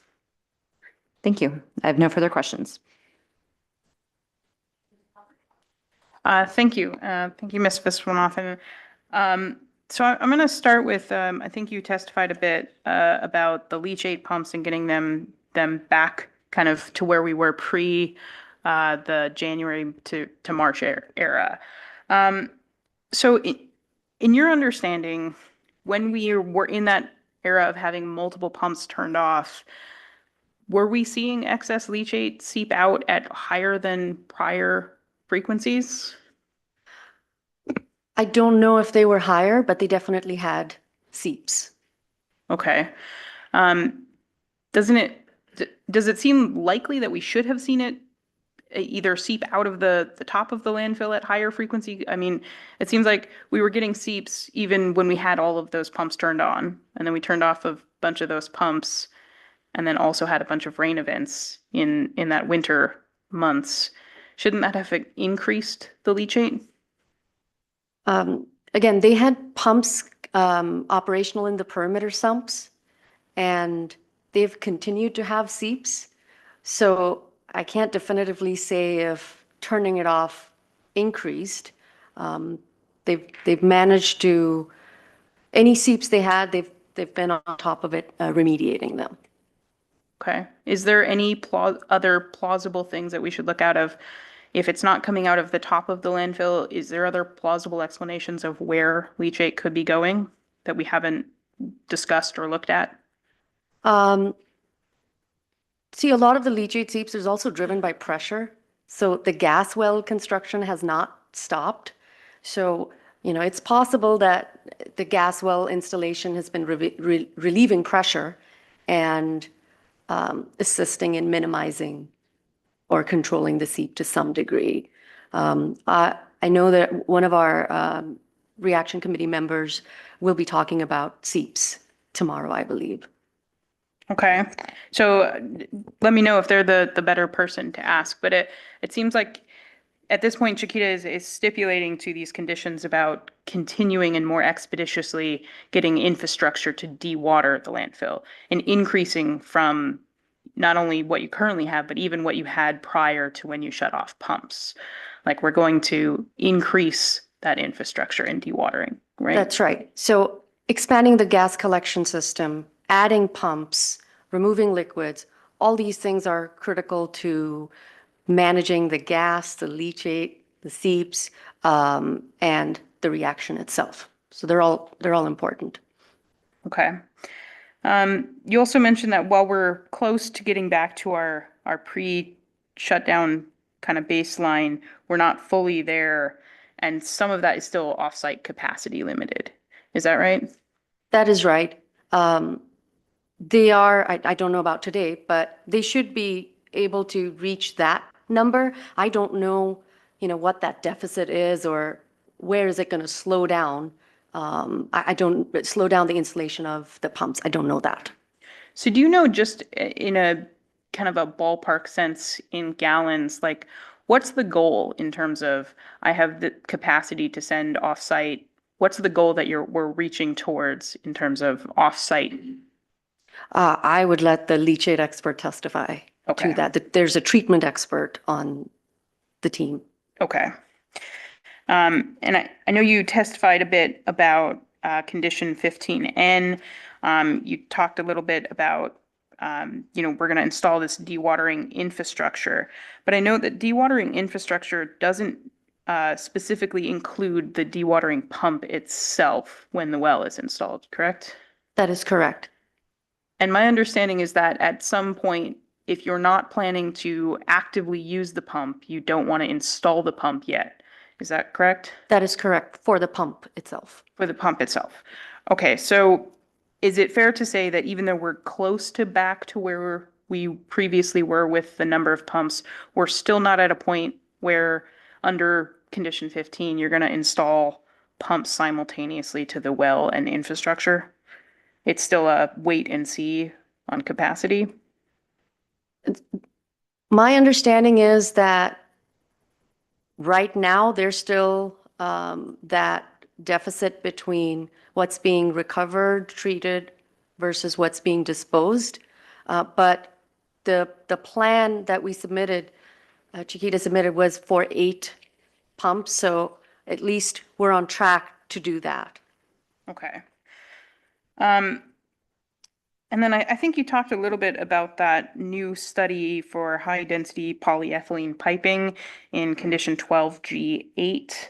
Do you know in general what is the manufacturer recommendation for like the lifespan of that type of piping?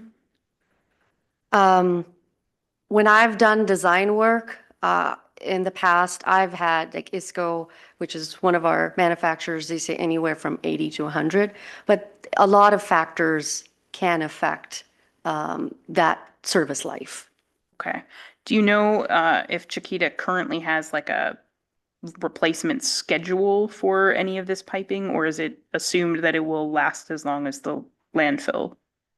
I don't know if there's a replacement schedule, but there's a lot of new infrastructure being installed on site. Okay.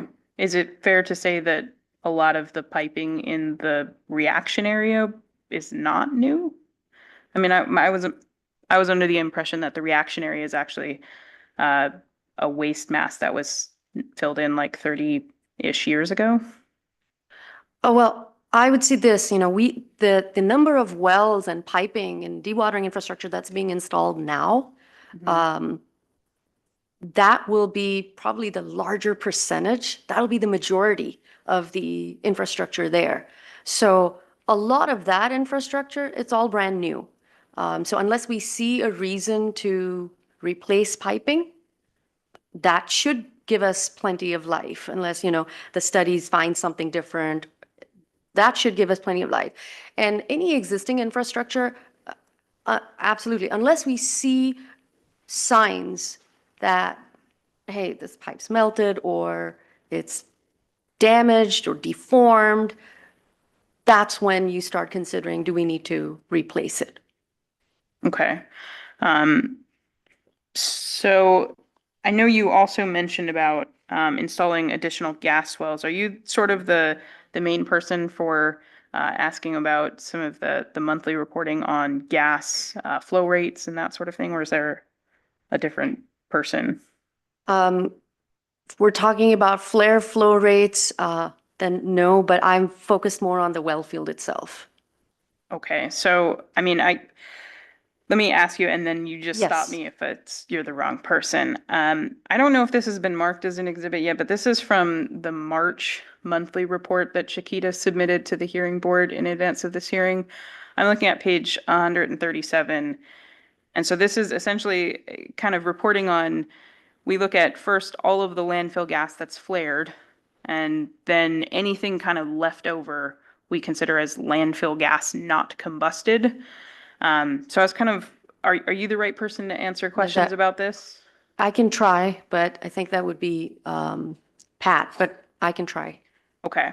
I mean, so my first question is kind of asking about this calculation using the 2022 baseline flow rate. Can you explain what I think that that would be Pat. Be Pat? Yeah. Okay, then I will stop right there. I think those were all my questions. Thank you. Board members, any questions? Mr. Balagopalan? Yeah. Yes, thank you. Good afternoon, Mr. Vishwanathan. I think most of my questions were answered or guided, by Ms. Megan's question of you. But however, I do have one on the wellhead temperature data, and I'm looking at the February data. Now, is that, when you measure, what's the purpose of that measurement of that wellhead temperature data?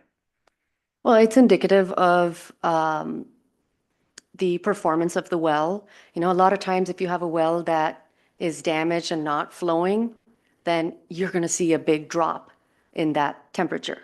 So we use it as a parameter to inform us of the performance of the well. But not necessarily the HDPE pipe melting or anything like that? No, we Use that do too? use that information, yes. So I do see some data in the 190s, certain days. Right. So what happens when you see that high range temperatures? So there are a couple of things that play into this. One, you have the well itself. So when we're drilling and we find these higher temperatures, we're making the decision, real-time decision, oh, this needs to be a steel casing. Okay. So that wellhead, that well construction is the materials and the design itself is for that for those temperatures, the higher temperatures. And more often than not, we see that once the gas is out of the well casing, out of the waste mass, it typically cools very quickly.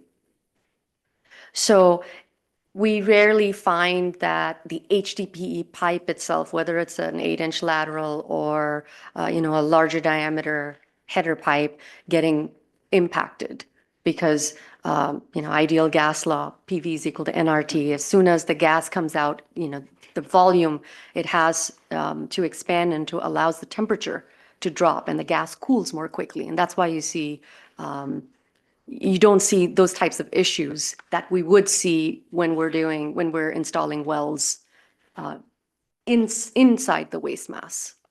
So just picking one well, I see a temperature of 193, let's say 194. Now from here, it's hard to tell whether it's a steel casing or a HDPE. So let's assume it's a HDPE and you see this kind of numbers. What action does the Chiquita take? So again, that temperature is right at the wellhead.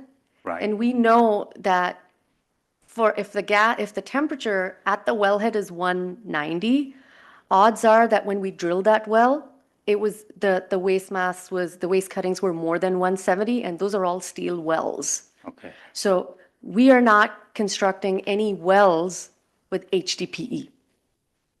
Oh, okay. It's once the gas is outside the waste mass, that's where the material change happens to HDPE.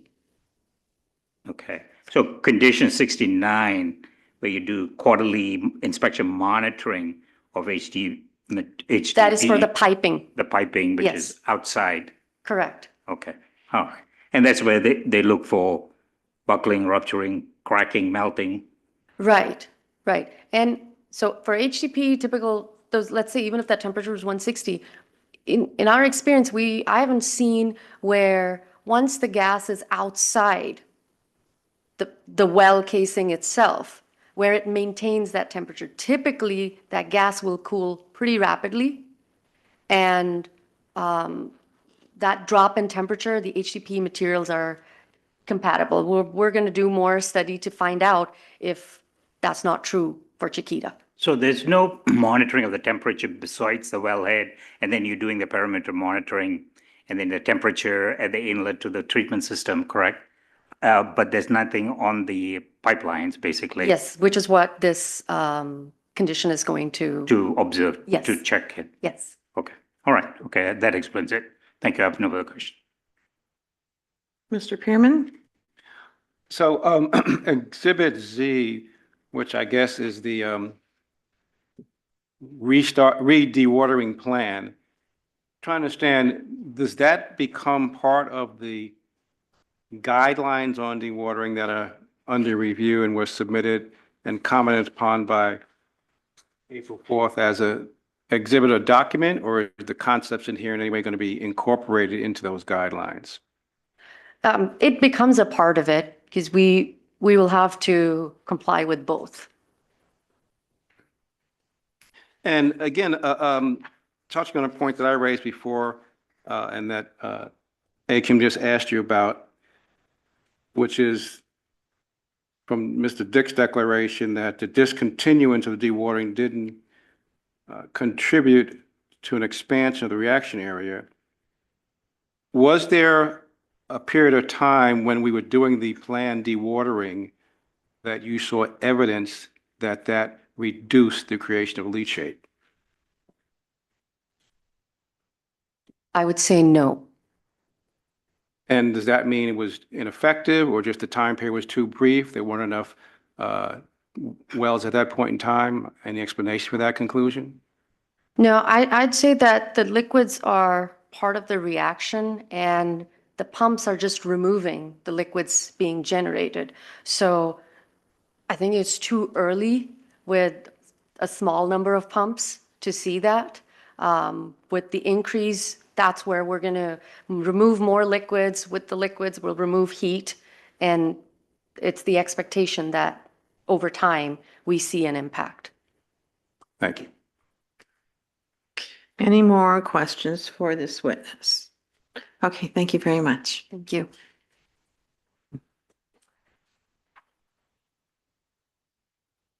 About how many more witnesses do you have, Ms. Morgan?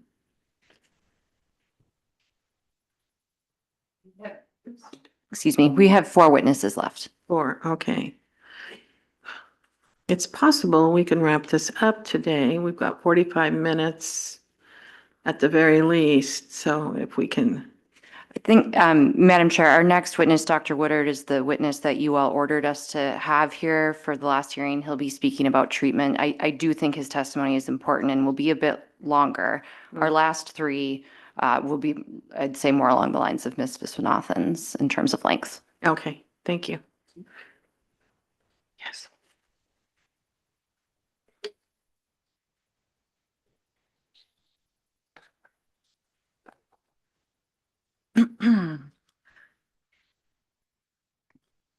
Yep. All right. Good afternoon, Dr. Woodard. Could you please state and spell your name for the record? Sure. Dr. Stephen Woodard, Steven Woodard. And Dr. Woodard, did you take the oath this morning? I did. This is your first time testifying before this hearing board on behalf of Chiquita. Is that correct? That's correct. Could you state for the board which company you work for and what your title is? I work for ECT2. We're an environmental engineering company that specializes in wastewater treatment, and I am the Chief Technology Officer. Can you describe briefly some of the work you do at ECT2 as the Chief Technology Officer? Sure, yeah. My main responsibility is to develop new wastewater treatment technologies and commercialize them.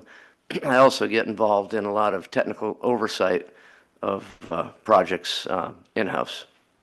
Do you have any prior experience with treating landfill leachate? I do. I have experience designing and installing landfill leachate treatment systems. How long has your company been working with Chiquita? We first were contacted by Chiquita on March 6th of this year. What has your role been in working with Chiquita? I have been advising on the treatment of landfill leachate, specifically granular activated carbon. I've also been involved in ensuring that the treatment system was installed properly and started up and operates and was designed properly. So you mentioned that ECT2 was first contacted by Chiquita on March 6th. When was the system, the treatment system, delivered to the landfill? That was delivered to the landfill the week of March 11. And when did it begin treating leachate? Not too long after. It was March 20th that we were up and running and treating leachate. Dr. Woodard, you executed a declaration in this case on April 19th. Is that right? Correct. For the hearing board, that is Exhibit V. And this declaration gives an overview of the work your company's done at Chiquita. Is that right? That's right. So today I'm going to ask you some questions to sort of summarize that work. And in addition, we've got a couple of visuals for the hearing board and the public so they can have a better understanding of how this treatment works. Does that sound right? That sounds right. So we just heard testimony from Ms. Viswanathan about the landfill's efforts to dewater. And she testified that the treatment systems have improved and that a limiting factor is the offsite disposal. So when you were first asked to advise the site on potential treatment mechanisms, was Chiquita already using a leachate treatment system? Yes, it was. And can you describe what that previous treatment system was? Sure. It was a solution of hydrogen peroxide combined with chelated iron, or chelated iron, which is otherwise known as talon solution. And are you familiar with that treatment process? I am. That treatment process was designed to reduce levels of VOCs and odors in leachate. Is that right? Yes. And can you describe briefly how that treatment process worked? Like, how was that solution introduced into the system? Yes, it was introduced in a couple of places, directly into the tanks that hold the leachate, and it was also at times introduced into the force main. Did that treatment process end up being scalable to handle the quantities of leachate being produced at the landfill? No, although it showed promise at bench scale, smaller scale tests, even the treated tanks had the treated tanks of leachate had benzene concentrations that were often above the 0.5 ppm threshold. So when this treatment system wasn't working out as initially planned, Chiquita reached out to your company, as you testified on March 6th. When you were approached by Chiquita, they were looking for recommendations on how to treat leachate for that contained elevated levels of certain constituents, including benzene. Is that right? That's right. What types of treatment systems did you discuss with Chiquita in your initial conversations? We discussed a number of different treatment technologies, including granular activated carbon, which I'll refer to as GAC. We also looked at various biological treatment systems. We looked at aeration. We looked at coagulation, flocculation, sedimentation, chemical precipitation. We looked at a whole host of treatment technologies. Given the goals of treating leachate to below regulatory thresholds so that it could be disposed of offsite as non-hazardous, what did you recommend to Chiquita? We recommended a granular activated carbon, or a GAC, treatment system. So if we can look at the first slide we have here, what is the GAC treatment? So GAC has been around for centuries. It was first documented, believe it or not, to be used in water treatment in 2000 BC, and written in Sanskrit. It was translated. It's very commonly used. You'll see it. It's the black granular material that you'll see in the Brita filters. It's used fairly ubiquitously for water treatment. It's very effective at treating a number of contaminants, removing a number of contaminants from water, wastewater, leachate. And basically, do you want me to walk through this process now? Okay. Yeah. So it's not shown, but to the left of where it says lead GAC and lag GAC, typically there's some very rudimentary filtration that takes place. Sand filters in combination with cartridge filters or bag filters, which are just cloth filters, to get the solids out so the solids don't enter the GAC vessels and foul and plug those vessels. Once the suspended solids are removed, the leachate then enters these GAC vessels in series. Typically we'll have two, a lead and a lag, to ensure that we have reduced the benzene and other contaminants of concern down to the levels that are acceptable. And then from there, the treated leachate will go into a treated leachate frac tank where sampling takes place And that's where it's determined, whether, and I'll talk about that a little bit more, but whether the treated leachate can be shipped off site as non-hazardous to an appropriate facility. Do you know if this type of treatment, this GAC treatment, has been used at other landfills to treat leachate? It has. It has, and I've designed systems to do so. It's not really common. I've only been involved in, say, a handful of systems that use GAC on landfill leachate. When you say it's not really that common, can you elaborate on that? Why is that? Well, it's because most of the landfills, at least the ones that I've worked with, and I've worked with quite a few, transport their leachate without treatment to a POTW. And that's either through a dedicated sewer line or it can be hauled or trucked there. But typically from municipal landfills, the leachate goes either by pipe or by truck to the municipal wastewater treatment plant. So let's return to Chiquita's GAC treatment system. I believe you said it was sort of a matter of weeks between when Chiquita first contacted you and when that system began treating leachate on site. Is that right? Yeah, 2 weeks, I think. Is that a quick turnaround? It was treating water 2 weeks after we were first contacted. That's very quick, yeah. What were the initial results that have been seen from the GAC treatment? The system worked as designed and as anticipated immediately, and the treated benzene and other contaminants of concern, like the 3,4-methylphenol, were reduced to levels that allowed the treated leachate to be hauled off-site to non-haz waste disposal or treatment facilities.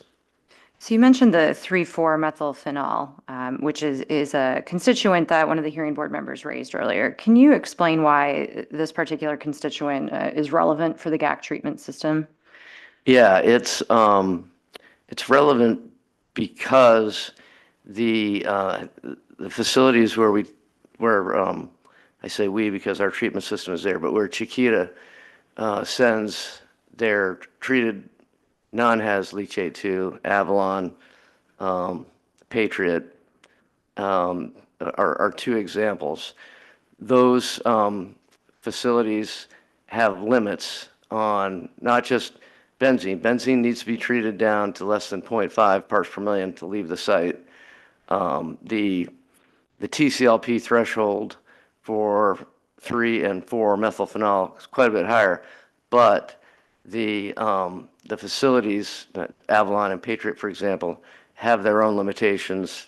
Their limits on concentrations that can be quite a bit lower than the hazardous designation, and 3,4-methylphenol is one of those. Has the GAC treatment system proven to be more effective than the hydrogen peroxide treatment? Yes, absolutely. And is it your understanding that the GAC treatment system will replace the hydrogen peroxide treatment at Chiquita? Yes, that's my understanding. Your company has a GAC treatment system on site, which you've testified about. Are there others? There is one other. The ECT2 GAC treatment system is at tank farm number 7. And then Clean Harbors, another company, has a very similar GAC treatment system at tank farm number 9. So if we can look at the next slide, this has photos of the two treatment systems. Can you describe for the hearing board and the public who's watching what these photos are showing? Certainly, yeah. The photo on the left. Excuse me. Do we have copies of those slides that you're showing to us right now? The slides, we can put them in as an exhibit if you'd like. Yes, we would. Okay. Thank you. Would you like, can we wrap up testimony or would you Sure. like us to do that Go right now? ahead. Okay. Okay. So the photo on the left shows the ECT2 GAC treatment system, which is at tank farm number 7. And if you look at that photograph over on the right, you'll see a couple of white tanks. And those are the two sand filters. So when the leachate enters this treatment system from the leachate tanks that are untreated, the flow is split between those two sand filters, about 150 gallons per minute each. And we have flow meters and valves to keep that flow split even. After that, from the sand filters, the flow then goes to the left. It's hard to see here, especially if you have my old eyes. It goes through the bag filters, which are just a secondary layer of suspended solids removal prior to going into the, you'll see 4 blue vessels, and those contain the granular activated carbon. And what they really are 2 trains of lead lag vessels. So essentially what we have are 2 treatment trains with solids filtration and then GAC treatment, each at 150 gallons per minute for a total of 300 gallons per minute. And sorry, I'll cover the other one too. On the lower right, Clean Harbors also has a similar system. Their GAC tanks, you can see, are bigger, so they don't have to have 2 trains. They're just using a single train, and there are advantages and disadvantages of that. But essentially, the systems are very similar. They both have sand filters, and they have bag filters, and then they have lead and lag, or 2 layers, if you will, of GAC treatment. And does Chiquita plan to keep both systems in use? Yes, they do. That's my understanding. How many gallons of leachate are capable of being treated per day with the GAC treatment systems? Okay, so if you add it all up, it's approximately 200,000 gallons a day per system. They both have roughly the same capacity, so the total treatment capacity is about 400,000 gallons of leachate treatment per day. Could this capacity be expanded further if that were necessary at some point in time? It's very straightforward to increase the capacity of the system. It's a question of adding additional tanks, filling the tanks with carbon, adding a little bit more filtration, and then piping and valves and whatnot. Is Chiquita utilizing that full treatment capacity? Unfortunately, no. Chiquita is using about 1/3 of that treatment capacity. Why is that? It's the bottleneck is in getting treated leachate off-site. Any leachate, for example, that's coming from the ECT2 system, and the same with Clean Harbors, is if it doesn't meet spec, and 90% of the time it does, it's just retreated. So anything that comes out of these systems ultimately meets spec and can be shipped to a non-haz facility. But these non-haz facilities have their own limitations. They can only, on paper, they'll have a certain amount of volume that they can accept, but they have other customers, right? And so every day they're looking at, well, how much liquid can we take volumetrically? And then we also have limits on what we discharge to the POTW.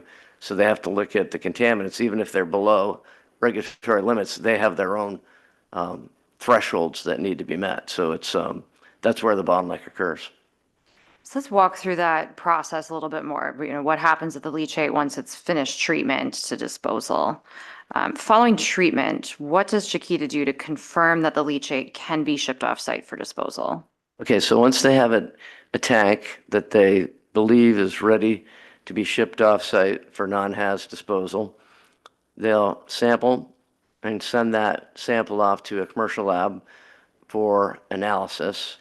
And then when they get the results back, they'll share it with, it may be Patriot, it may be Avalon, it may be both. And then that receiving facility that's going to further treat the leachate is going to determine if they'll accept it or not, and if so, how much they'll accept. Is any treated leachate shipped off-site prior to being sampled? Never.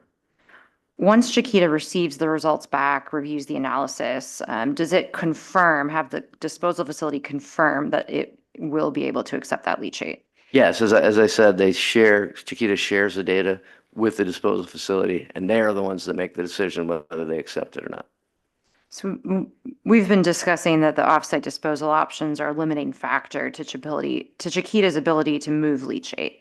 At this point, Chiquita has the ability to send leachate to 6 total facilities. Is that right? That's right. And you've mentioned 2 of them, Patriot and Avalon. They're facilities that can take only the non-hazardous waste. Is that right? Right. That's right. And is there one additional facility that can accept non-hazardous waste that Chiquita uses? Yeah, that's East Valley Remediation, otherwise known as Mecca. And then there are also 3 Clean Harbors facilities that can accept hazardous waste that doesn't pass the haz waste designation. So as you stated in your declaration that the non-hazardous disposal facilities, those 3 facilities collectively could receive up to 250,000 gallons of leachate per day. Is that right? In theory, that's correct, what they can accept, yes. And so you say in theory, can you elaborate on that? Why is that only theoretical? Yeah, it's because they have their own limitations, volumetric and otherwise, and that's what creates the bottleneck.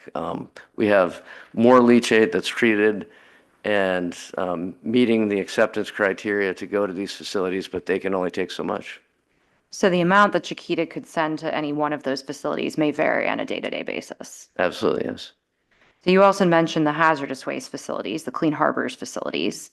And Chiquita, as you mentioned in your declaration, contracts with 1 facility in Nebraska, 1 in Utah, 1 in Texas.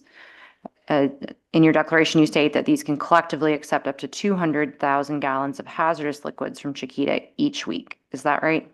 That's in theory, again, that's correct.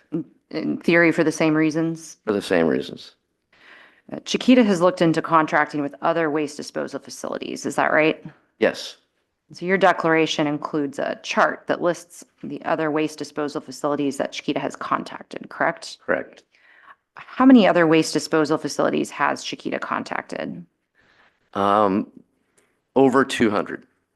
And are those limited to within the state of California? No, they range across the United States and even into Canada.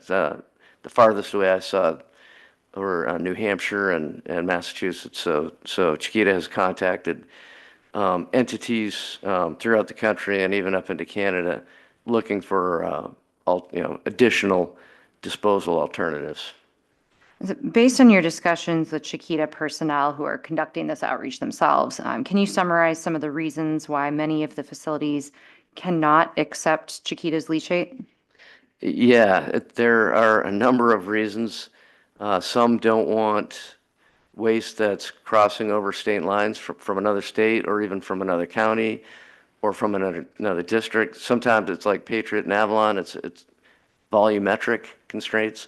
Sometimes it's more standard parameters, non-haz parameters like total suspended solids, ammonia, total Keldol nitrogen, COD, TOC. There are a host of reasons, but there always seems to be at least one reason why they won't accept it. But Chiquita is continuing to try and has sort of some, as you can see in the chart, options where there's sort of pending determinations. Is that right? There are a number that are pending that haven't been ruled out, and that negotiation and the questioning and sampling and analysis continues. Yes.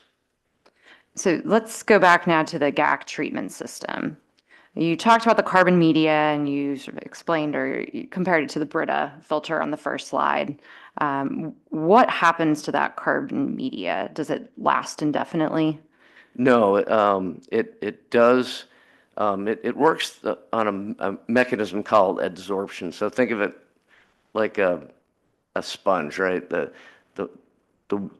leachate is pumped through these vessels filled with this what looks like ground up charcoal, and the charcoal has a capacity to adsorb, or essentially the contaminants like benzene stick to that charcoal, but it only has so many adsorption sites. And so eventually, those sites are used up, and then the benzene or the methylphenol start passing through at higher concentrations. And it's not to say that the activated carbon removes all the benzene or all the methylphenol. It reduces the concentration. The idea is you design the system so that it reduces the concentration to sufficient amounts. What happens to the carbon media that's used up during that process? So once it's determined that the carbon needs to be changed out because it's used up, it's vacuumed out of the vessels and then replaced with fresh or virgin carbon or GAC. How often does it need to be changed out? We've done a lot of testing. We test at multiple points throughout the treatment system every single day. And that when you start up a system like this, that's one of the really important things to figure out is how often do you need to change out the carbon. And we found that changing it out once a week works very well.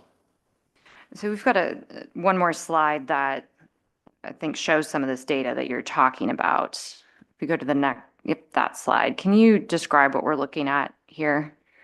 Once I put my spectacles on, I will.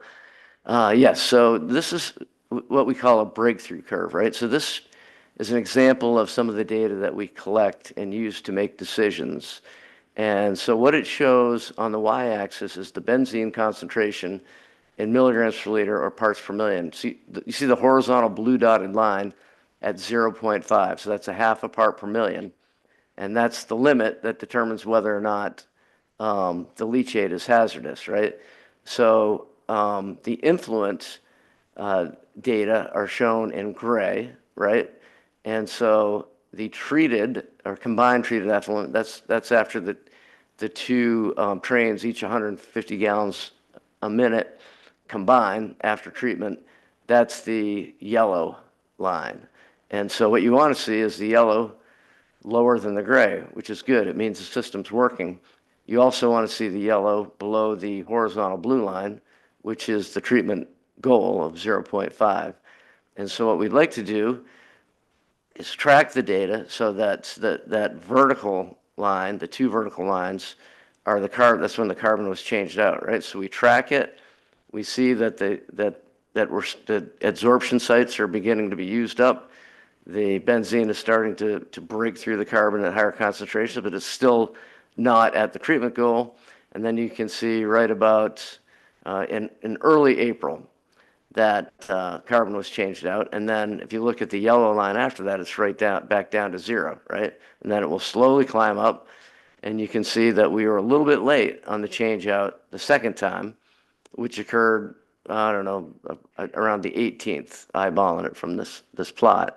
And so you might be concerned looking at that one data point, the yellow data point, that's above 0.5, it's about 0.6, but there's no reason to be concerned because we always sample and analyze before any treated leachate is taken off site. And I say we being ECT2, my company is working. They're not only designed and installed but are operating along with CTH. And if it's above the line, we send it back for retreatment. And so you can see we missed one, but we retreated it.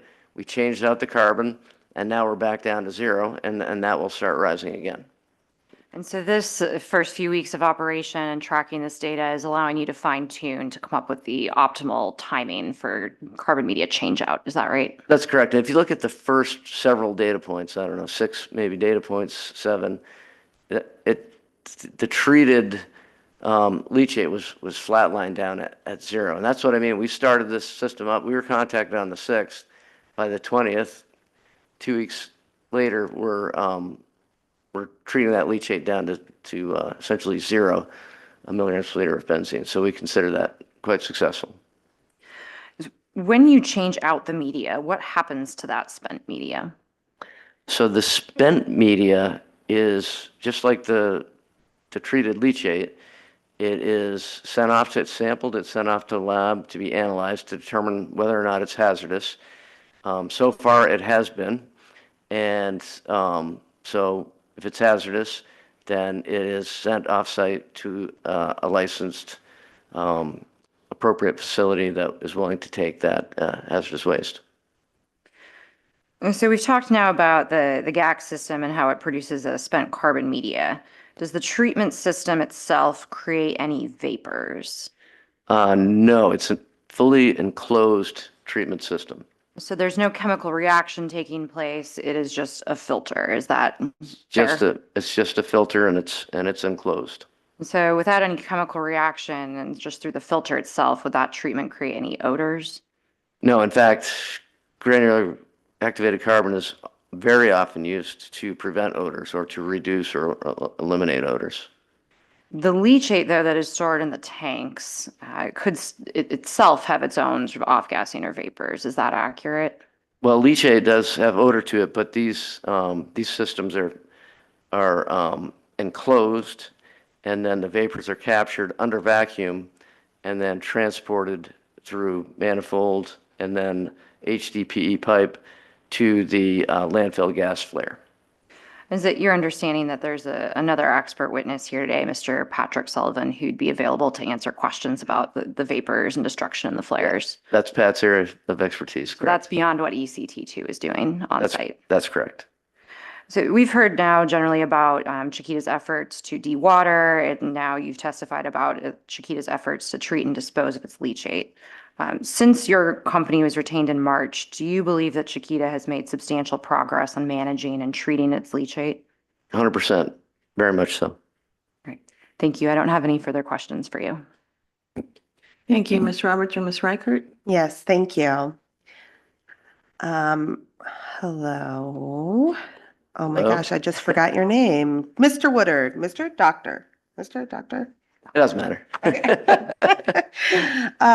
Okay, so I want to start at the beginning. You said that the process was up and running in about 2 weeks. Is that right? Correct. And what protocols did you use to assess any potential air emission impacts of this process on site? So we install a lot of these systems, and before we start it up, we do a clean water test, and we make sure that there are no leaks in the system. Okay, so you would do a test to make sure that they're like vacuum sealed and they're fully closed and there's no leaks. You said a water test through it? Correct. Okay. Yes. And then is there ongoing testing on that to ensure the integrity of the system? There is ongoing testing. If there any of the piping that contain liquid, they would obviously leak because they're under pressure. All of the gas piping is under vacuum. So if it leaked, it would just be pulling clean air in and sending that to the flare. Okay. And how do you ensure that it's consistently under vacuum? I would pass that one off to Pat Sullivan. Okay. Yeah. Okay. So how long does it take for the process to work? How long does it take for one batch to run through the system?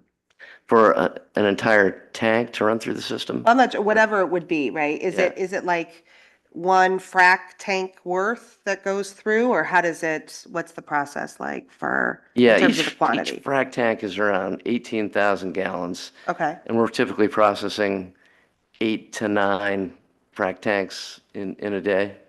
So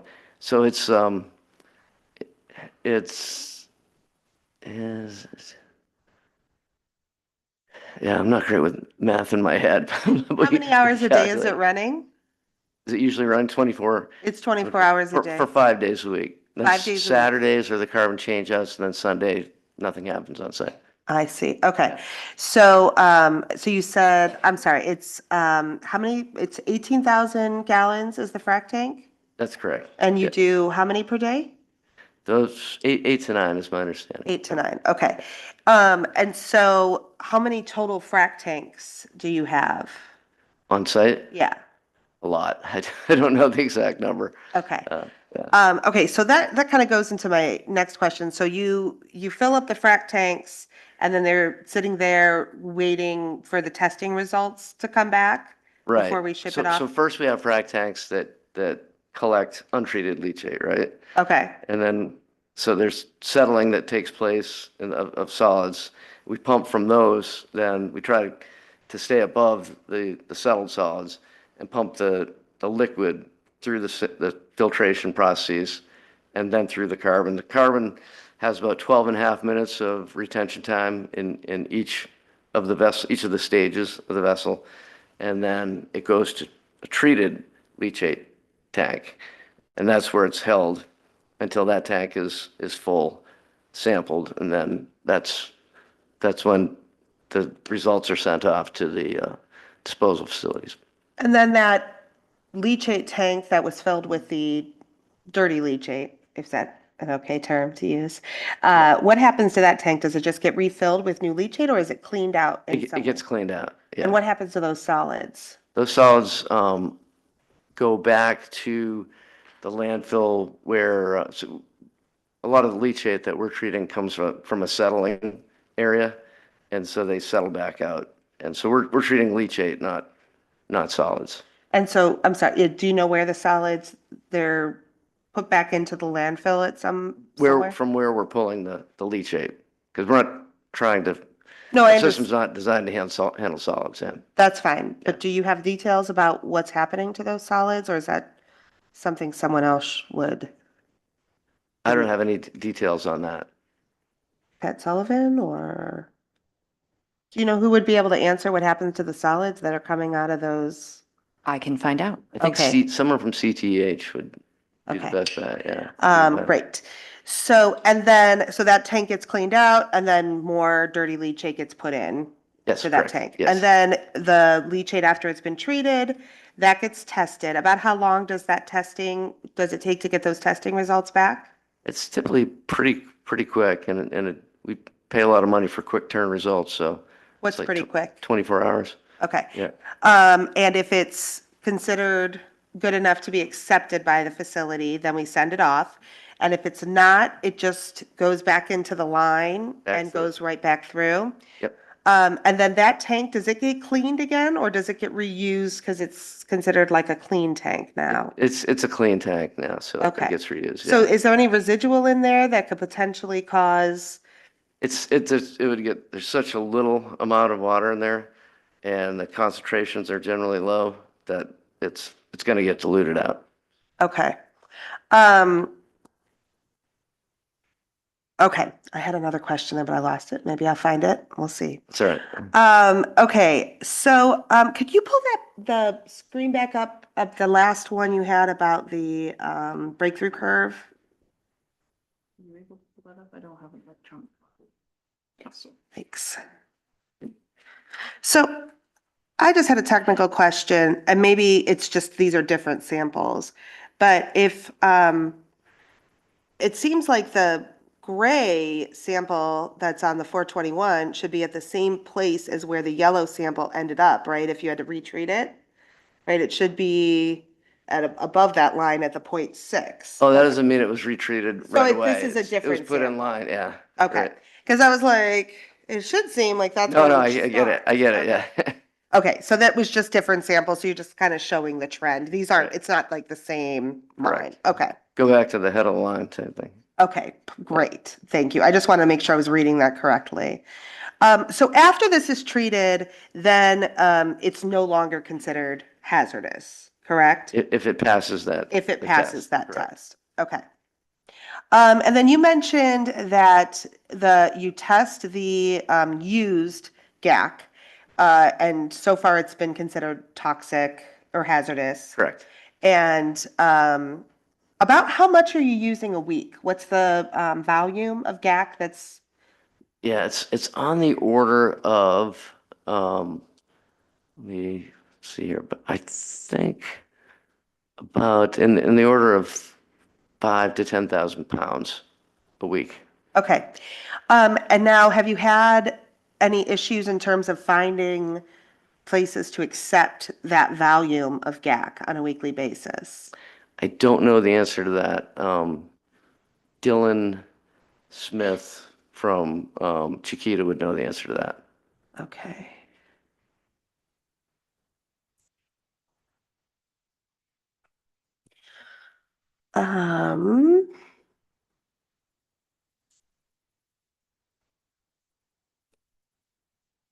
Sorry, I'm just making sure I am covering every. So are you still looking for new, in terms of the treated leachate, are you still looking for new disposal facilities, or is this list that you've created exhaustive of potential facilities. It's an ongoing effort. You are yeah. still looking for new facilities. Right. Okay. And just to clarify, I'm not the one doing it. That is Chiquita that is searching. Right. Yeah.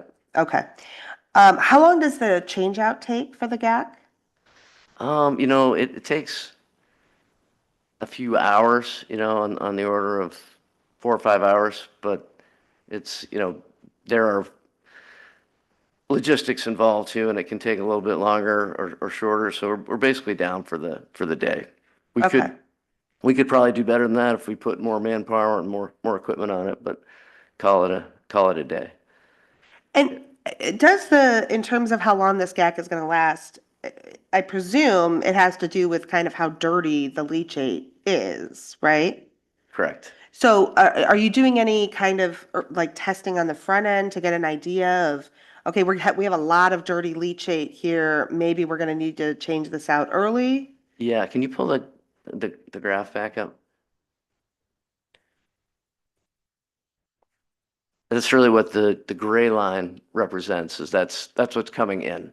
Right, but you Yeah. missed it on this one, so you didn't kind of notice the trend and say, uh-oh, we better change it out early, right? Right. And it's interesting that peak on the gray line corresponded to the point at which, the yellow line was already climbing up. So we kind of had the double whammy there. But that's why it's nice to be able to set it aside and retreat it. Yeah. So if that happens, if you're noticing kind of that peak happening, you're going to lose a day. You potentially could lose a day off cycle, right? So if it looks like it's peaking on a Thursday, you might have to shut everything down and we'll lose a day of treatment. Yeah, but we're not too concerned about it because we're not the bottleneck. We can treat a lot faster than we can get rid of the treated leachate. Okay, so so you have more treated leachate Yeah. than you can get rid of at this point. Correct. Do you know how many tanks are sitting there Well, treated and waiting to go somewhere? it's highly variable. Okay. So you don't have a concept right now of, like, right now? I don't right now. Okay. Yeah, if we have a lot more treated leachate than we can get rid of, we might slow down the treatment process just to accommodate, right? Okay. And then are you still looking at any other potential treatment options? We are. I continue to work with our R&D team. We have a lab in Research Triangle in North Carolina. And the primary focus right now is to evaluate potential ways to extend the life of the carbon. Biological is one, getting the right seed of microbes that could degrade the benzene and the methylphenol. Ideally, we'd like to be changing out once a month instead of once a week. And the main reason being we'd create a lot less waste, right? So there's a fair amount of work going on. Okay. So is there any kind of goal in mind in terms of when you might have some other ideas or some other things you'd be trying for that, or that's just all unknown at this The point? nature of R&D, we have people working on it, and the challenge with biology is it takes a while to get a culture that's acclimated to the specific contaminants in that matrix that you're trying to treat. But once you do, you're off to the races. So it's a question of getting the research down to nail it. And that takes some time. Okay.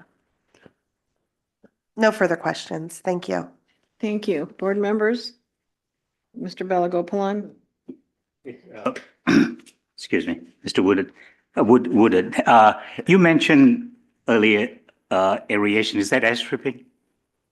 Yeah, essentially, yes. Air So stripping. you did investigate air stripping? We did, yeah. And that was not a feasible option? It was GAC treatment for the air after that. It actually is feasible. Benzene is a volatile organic contaminant, and it does strip. The methylphenol is semi-volatile and is much more difficult to strip. We also encountered some pretty severe foaming conditions, which can be difficult to manage, and we don't want foam spilling all over the ground. So we abandoned that one fairly quickly. Then we tried foam fractionation, which is a similar technique, but you actually contain the foam. And we use it a lot for treating other contaminants. The problem there was, again, we got good benzene removal, but nothing else. None of the less volatile contaminants, like 3,4-methylphenol. Okay. Yeah, Because air stripping is commonly used for groundwater remediation, correct? it is. Okay. Oh, yeah, yeah. That was the first thing we tried. Yeah. All right. We did try a lot of these things in the lab too, right off the bat, and that's why we honed in on the GAC. On the GAC, okay. Actually, that was the only question I had. I think you answered, explained very well what the treatment is. Thank you. All right, thanks. Mr. Pearman? I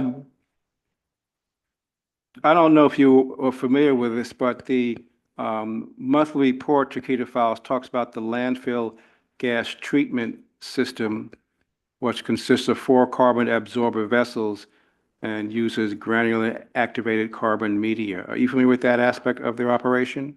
I've seen it. Pat Sullivan's a lot more familiar with it.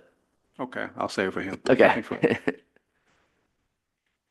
Any other questions? Just one. I assume it's much more expensive to ship hazardous waste compared to non-hazardous. It is, yeah. Which is one of the reasons we're trying to find a better way, right? But also just our company is all about sustainability, and the less waste we produce, the better. Better, yeah. Okay, thanks. Okay, your next witness? Could I just got a question from staff could I ask one more question of this witness? Sure. Did you try out an on-site air stripper operation? Yeah, that was just. Oh, did you just say that? suggestion I'm there. so sorry. I was reading, so I didn't pay attention. It's all right, sorry. It's all So good. did we get the answer? No? Yes? We did, yeah. We did? No? It didn't work? We tried it. It was foaming mess. The foaming. I heard the foaming. Okay. Yeah. Sorry about that. I was trying to figure out what it was, so. There are a lot of natural surfactants and Surfactants leachate, and it really wants to foam. Got it. Okay. Sorry about that. Thank you. Okay, Good. thank you so much, sir. All right, our next witness will be Mr. Pat Sullivan. Okay. Madam Chair, what's the pleasure? Are we going to finish up Well, or are we going to do tomorrow? Hopefully, they will be somewhat brief and we can hopefully close it up. Well, just for our purposes, can we stay? I would Yeah. suggest we do. Can you stay till 5, you think? Okay, so she's 5:30. Right. Let's try it. No, Okay, but the so we're attorneys, gonna go ahead should and ask- try to complete. we're- Yeah, that's fine.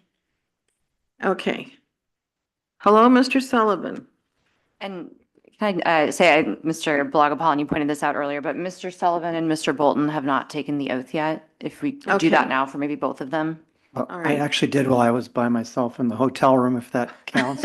I even stood up. All right. So your other witness has or has not?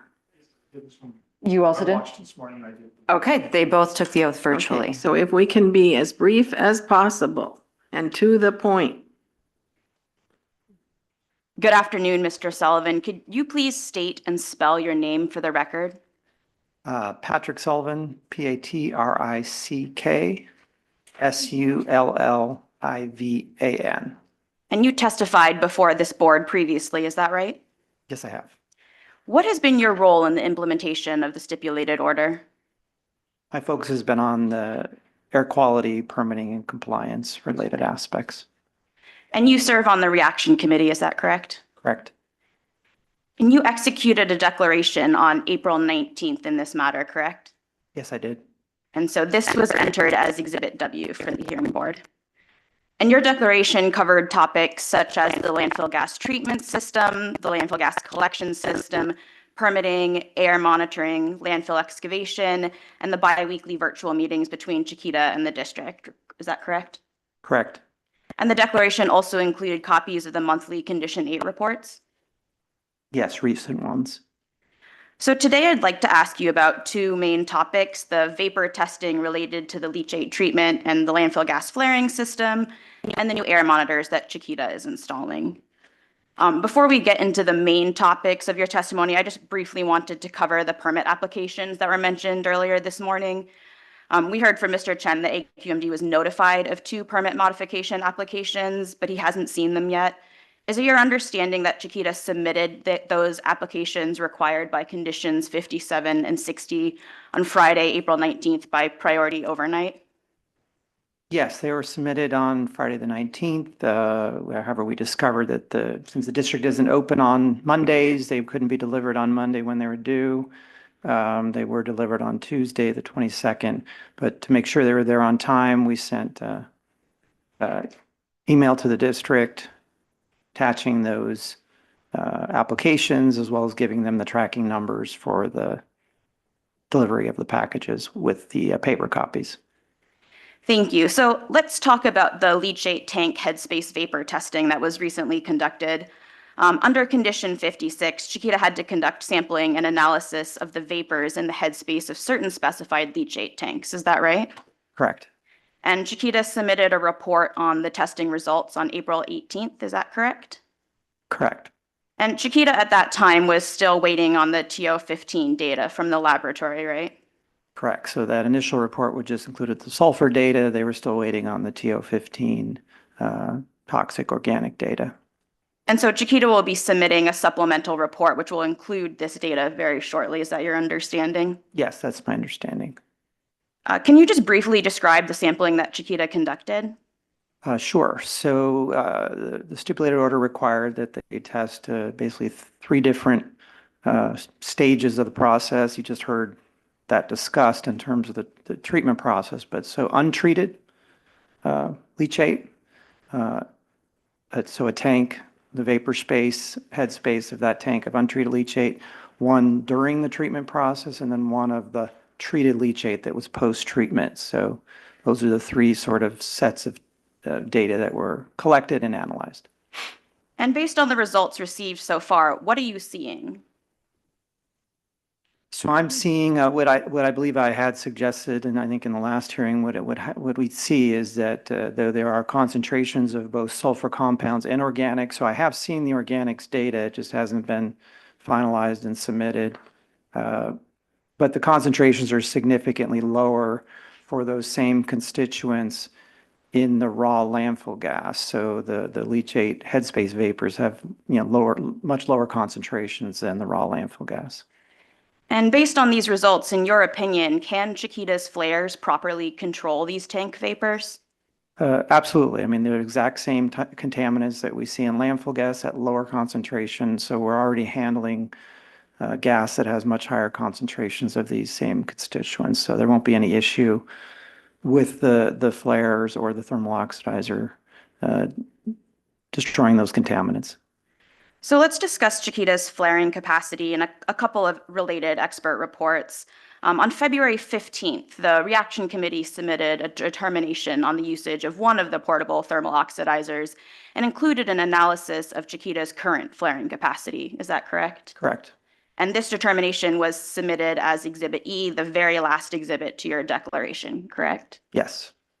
And this analysis included all of Chiquita's currently permitted flares and portable thermal oxidizers, but not the Amoresco facility. Is that correct? Correct. We excluded the Amoresco facility from that analysis. And so even without Amoresco's facility, Chiquita has sufficient flaring capacity to control the landfill gas that is being produced by the landfill? Yes, and that includes what we believe is the additional gas produced by the reaction. And so under one of the proposed modifications to the order, new condition 70, Chiquita is going to study current and projected landfill gas generation and long-term flaring needs. Is that correct? That's correct. So what we plan to do to comply with that condition is reevaluate the gas generation at the landfill, reassess our previous assessment of how much additional gas the reaction is producing, look at not only the near-term, current year control capacity, but looking forward through 2029 is what the order requires, and projecting forward and seeing when the next flare and any subsequent flares would be needed to make sure we're keeping up with that capacity, but also making sure that we have redundancy in the system, so that we have redundancy that would at least allow one device to be offline and still have the capacity. So that analysis will evaluate that process. And another series of expert studies and reports that you have been charged with under the current order is the series of flux chamber studies. Is that right? Correct. And so the additional flux chamber study was conducted in mid-March? Yes. And the consultant conducting this study is on track to submit the report by June 3rd? Correct. So we received approval for the protocol we submitted from the district in early March. That the stipulated order gives us 90 days to complete the study and submit the report, and that puts us into early June, and we will meet that deadline. And under condition 12GI, and the proposed modification to 12I reflects this June 3rd submission deadline, correct? Correct. And so under condition 12GI, Chiquita is in the process of conducting a study on DMS treatment methods, correct? Yes. And Chiquita will submit a report to the district on the results of this study by April 30th? Yes. We are on schedule to submit that report on time. And Chiquita also submits monthly reports on its investigation into potential DMS treatment methods in its monthly Condition 8 reports, correct? Yes, updates provided each month on additional research and analysis of potential treatment methods. So next, let's discuss the new air monitors that Chiquita is installing. Chiquita is adding these new air monitoring stations at certain locations under both the January modified order and in accordance with the UAO from EPA. Is that correct? Correct. And where are the new micro GCs being installed? So there are the stipulated order required micro GCs installed at 2 locations. One is, and these are co-located with the existing air monitoring stations, which there are 12 of, 5 that are on-site and 7 which are off-site. The 2 locations that the district has is requiring micro GCs include monitoring station 10, which is in Housley Canyon. It's actually it's at a park, and right next to Live Oak Elementary. So literally on the other side of the fence of the elementary school. So there'll be a micro GC is being installed there. And then there's a MS-12, which is in Valverde. It's actually county flood land, vacant currently, but it's in the southern part of Valverde. And you are on track to have these micro GCs fully installed and online by May 1st. Is that correct? Yes, they're in place now and operating. Right now, they're going through testing and calibration. So we're on schedule to meet the May 1 deadline. And this May 1 deadline was originally requested in your 30-day installation update, which was granted by the district and is now reflected in the proposed modification to condition 36. Is that correct? That's correct. And by May 1, these monitors will be powered by temporary power. Is that correct? Yes, that's correct. Can you just briefly explain why the monitors won't have permanent power by May 1st? Each one had its unique issues at the Housley Canyon location. Its location of the current station was a location in the park that's very far away from any power source. And because of the nature of fire prevention measures, all of the power in that area has been undergrounded. They wouldn't allow us to put any above ground electrical lines. They would have literally taken a trench over 1,000 feet down the middle of the park, which the Parks Department was not interested in. So to make sure we met the deadline, we enlisted a company that specializes in power systems, and so they developed basically a portable solar-powered battery system that then can be used to power the unit on a temporary basis. And what looks promising right now is that after discussions with the Live Oak Elementary and the school district, they are considering allowing us to place the micro GC on the school property and then use power from the school, which will be a lot easier to obtain because they already have power out in that area. So that may speed up the process of getting permanent power if we can ultimately consummate that deal with the school district. But we will continue to operate on temporary power until then. And then the second location, problem with that was it's vacant land, didn't have an address. Southern Cal Edison wouldn't allow any power, even a temporary power drop, until we had an address at that location. That was a process we had to go through with the county to give it a formal address, and that's been done. And now we're going through the process with Southern California Edison to get their approval to allow a power drop. So we're not too far away from permanent power there, but until we have that, we'll continue to run on the temporary power.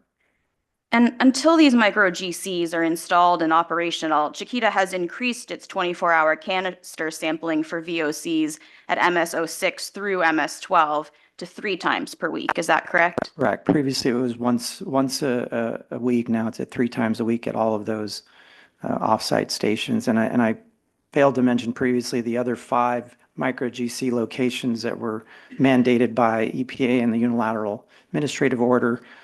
3 of those are at off-site locations in the community, and 2 of those are at on-site monitoring stations that are on the perimeter of the Chiquita Canyon property. Those units have been ordered, are in production right now with the company that produces the micro GCs, and we've already started the permitting process and the power needs process at each of those 5 locations. And all of this is in addition to the air monitoring that Chiquita already conducts. So the continuous monitoring for hydrogen sulfide and particulate matter at all of the stations, for BTEX, total reduced sulfur and sulfur oxides at 2 of the stations, and weekly discrete sampling for sulfur, volatile organic compounds, and odors at all of the monitoring stations, as well as a few additional stations. Is that correct? Correct. That program continues, both the original community air monitoring program that was part of the county conditional use permit, as well as what we call the enhanced monitoring that was part of earlier versions of the stipulated order, as well as agreements that we made with the county to enhance that program. And those have all continued throughout this process of developing and procuring and installing the micro GCs. And Chiquita has submitted its QA/QC documentation for this monitoring equipment and submits updates to these documents in its monthly Condition 8 reports. Is that right? Correct. We've submitted those to the district. And in accordance with proposed Condition 35B, Chiquita will implement quality control measures specified by the district to ensure the continued accuracy of the air monitoring network. Is that your understanding? Correct. The way we see it is the current proposed condition kind of memorialized what we were already doing, which was seeking feedback from the district. We already have a set of comments that they've given us previously on our original set of kind of standard operating procedures. We're going to respond and address those. But what the condition in the order would do is would formalize that and give us a time frame to either comply with their requirements of the district staff make, or we have a period where we can push back and say that may not be feasible and work with them on it. So that process now is fixed into the order. And all of this air monitoring data will be made available on Chiquita's website in an easy to understand format. Is that correct? Right. Similar to the way the hydrogen sulfide data is currently posted there, we'll be posting all of the constituents' data and allowing access through Chiquita's website. Thank you, Mr. Sullivan. I have no further questions. Thank you. Good afternoon, Mr. Sullivan. I want to go back to the gas capacity that you testified to. Your colleague, Ms. Viswanathan, I think testified to the landfill continues to expand gas wells and continues to add them in accordance with the order. But you said you're confident that currently Chiquita has sufficient gas capacity. Is that right? Yes. For this year, we projected we have a sufficient capacity. Okay. And I think Ms. Viswanathan kind of deferred to you to talk about gas capacity issues in the monthly report. So I'm going to pull up, again, don't feel like it's marked yet, but I think maybe we're on AB if it's getting marked. This is page 6 of the monthly report for March that Chiquita submits pursuant to Condition 8. And am I right in seeing that for at least couple of weeks, it looks like, one of your, one source of your capacity, the thermal oxidizer, was offline?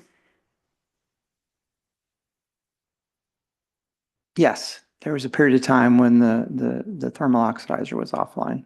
Okay. Among the permitted flares, so you have flares 1, flare 2, and flare 3. Was flare 1 offline for any period of time between January and March that you know of? Yes, Flare 1 had some offline period. I think we even testified to it at the last hearing.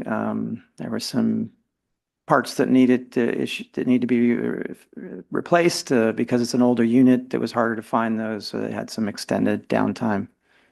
Okay. Do you know if any of the downtime for flare 1 coincided with any of this kind of downtime for the thermal oxidizer? I don't offhand. Okay. Assuming that you have, any two, so you have 3 flares plus a thermal oxidizer. If we assume any 2 of them go offline on the same day, would you still have capacity? So we have flare number 1 is 4,000 CFM. Flare number 2 is 4,000 CFM. Flare number 3 is 6,000 CFM. So now we're at 14,000. Thermal oxidizer is 4,700 CFM. So that's a combined total of about 18,700 CFM of capacity. Our analysis suggests that even with the reaction, we have a little over 16,000 CFM of generation occurring in 2024. So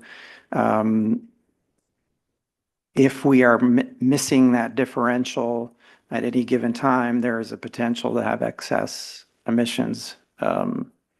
Okay. So I know Dr. Chen testified that you do have an application for 1 new flare in, but that's not strictly increasing capacity flare. That's a replacement for flare number 1, correct? So it's another 6,000 CFM flare, so there'll be a net gain of 2,000 CFM with that flare. So just to be clear, we would be glad to continue to operate flare 1, but it's already being allowed to operate beyond the requirements in the district's rule for landfill gas flares. So right. The stipulated order mandates that we replace it. I just want to make it clear, it wasn't our choice to replace, flare 1 with flare 4. So I think Mr. Balagopalan asked Dr. Chen, and he didn't have an exact answer, but in your understanding from your experience, what's the relative lead time for one of these like larger 6,000 capacity flares? I am not sure what they're running now, but it's definitely 9 to 12 month range from order. From order. Do you know so the permit for flare 4, for example, was submitted back in September, and I think Dr. Chen testified that you have a Q3 of 2025 schedule. Is that correct? It sounds correct. I mean, it partly depends on in that schedule, we factored in the permitting timeframe too. So we can't install it until we have the permit from the district. So, and previous history has suggested that it took district quite a long time to permit flare 3. So part of that schedule, anticipated some permitting time, hoping that it would be more facilitated than flare 3 was, because flare 3, the permitting took over 2.5 years by itself. So kind of along the same lines of gas capacity, I shared, this is further down in the same monthly report for March. This is page 137. And can you just tell me what is this table of landfill gas not combusted? What is this table looking at? So this actually dates back to the original variance order as part of this case, when we originally were asked to calculate the excess landfill gas that wasn't being collected. And at that time, we picked a baseline for that, and our baseline was the 2022 flow rate. Our rationale for that at the time was 2022 was the pre-reaction year. So, and it was a year when we felt we were well controlled with our gas system. Two, it was a year when Amoresco facility was online on a constant basis at their full capacity. So accounted for that control. And so we set that as the baseline and then calculated excess anytime we weren't, any day that we weren't collecting as much as that baseline. We assumed anything beyond that was therefore an excess that wasn't being collected. Okay, so just to clarify that second column on the left, that's the combination of flare 1, flare 2, flare 3, and the thermal oxidizer. And that's everything that you combusted on that given day between all of those sources. Is that correct? That's correct. And then one column over that 2022 baseline flow is you assume the maximum you should be combusting is that average from 2022? Right. We've carried that baseline over from the variance order to the stipulated order. And then so the next column over that landfill gas not combusted is anything that, the difference between what you assume based on 2022 that is more than what you actually combusted is considered not combusted. And is this essentially a proxy for what could be surface emissions? Could be excess surface emissions. Recall that, emissions. A landfill's not required to collect 100% of its gas. In fact, it can. So even under normal non-reaction, well-controlled conditions, we do have uncollected gas. So this would be excess above and beyond that sort of. Okay, so even under this baseline, it seems like at least some days you're having quite substantial amounts, like almost a full flare's worth of excess surface emissions? Potentially. Okay. Setting aside that you set the precedent way back when you were under a variance, where we are at today in April of 2024, do you consider 2022 a good baseline year? I'm not sure anymore. I'm certainly willing to look at what if that should be reset, what should it be reset to? There's a lot of variables. Isn't it true though that you and many of your colleagues on the reaction committee have provided testimony that one of the symptoms of an elevated temperature landfill would be increased gas? Yes, that is one of the symptoms. So if the reaction started in 2023, but not 2022, isn't it logical to say that your baseline in an ETLF condition should look at the year when you were in ETLF conditions, because that is expected to affect your baseline gas generation?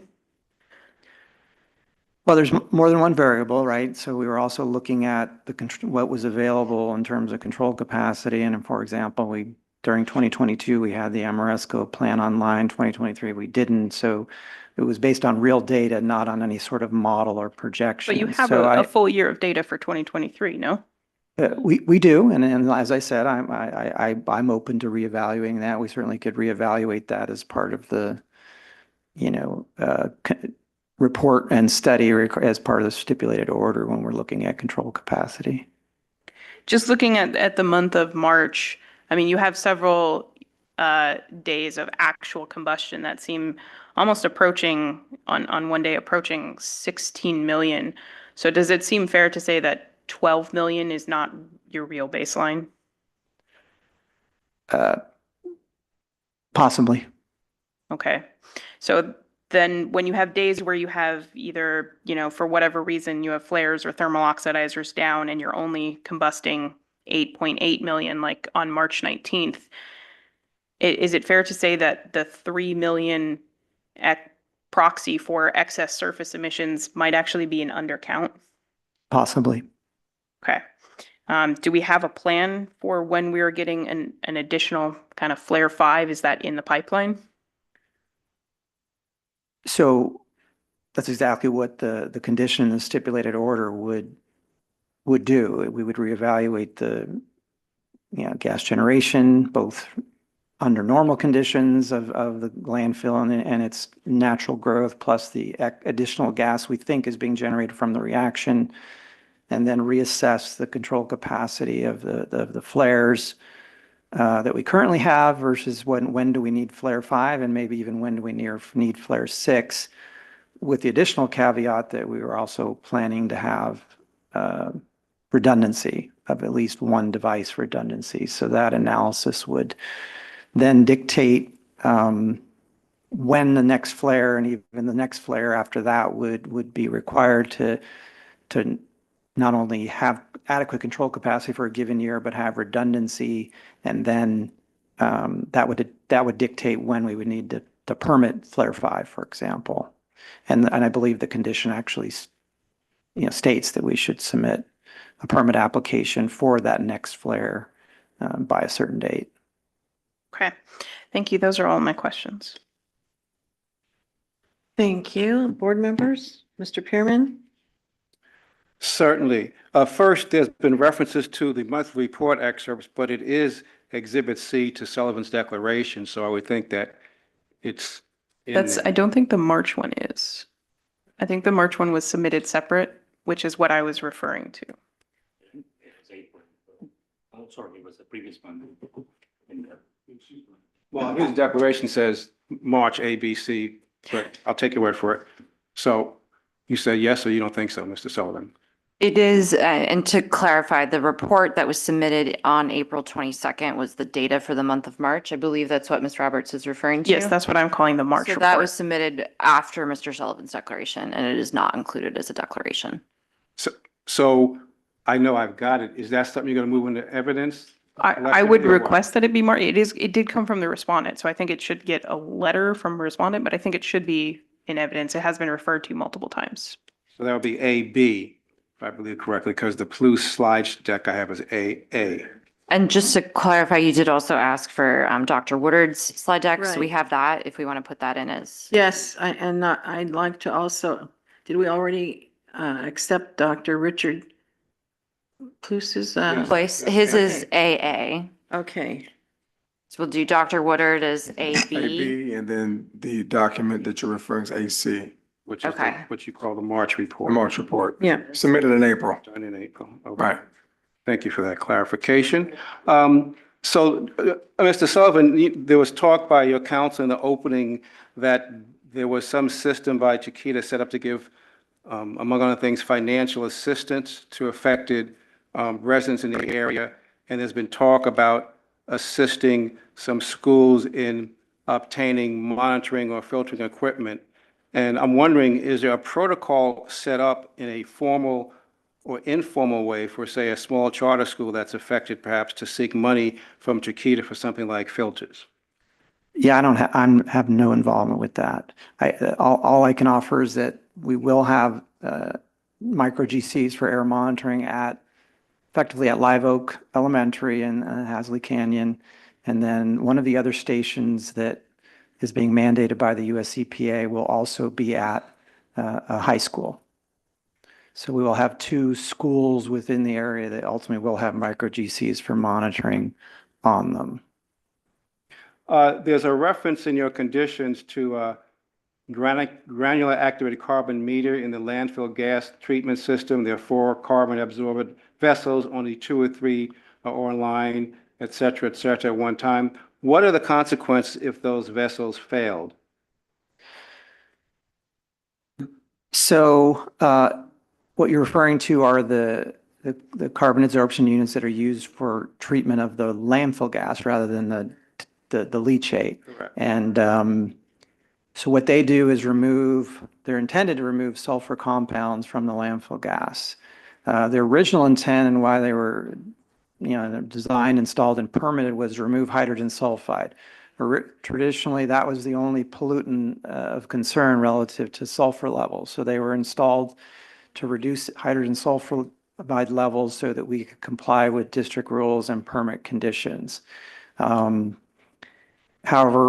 once the reaction started and we've seen dimethyl sulfide, which we discussed multiple times in these hearings, the carbon unit really has very little effect on dimethyl sulfide. But let's take your hypothetical, if we had a failure of that unit, then the untreated hydrogen sulfide would also be going to the flares.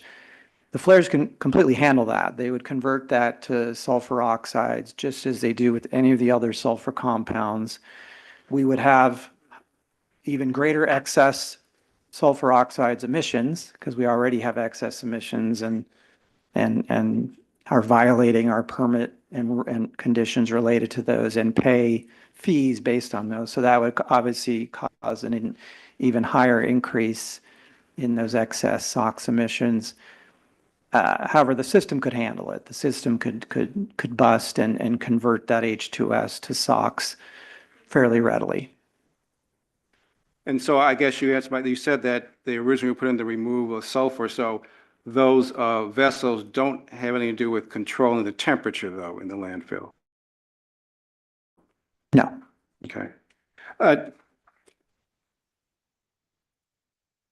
There was a reference to 53, condition 53, submitting a weekly report on number of tanks in leachate, weekly year-to-date total, et cetera, and they had to be submitted by no later than April 3rd, 2024, I guess the first one. I assume that's been submitted as far as you know? As far as I know. And do you know if that report is in our material anywhere? That part I don't know. Okay. If it occurs to you, let me know. Let me see, I have one other question. Mr. Pearman, I don't believe it's in the materials we've submitted, but it is available on Chiquita's website.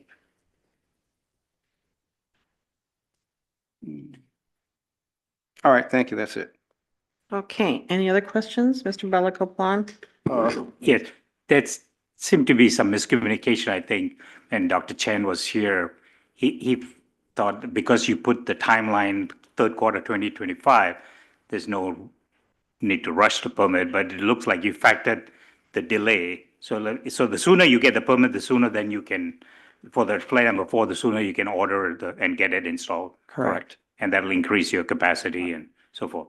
Right, and we paid for expedited permitting too. for that exact purpose. Okay, all right. So hopefully that clears that up. I got the impression because you put in the date of 2020, third quarter, he had a little bit of time to. Well, Mr. Chen has gotten a lot of applications for Yes, this. yes, I know that's we've for given sure. him a lot of work, but yeah, we would. But this is a critical path to some extent because of your flare 1 is out of service, basically. Correct. Okay.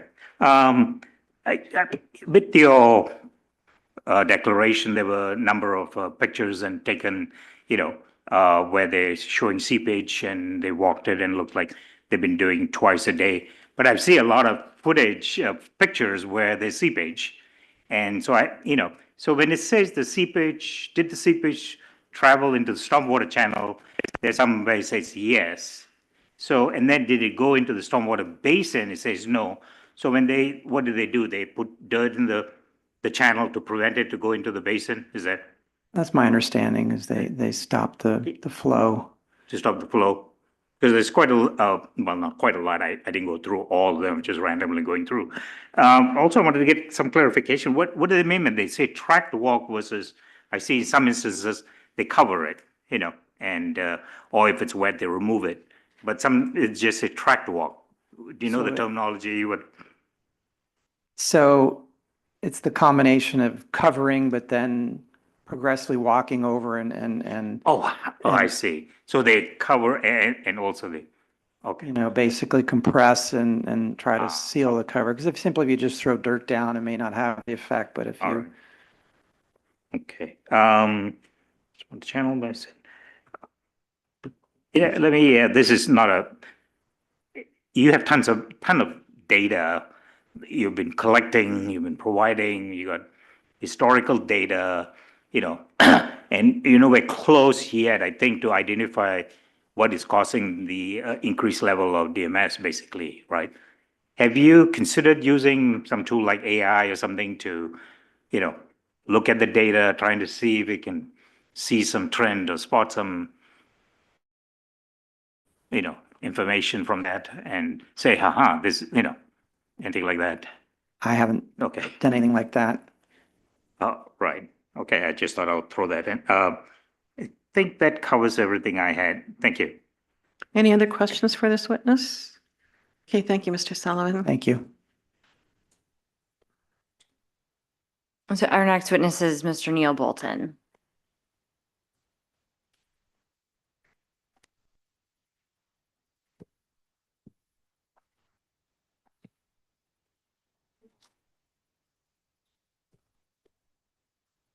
Right. Good afternoon, Mr. Bolton.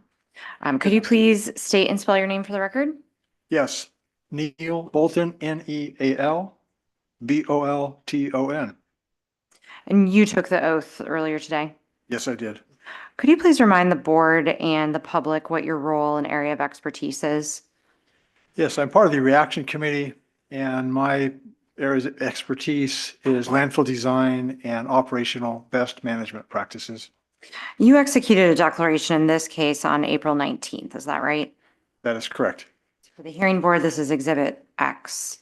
Now, Mr. Bolton, your declaration covered a variety of topics, all related to landfill operations. I'm going to list them here so that the hearing board sort of has a refresher on what Mr. Bolton would be able to answer questions on. And for the interest of time, I'm just going to focus on two key updates for the public that are contained in your declaration. So the topics that were in Mr. Bolton's declaration included the leachate management plan, controlling and mitigating leachate seeps, a study conducted by Blue Ridge Services on minimizing and mitigating pressurized leachate releases, sampling and monitoring of leachate, geosynthetic cover installation, additional air dispersion modeling, odor mitigation strategies for fresh trash, and best management practices for conducting excavations that dig into waste. So today we'll talk briefly about the study that Blue Ridge Services submitted and prepared on minimizing and mitigating pressurized leachate releases, or PLRs, and the status of the geosynthetic cover installation. So Mr. Bolton, you prepared and Blue Ridge submitted a report entitled The Discharge of Pressurized Leachate Containment Feasibility Study on March 12th, 2024. Is that right? That is correct. And the study considered methods for preventing or mitigating the impacts of PLRs during well drilling operations or pump maintenance. Is that right? Yes. So in that study, as required by the order, you considered whether there were containment structures or enclosures that the landfill could use while drilling. Is that right? That is correct. Did you find that any such containment measures were feasible? No, we looked at a lot of options for that, for temporary portable covers to be able to cover the actual drill rig during drilling and that entire operation. And there were none feasible for a variety of reasons, primarily safety and just structural capacity of having a system that would work for that. And your study then went a step further and provided recommendations for reducing PLRs at the landfill, including best practices for drilling. Is that right? Yes. And you also considered drilling strategies and recommended that Chiquita drill from the outside in to avoid wells with the highest temperatures right off the bat. Is that right? Yes, definitely. And why is that? Well, the more we know, the better job we're going to be able to do in avoiding PLRs. And by starting on the outside and working in toward the reaction area, we're going to gather data on temperature and leachate levels and what sort of criteria might give us an indication ahead of time that we're in an area where we will have or could have a PLR. So starting on the outside where it's safer, less likely to have PLRs, and working toward the inside gives us an opportunity to gather more very vital data in terms of temperatures and leachate levels.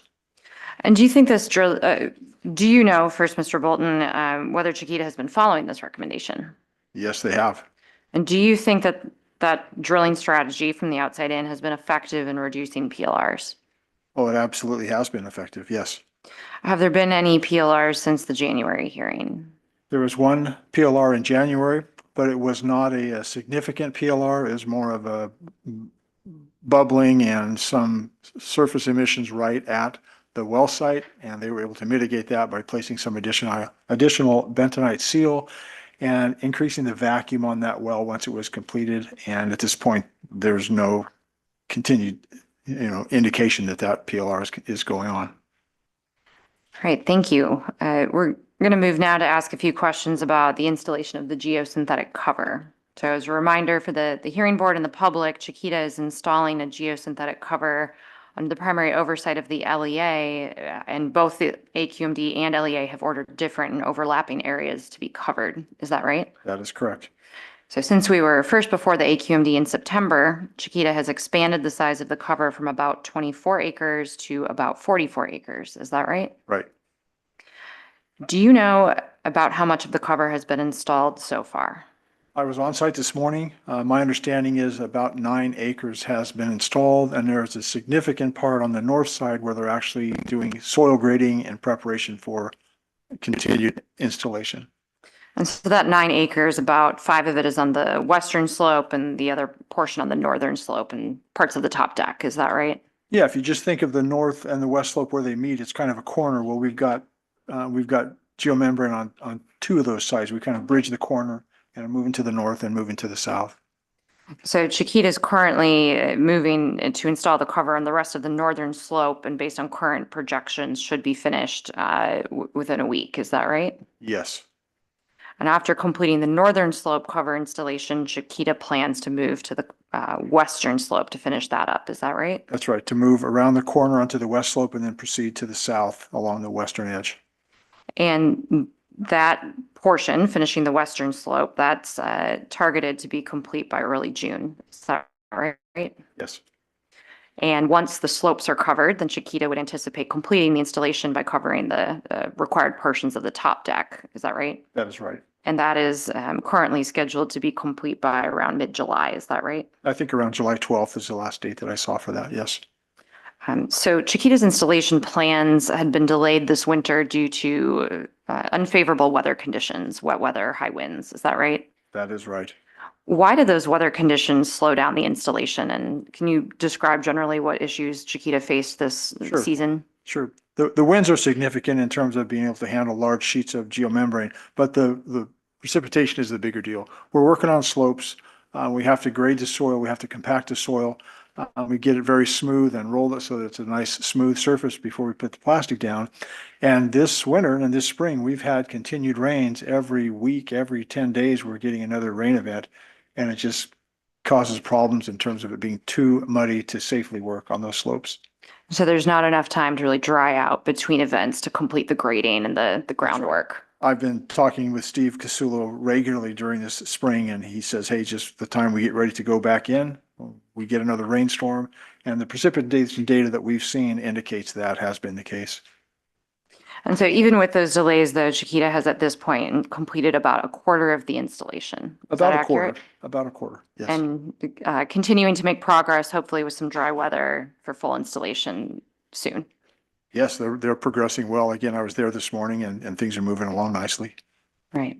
Thank you, Mr. Bolton. I don't have any further questions for you. I did list out the variety of topics and landfill operations that Mr. Bolton can address. So if the AQMD or hearing board has questions on other topics, we'd welcome those. Thank you. Okay, Ms. Roberts or Ms. Reichert? Thank you, Madam Chair. Good afternoon, Mr. Bolton. Can I ask you a couple of questions? We heard from Inspector Israel this morning. Were you in the room for his testimony, or? I wasn't in the room, it? but I was watching it online. I was actually at Chiquita this morning, but I was able to watch his testimony this morning. Okay, and one of the things that he did mention is that him and a number of his staff going out, we are starting to get trash smells in the community that is becoming more frequent. Is that a fair summation from what he said? Yes, I understood that from his testimony. And you've worked with Chiquita Canyon specifically on odor issues prior to even this elevated temperature landfill event, when they've had odor issues in the past. Is that right? Yes. And it was specifically trash odors in the past, was it? Was it not? Right. That's right. And if I recall, there were specific times of year when we saw certain wind patterns that seemed to exacerbate the transport of trash odors specifically into the nearest Valverde community specifically. Is that right? That is correct. Primarily during warm weather. Yes, summertime. Is it fair to say that, end of April, we might be heading into that sort of adverse wind season for trash odors? Oh, sure. It's dependent on the weather and wind conditions, which can be variable that time of year. It's switching from a winter pattern to a summer pattern. But yeah, that's around the time that will occur. So I know one of the main mitigations we did to correct kind of trash-based odors in the last kind of odor nuisance event was permit and install a bunch of large orchard style fans. Is that right? Yes. You said you were up at Chiquita today. How many orchard vans were in operation at the working face? 6, At all of them at the working face? all of them at the working face. Okay. And how many total fans do you guys have permitted? 9. Okay. So are you confident that you have sufficient fans? Well, I think there's always the question of how things will work in the future with that, and it's something that we're paying attention to. 6 is definitely enough to cover the working face. So I think that's a good question. That's something that we've had internal discussions about. Do we have enough orchard fans moving into the future? Okay. And are you familiar with Exhibit 53, which is the chart of modifications?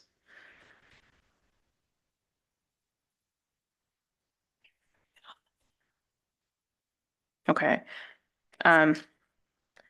So one more question on the fans. You said 6 were at the working face. Have any of the orchard fans specifically been deployed to like the gas wells while you're drilling?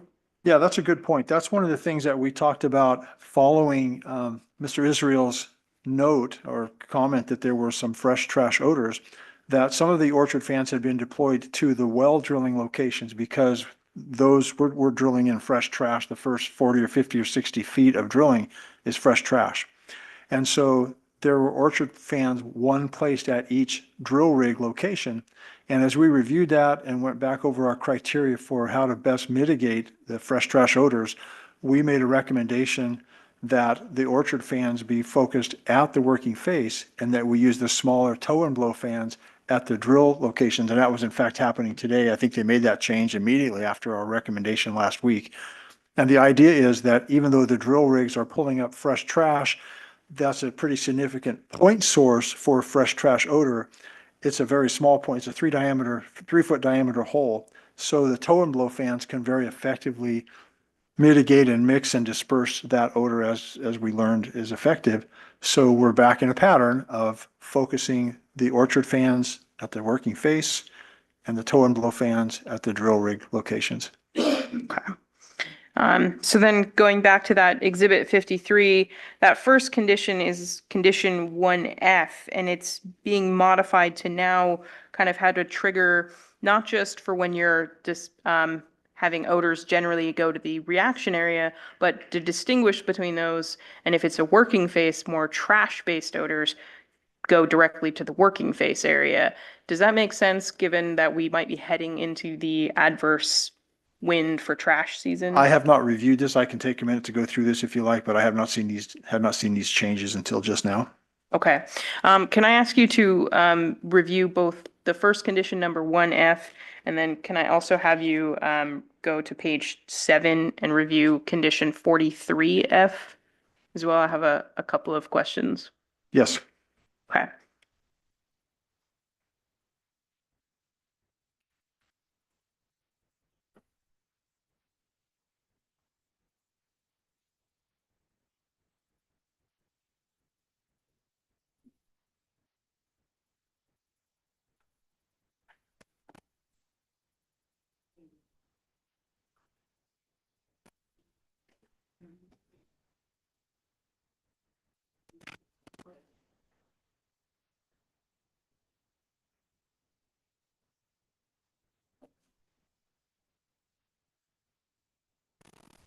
Okay, I've read those.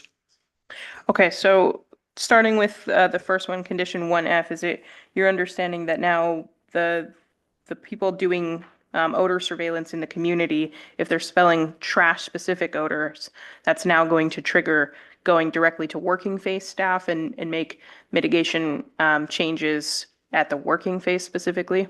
I understand that, and that sounds very similar to what we agreed to do 2 years ago in terms of managing working face odors. I think makes sense to me. Yes. So going to page 7 and looking at condition 43F, this kind of puts in a system of if it's not being corrected, right? Once you do those trash-based odors, like you mentioned, we've done this 2 years ago, so we sort of should know how to correct that, right? And if it's not being corrected, the the result of this condition is it would reduce your working face by 25% of that of the daily size for the remainder of the day. I see that. Firstly, do you agree that it's possible in the field to reduce your working face size by 25%?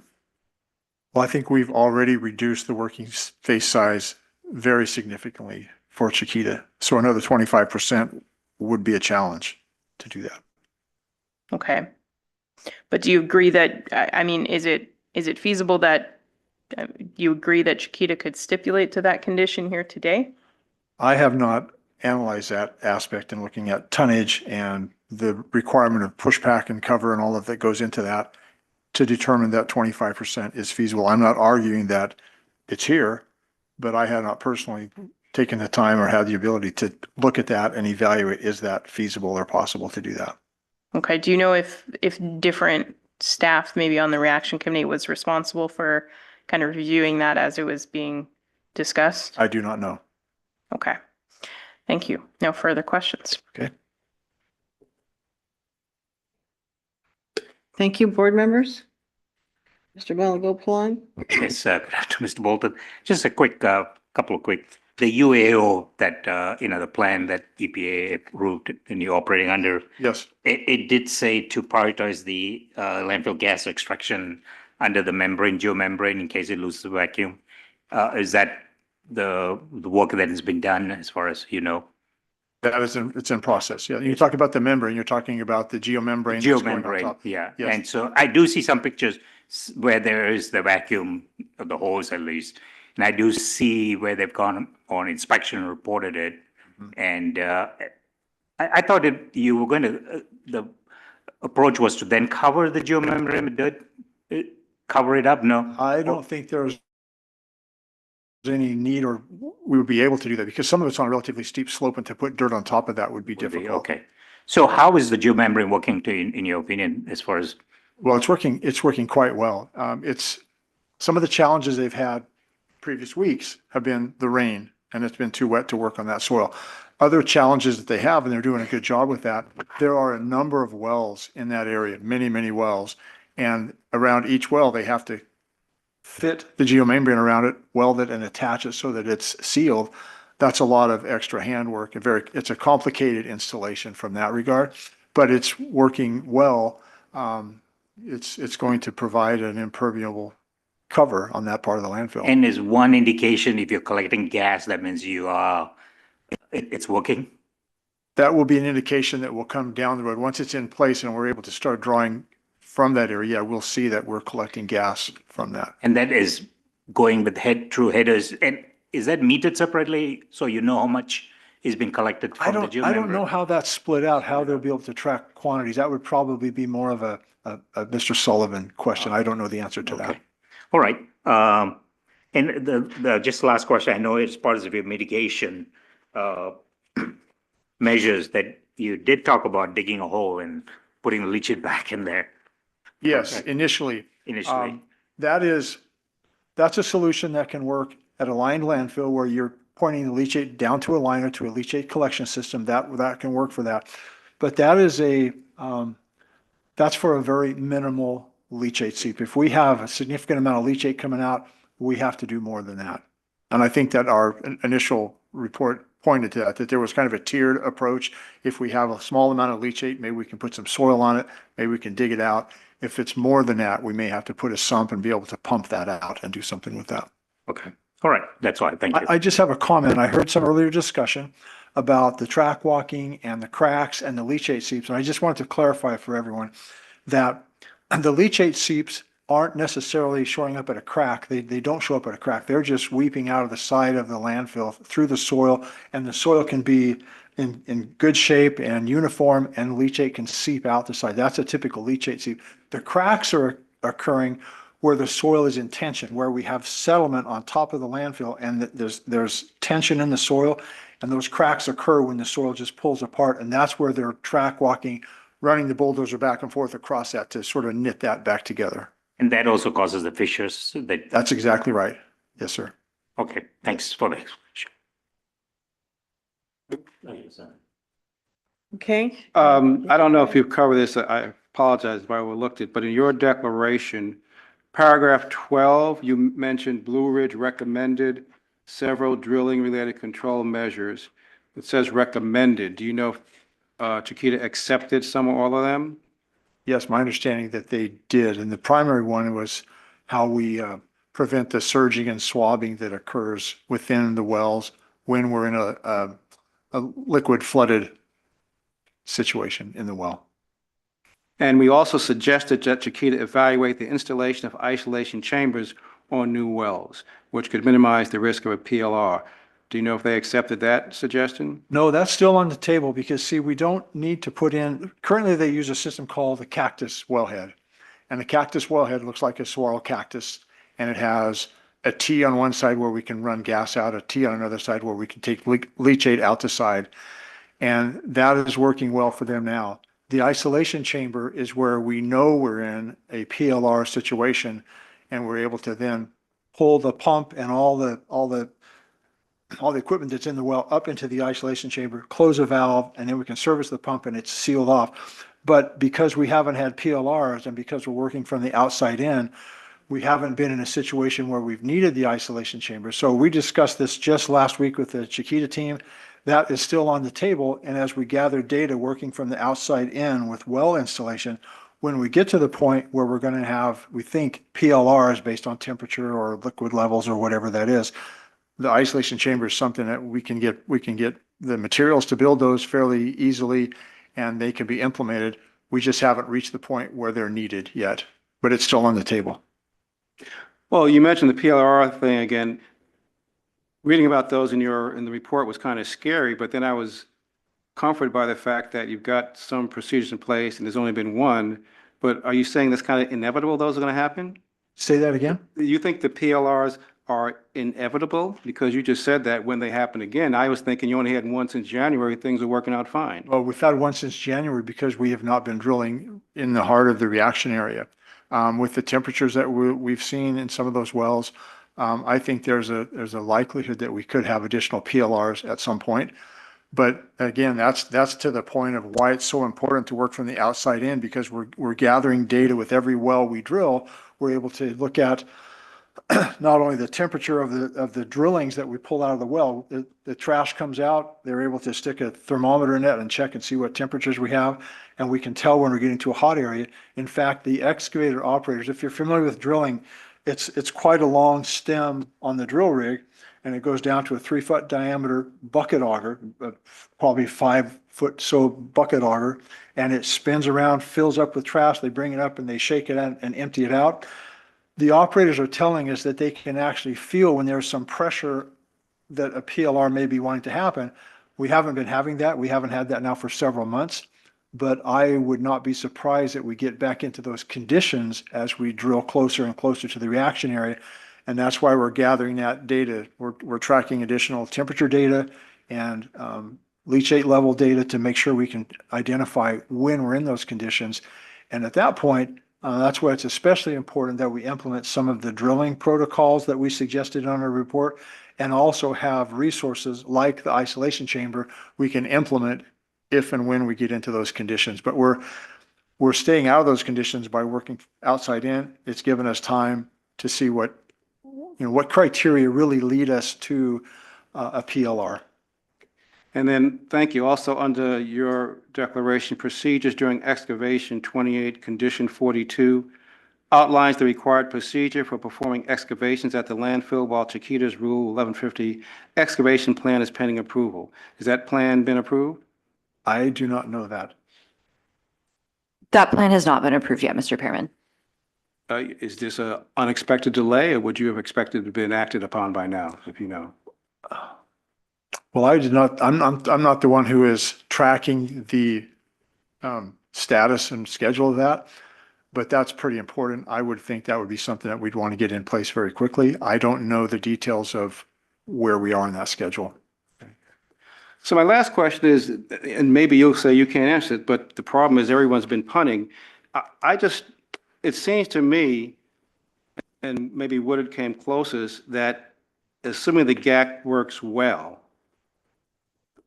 you can't move off enough leachate to allow you to do the full dewatering because of the disposal storage places lack of capacity. So that at this point, even if the GAC works well, you can't do the full dewatering and the full hopeful solution to deal with this thermal event because of that bottleneck, as he put it. Is that how you see it now? That's a serious bottleneck, no question about it. As we get closer into the reaction area with our drilling, we'll likely hit more flooded wells and have more leachate to pump. We don't know what constituents. Is that going to all test hazardous? I don't know. We won't know until we start testing it. But that is a significant bottleneck, and one that, I understood this morning that Chiquita has contacted somewhere around 200 potential disposal sites. So yeah, that's a concern. There's a lot of effort going into figuring that out. Right now, the interim solution has been to increase tank farm capacity and do other things like that. But you're right. That is the bottleneck. I don't have the solution for that, but I can tell you that we're absolutely talking about how we do that. And there is a sense of urgency because the more we drill, the more liquid we're likely to have to deal with. And so the ultimate solution of finding some real explanation and way to cease the event is still escaping everybody. I mean, still an unknown factor there. This is a relatively rare event in the landfill industry. There are a couple thousand landfills in the U.S. and a handful of them are ELTFs. ETLFs. And I think the key thing here is time. It's going to take time for that reaction to run its course. And in the meantime, we have to be in a response mitigation mode. And in terms of gas control, that is happening. I think you heard Vidya talk about the number of wells going in aggressively. There's an aggressive schedule for that. But this is a challenge on all fronts. There's no question about that. And I think the key thing is let's focus on getting the disposal bottleneck dealt with. And then as we work in toward the reaction area with our wells, we're going to be able to deal with more of the symptoms. We're not going to be able to stop the root issue of the reaction immediately. That's going to just take time. But it's solving these peripheral problems that is urgent right now. That's where the effort's going. Thank you, sir. Yes. Any other questions for this witness? Okay, thank you very much, sir. Thank you. Okay, are there any members of the public who wish to make a statement or provide testimony, Madam Clerk? Okay, thank you. All right, with that, we can go to closing statements. One more witness. Oh, I'm so sorry. We have one final witness and we will be very brief. Okay. I'm just scooting us out of the door here.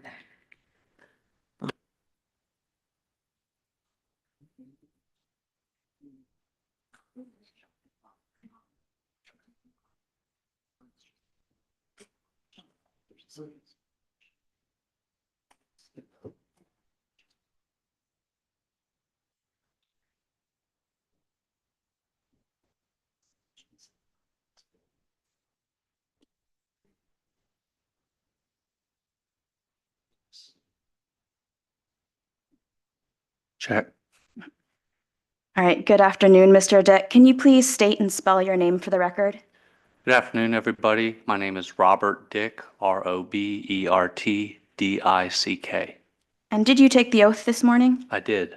And you've testified before this board previously, is that correct? I have. What has been your role in the implementation of the stipulated order? I serve on the reaction committee. I'm designated as the expert in landfill chemical reactions. And you executed a declaration in this matter on April 19th, is that correct? Correct. And this was entered as Exhibit Y and covered topics such as the status of the ETLF event, your monthly reviews of the boundaries of the reaction area, the reaction committee meetings and expert reports, and certain other compliance obligations. Is that correct? Yes. So today I'm just going to briefly ask you about the reaction committee expert reports and the current status of the reaction. You not only serve on the reaction committee, but you serve as the head of the reaction committee, correct? Yes. And the reaction committee is responsible for conducting many investigations and studies and preparing expert reports on a variety of topics, and they're all listed in your declaration. Is that right? Correct. So let's talk about the current status of the reaction. As the head of the reaction committee, you also lead the monthly evaluations of the size or boundaries of the reaction area. Is that correct? Yes, I do. And based on these monthly determinations, would you say that the reaction is intensifying, lessening, or staying the same? Well, there's certainly little to no evidence suggesting that it's intensifying. The intensity of the reaction seems to be consistent since we first started evaluating it in September of 2023, and there has been no significant expansion or movement from a geophysical standpoint within the waste mass. And what evidence are you drawing this conclusion from? Review of approximately 6 or 7 criteria and parameters that are listed in each of the monthly determination exercises. Many of those relate to gas quality and characteristics like temperature. Some of them involve settlement and other observations in terms of the characteristics in the reaction area. And overall, do you feel that the data is showing positive signs that the mitigation measures being implemented by Chiquita are containing the reaction and protecting the heat from propagating? I do. The data certainly is encouraging from my standpoint and opinion to show that the reaction is being contained and managed well because of those corrective measures and mitigation efforts. Thank you, Mr. Dick. I have no further questions. Thank you. Thank you. Just a Ms. couple Stryker? brief questions. Based on what we saw when we were not dewatering and what was happening in the reaction area, do we think that continuing to dewater is still a good idea for mitigation? We do. Can you just elaborate on that a bit? Just because of the circumstances at this particular site over a period of roughly 50 days or so where dewatering from the well field was discontinued. And I remind everybody that leachate extraction was still continuing during that time. It just wasn't occurring from the 44 pumps installed in the wells. That isn't a reason to question or be skeptical about one of the industry's best management practices that have been proven for over 15 years in managing ETLFs, which is heat removal through liquid extraction. Now, if the bottleneck on shipping the leachate off-site continues, should we revisit the idea of continuing to dewater? Well, I certainly will continue to advocate that removal of heat from the reaction area through fluids extraction, both gas and liquids, is still a prudent measure for containing and managing the reaction. Whether this particular situation, as you describe, a bottleneck causes us to, reevaluate that. I think the basic best management practice that the industry has demonstrated and that's being applied here, and other than just a slight, temporary discontinuation of dewatering from the well field, I still think that that's a prudent long-term strategy for mitigating and abating both the reaction conditions at the landfill and the impacts to off-site communities. Are there any other methods to remove heat from the reaction area? Well, there's certainly the gas extraction, and independent of dewatering from wells, individual gas wells, we continue to extract heat by extracting gas out of those same wells. So it's just extracting gas or leachate or liquid, and those are the only two methods basically of removing the heat. No further questions. Thank you. Okay, Mr. Pearman? So when you said, and I think in your report, your declaration, you said that, well, we did not find evidence that discontinuation of dewatering pump operations definitively contributed to an expansion of the reaction area, which is kind of wishy-washy, but expansion there is that just acreage, or is expansion mean in terms of volume of leachate, or do you think they'd be one and the same in that consideration? Yeah, in that case, we're definitely looking at the area consideration in terms of conditions, no evidence that discontinuation of the pumping for that brief period caused the adjacent areas to exhibit ETLF conditions that hadn't been prior to that time. But there's really no way to tell if within that area it generated, if you would, more leachate or greater volume than before. We could Yeah, show and that. so that would suggest, a couple issues there. There's really no way to describe or no formulaic way or objective way to say, well, what is the intensity of the reaction? So we're looking at multiple characteristics like wellhead temperatures, gas and liquid temperatures. We're looking at gas composition.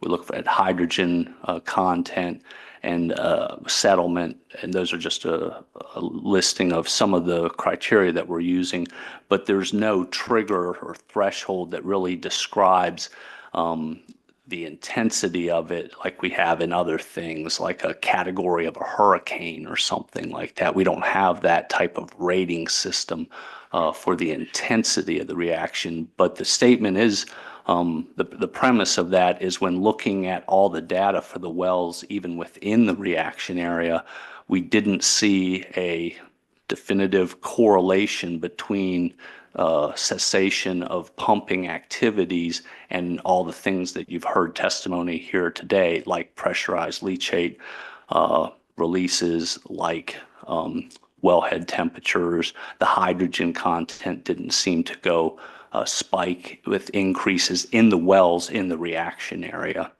So Now, your counsel asked you a question. You said that you thought during this period things had leveled off. So just refresh my mind again. When you said leveled off, you meant these factors did not change, or the geographic expansion, or the creation of leachate? What were we referring to there? yeah, a couple things. Number one, every time that the monthly analysis or exercise is conducted, we look at the sheer count of different criteria. And by count, I mean number of wells that exhibit a methane to carbon dioxide ratio of less than 1, number of wells that exhibit hydrogen greater than 2%. So there's certain triggering thresholds. So one, we count, just do a head count basically.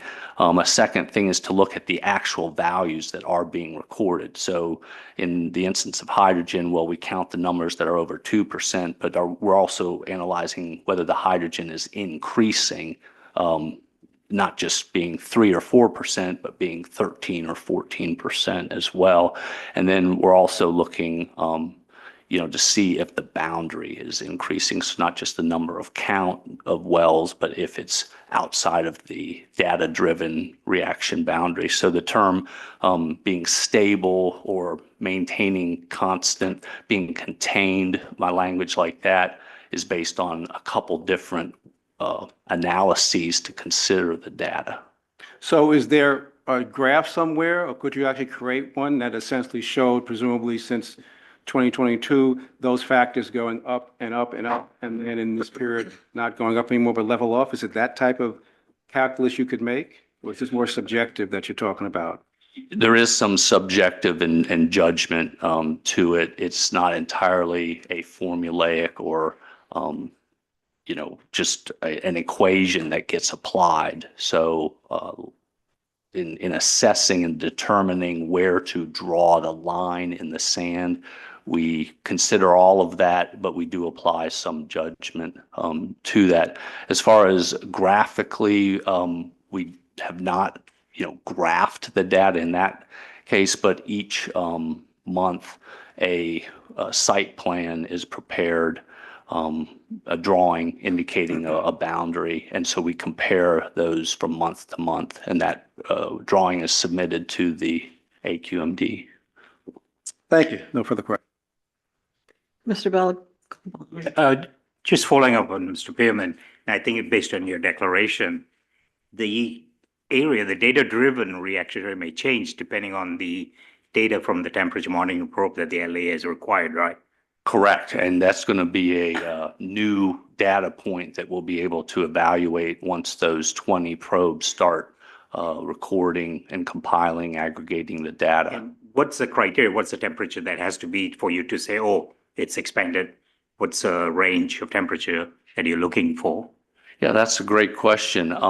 In all of the industry's ETLF work from 2008 until now, we've seen a fairly wide variability in terms of in situ waste temperatures measured by probes. So these are temperatures not of the gas at the wellhead, but the actual temperature being monitored by thermocouples down in the waste. And I don't think the industry has arrived at a prescribed value. One of the values that, one of the approaches we'll certainly use is to look at the stratification of temperatures within the waste, so how much it's increasing from near the surface as we go in depth. And then other values that we've proposed in the past are in the mid 200 to 300 degree range, which is significantly higher than the temperatures that are present during traditional anaerobic digestion by methanogenesis. But as this board has heard me testify before, we're in an abiotic reaction mode, so we don't expect that we're having biological decomposition of the waste. So is that something that the LEA would approve when you submit your plan to say, hey, here's the data from the temperature probes, what should we do? I mean, what, you know? Yeah, to the best of my knowledge, the LEA hasn't defined a temperature threshold, but as the reaction committee does these continuing monthly analyses, we will be proposing a criteria for temperature probe that'll be communicated as far as some metric to include in our analyses for revising or adjusting the scientifically data-driven and what I refer to as the magenta pink dashed line on those maps. So we'll be proposing that. Thank you. Appreciate it. Okay, any other questions for this witness? Thank you so much, sir. All right, and that's concludes all of your witnesses, right? That's right. Thank you, Madam Chair. All right. And we have no members of the public, Madam Clerk? One, okay. And the name of that person? Carrie Froling. Yes, we received her email. Okay, Ms. Froling, if you can, are you going to be providing testimony or are you going to just be providing comments? Testimony. Okay, and did you take the oath this morning? I took it this afternoon. I didn't give it, oh yes, I did. Okay. So anyway, if you can go ahead then and spell your name for the clerk. Okay. And then we can get started. My name is Carrie, Kerry, Froling, Frohling. Okay, ma'am, and you have 3 minutes. Okay, first, thank you, AQMD, for your hard work to protect the air that we breathe. In my community, though, we are feeling like the regulators are working to try to end the reaction, but they are failing at protecting the public health and informing us what we are being exposed to. It is more than just odors when it's benzene, acetone, toluene, methane, and CO2 drifting over our schools. The CTEH report showed benzene at Castaic Middle School on a day when the children were outside playing. And children are much more affected by these chemicals because their lungs are still growing. AQMD has their own air monitors that can speciate the gases, and I would like to request that they be deployed to all of our schools and a warning system for the community so that we know when we should evacuate when the benzene is detected. And also Porter Ranch disaster in 2015 had a much different reaction by the regulators, and we asked for the same type of treatment.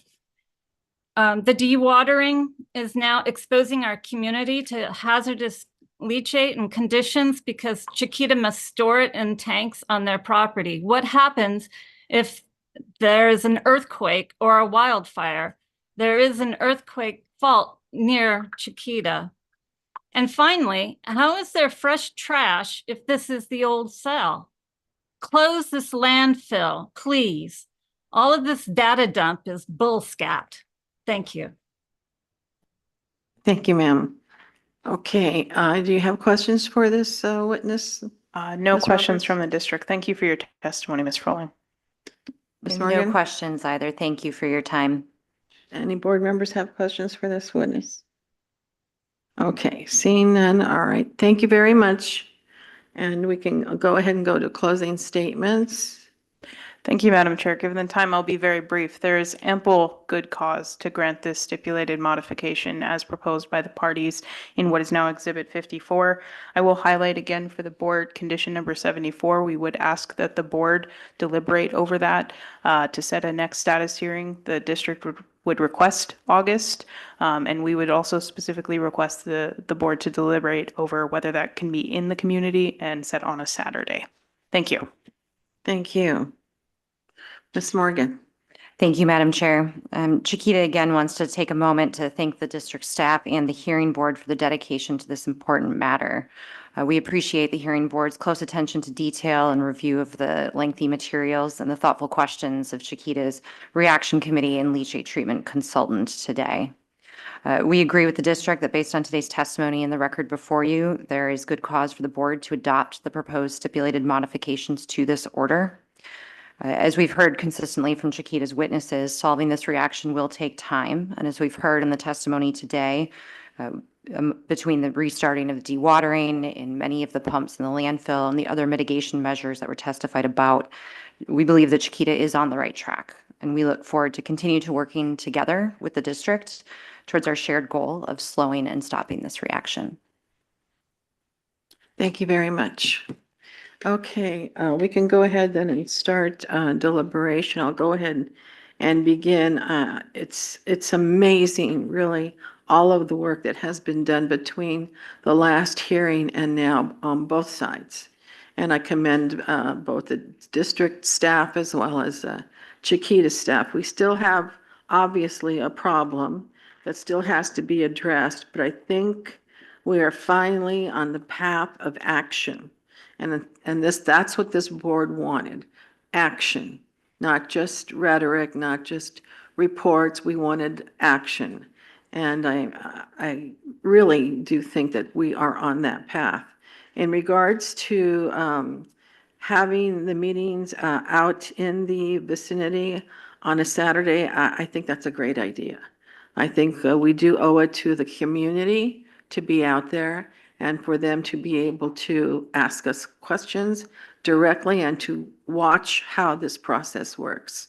It's a Saturday. I know it's difficult for some of us, but I would definitely be in favor of having our next status report out in that area. Anybody else? Mr. Ali? Yes, just on that point, and Mr. Balakapalana, I will yield to you. I would just encourage, if we do it in the community, we're very mindful, not 8 hours, not 8 hours. There's nowhere in the world you'd want to slide the community to death or paper them down with declarations. It will not go well. So we'll just be very, very conscious and cognizant of that. Thank you, Mr. Ali. Mr. Balagopalan or Mr. Oh, Parrish? just when I'm open to that, August 3rd and 10th, the first 2 Saturdays, I'm unavailable, just to let you know, in August. Do you have a specific date in mind, Mr. I Peterman? think the other days are the 17th, the 24th, and the 31st, so those will be available in August, yes. I'm okay with any of those 3 so am I. dates, so I don't know about the other. Okay. Well, we wouldn't post it. We have ample time. Yeah, Right, the yeah, we have plenty of hold time. People hold the parties, Yeah, I do. but I just want to say those first 2 weekends, I couldn't do it in And August. it'd be nice if we can have it over at Castaic Union School District. I'm quite confident they have the facilities to accommodate as well as the technology. maybe. So should we leave it for now to be determined? Or we do put a date and then we can change it? Right. I think I would ask both the attorneys what date, if the 17th, is something you open to? So the 17th would be fine for the district. I would note that our Public Affairs Department would certainly want to coordinate with the clerk of the board on a possible venue locations and kind of scouting that out. And then subject to that venue being available. But I think that would work for the party. So if we just, I'm sorry. Unfortunately, one of our toxicologists is in a trial in that portion of August, August 17th, I think you were just saying.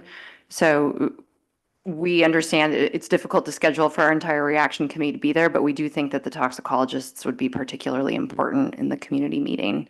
I would ask to look for another date. I mean, this is a large consulting group that's working on this report. I don't know that one particular, even if it's not Dr. Sanchez Soria, there are other toxicologists working on the report, correct? I mean, he is the member of the reaction committee that was submitted the CV. There's no specific requirement that he testify. I do think like there are a lot of logistics to going into this, and I think scheduling doesn't necessarily have to accommodate. He can submit a declaration in lieu of testimony. I think there are other ways to accommodate that, and there seems like there's enough staff on respondents and between Chiquita's own employees and consultants that we coordinate that. Let me chime in on that. I actually do want to hear from him, and I want the public to hear from him. And I think if we can do the 24th or the 31st, we can check on the 31st. I know Dr. Sanchez Soria is available on the 24th. I don't believe that Dr. Ployce is available on the 24th.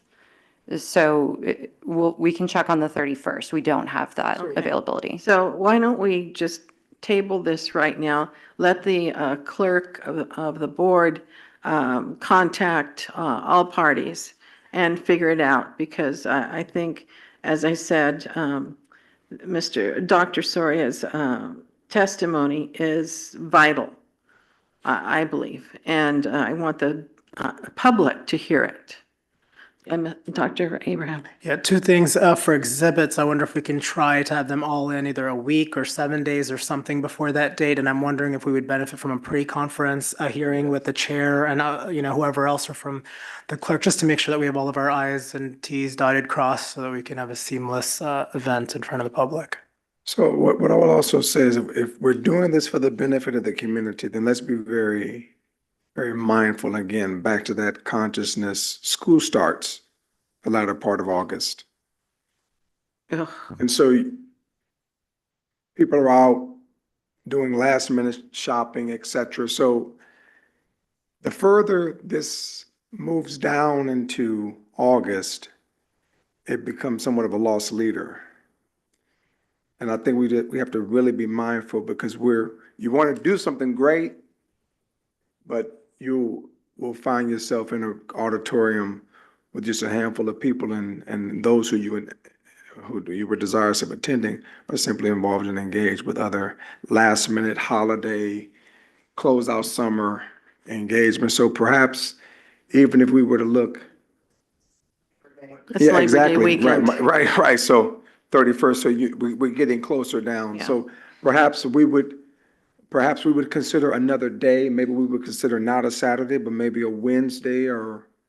Well, the whole purpose of having it on a Saturday is to allow the people who do work to participate. Well, an evening time. Most of your city council, your school boards, your water boards, many of these entities meet. Rarely do government bodies convene on a Saturday. Yes. It's just Dr. simply Abraham. family time. I was going to say, so then if there are scheduling challenges, ensuring that this is a hybrid meeting, could those individuals participate just for the time that they're called, for example? And can we just ensure that we have the infrastructure so that people can come in and out, even if they're geographically not with us physically? The problem is that our toxicologist is in a trial, which Saturday, okay. On the Saturday, I mean, he would be in person at a trial for trial prep. And I just, Join Via for his Zoom, time via on Zoom. Zoom.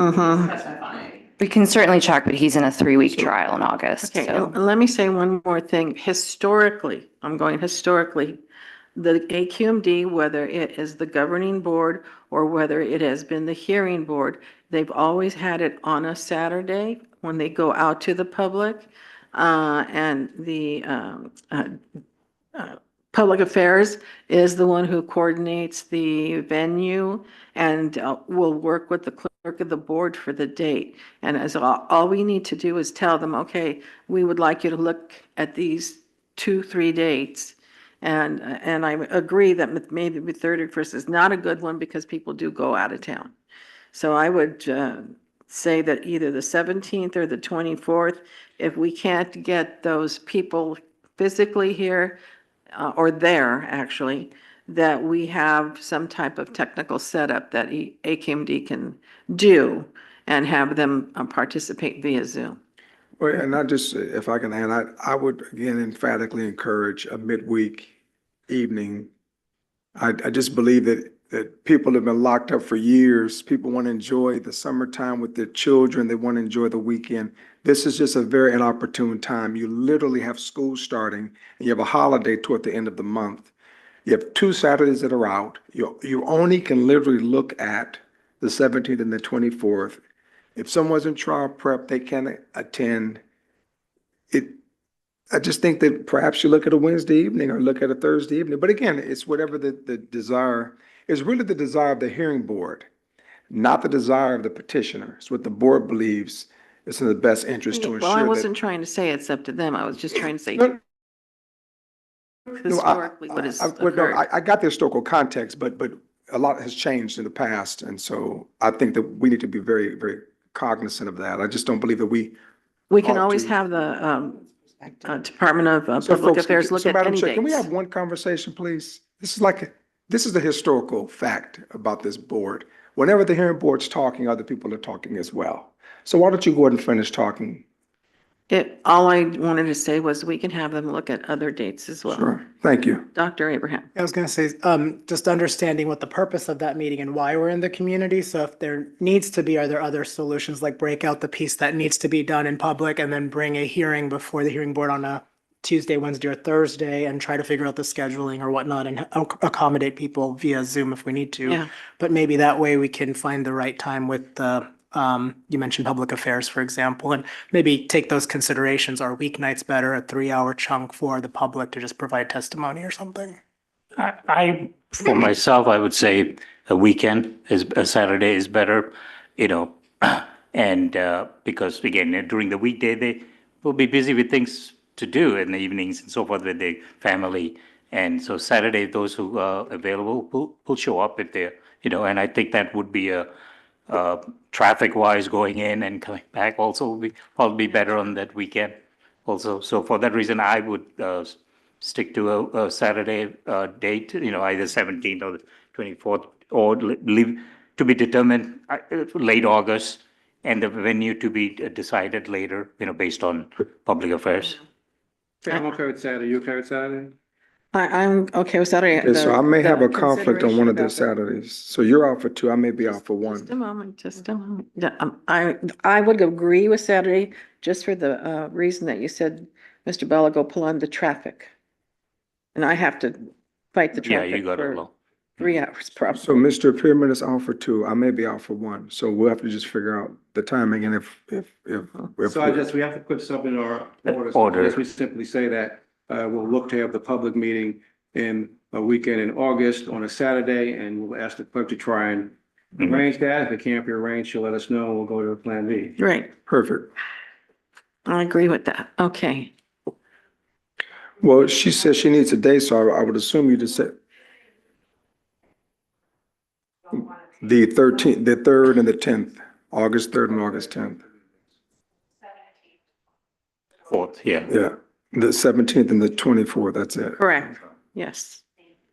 Okay, any other comments before we finish deliberation here? Okay.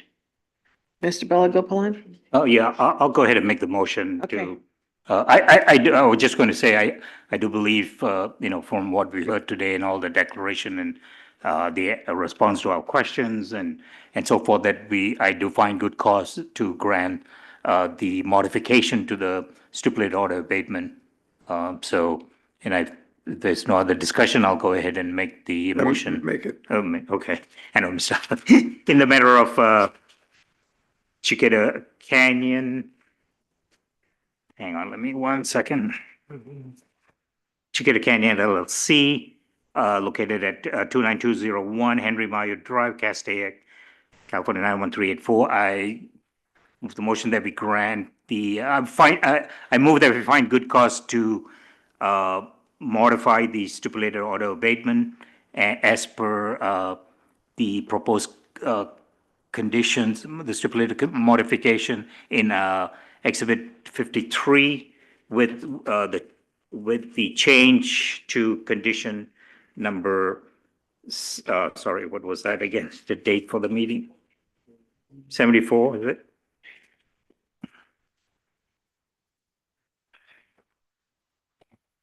Sorry, it's on the last page, of course. No, 74 is right here. With the modification to condition 74 that we shall, the respondent shall return for a status hearing either late August on a weekend on Saturday in the community at where Chiquita Canyon is located, the location and the exact date, tentatively now for August 17th or the 24th, but that subject to modification. And the location where we'll have the meeting is also subject to availability of the site. But that's it, basically.